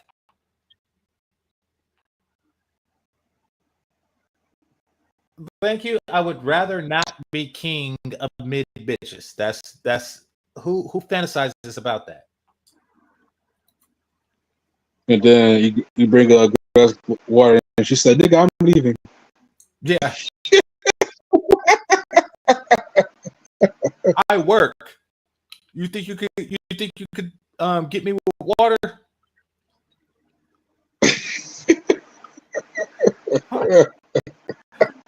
Hey, nigga, I'm leaving. You got me some cheap water.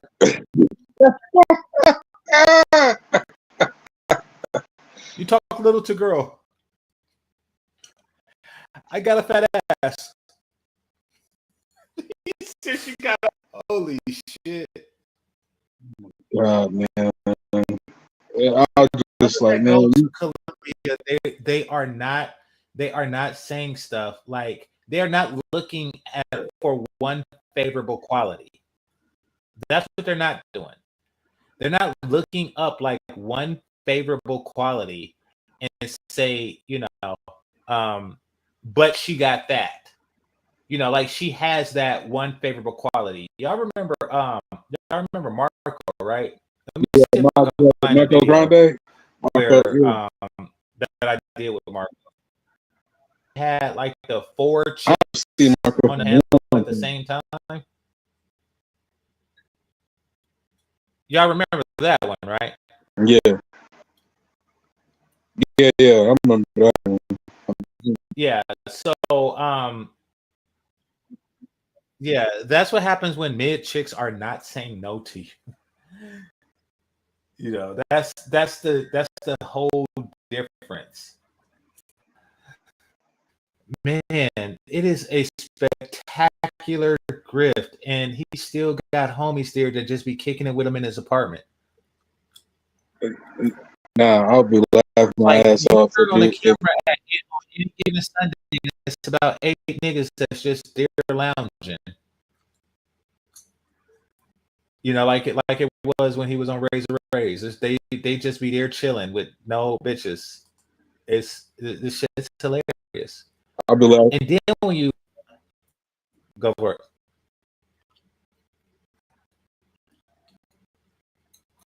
I'll be laughing my ass off if she said, "Nigga," when you bring us some water, said, "Nigga, I'm leaving. I can't get jiggy with this shit."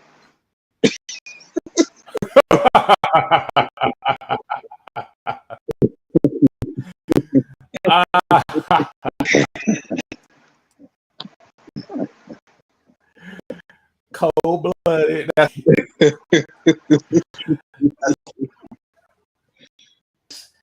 This is like the ultimate hell.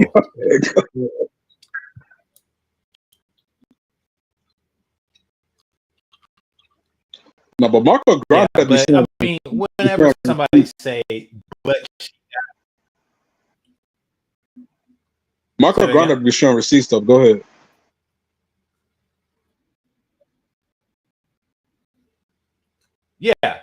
Yeah, he do. But what I'm saying is he's in Colombia and makes it clear that this is how he lives in Colombia.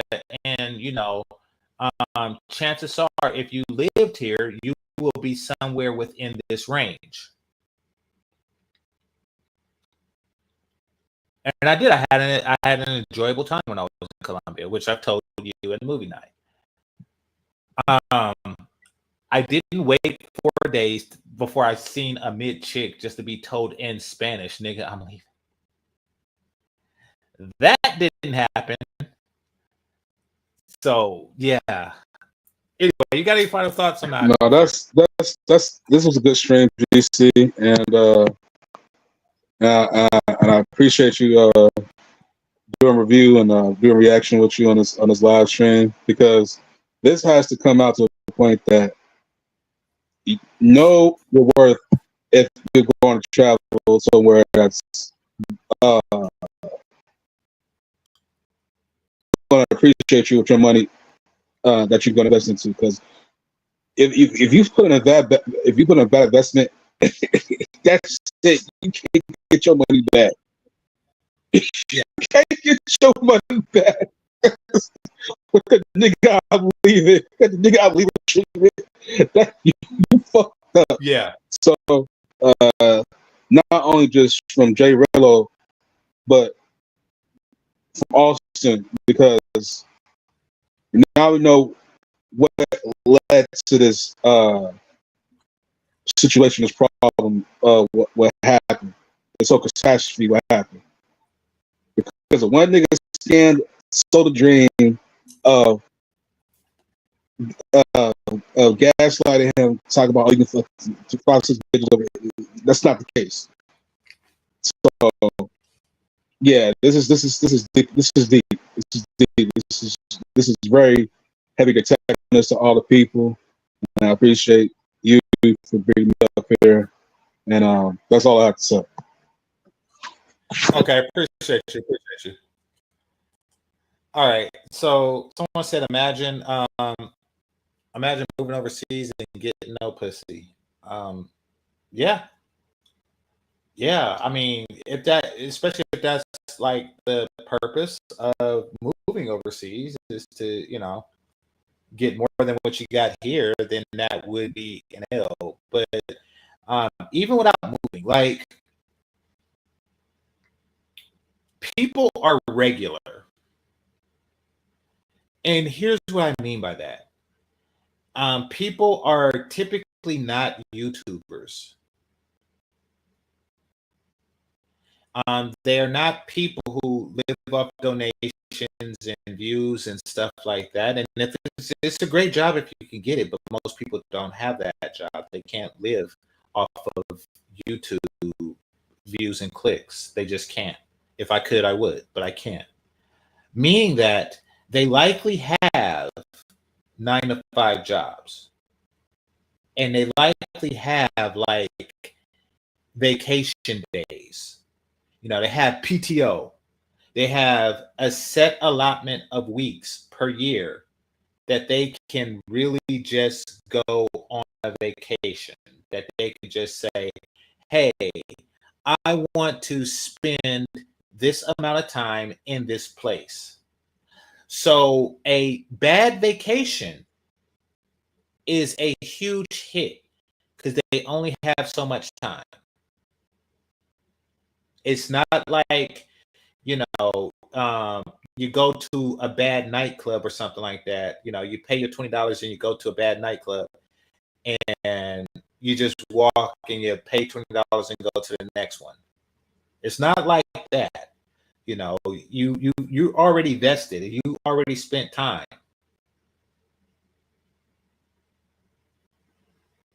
You wasted your whole vacation time on that. You could have took the kids to Disneyland. You could have took your mom to Paris. You could have seen the pyramids. You could have did anything, but instead, you followed the myth of Kenyan beauty. Just to be told, nigga, I'm leaving. And that is what happens when you follow Austin. Once again, if Passport Bros are selling you a dream, what the fuck is he selling? Because nobody dreams about going to an empty Kenyan mall in the middle of the night, seeing a bunch of mid chicks, and then you see one mid chick that stand out because of her ass, and she says, nigga, I'm leaving. Nobody dreams of that shit.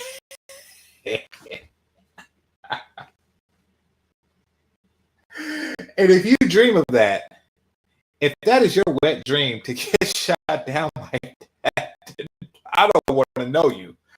I do not want to meet the motherfucker who dream of shit like that. So thank you for participating. This is GameChanger 00100. Game over. Peace.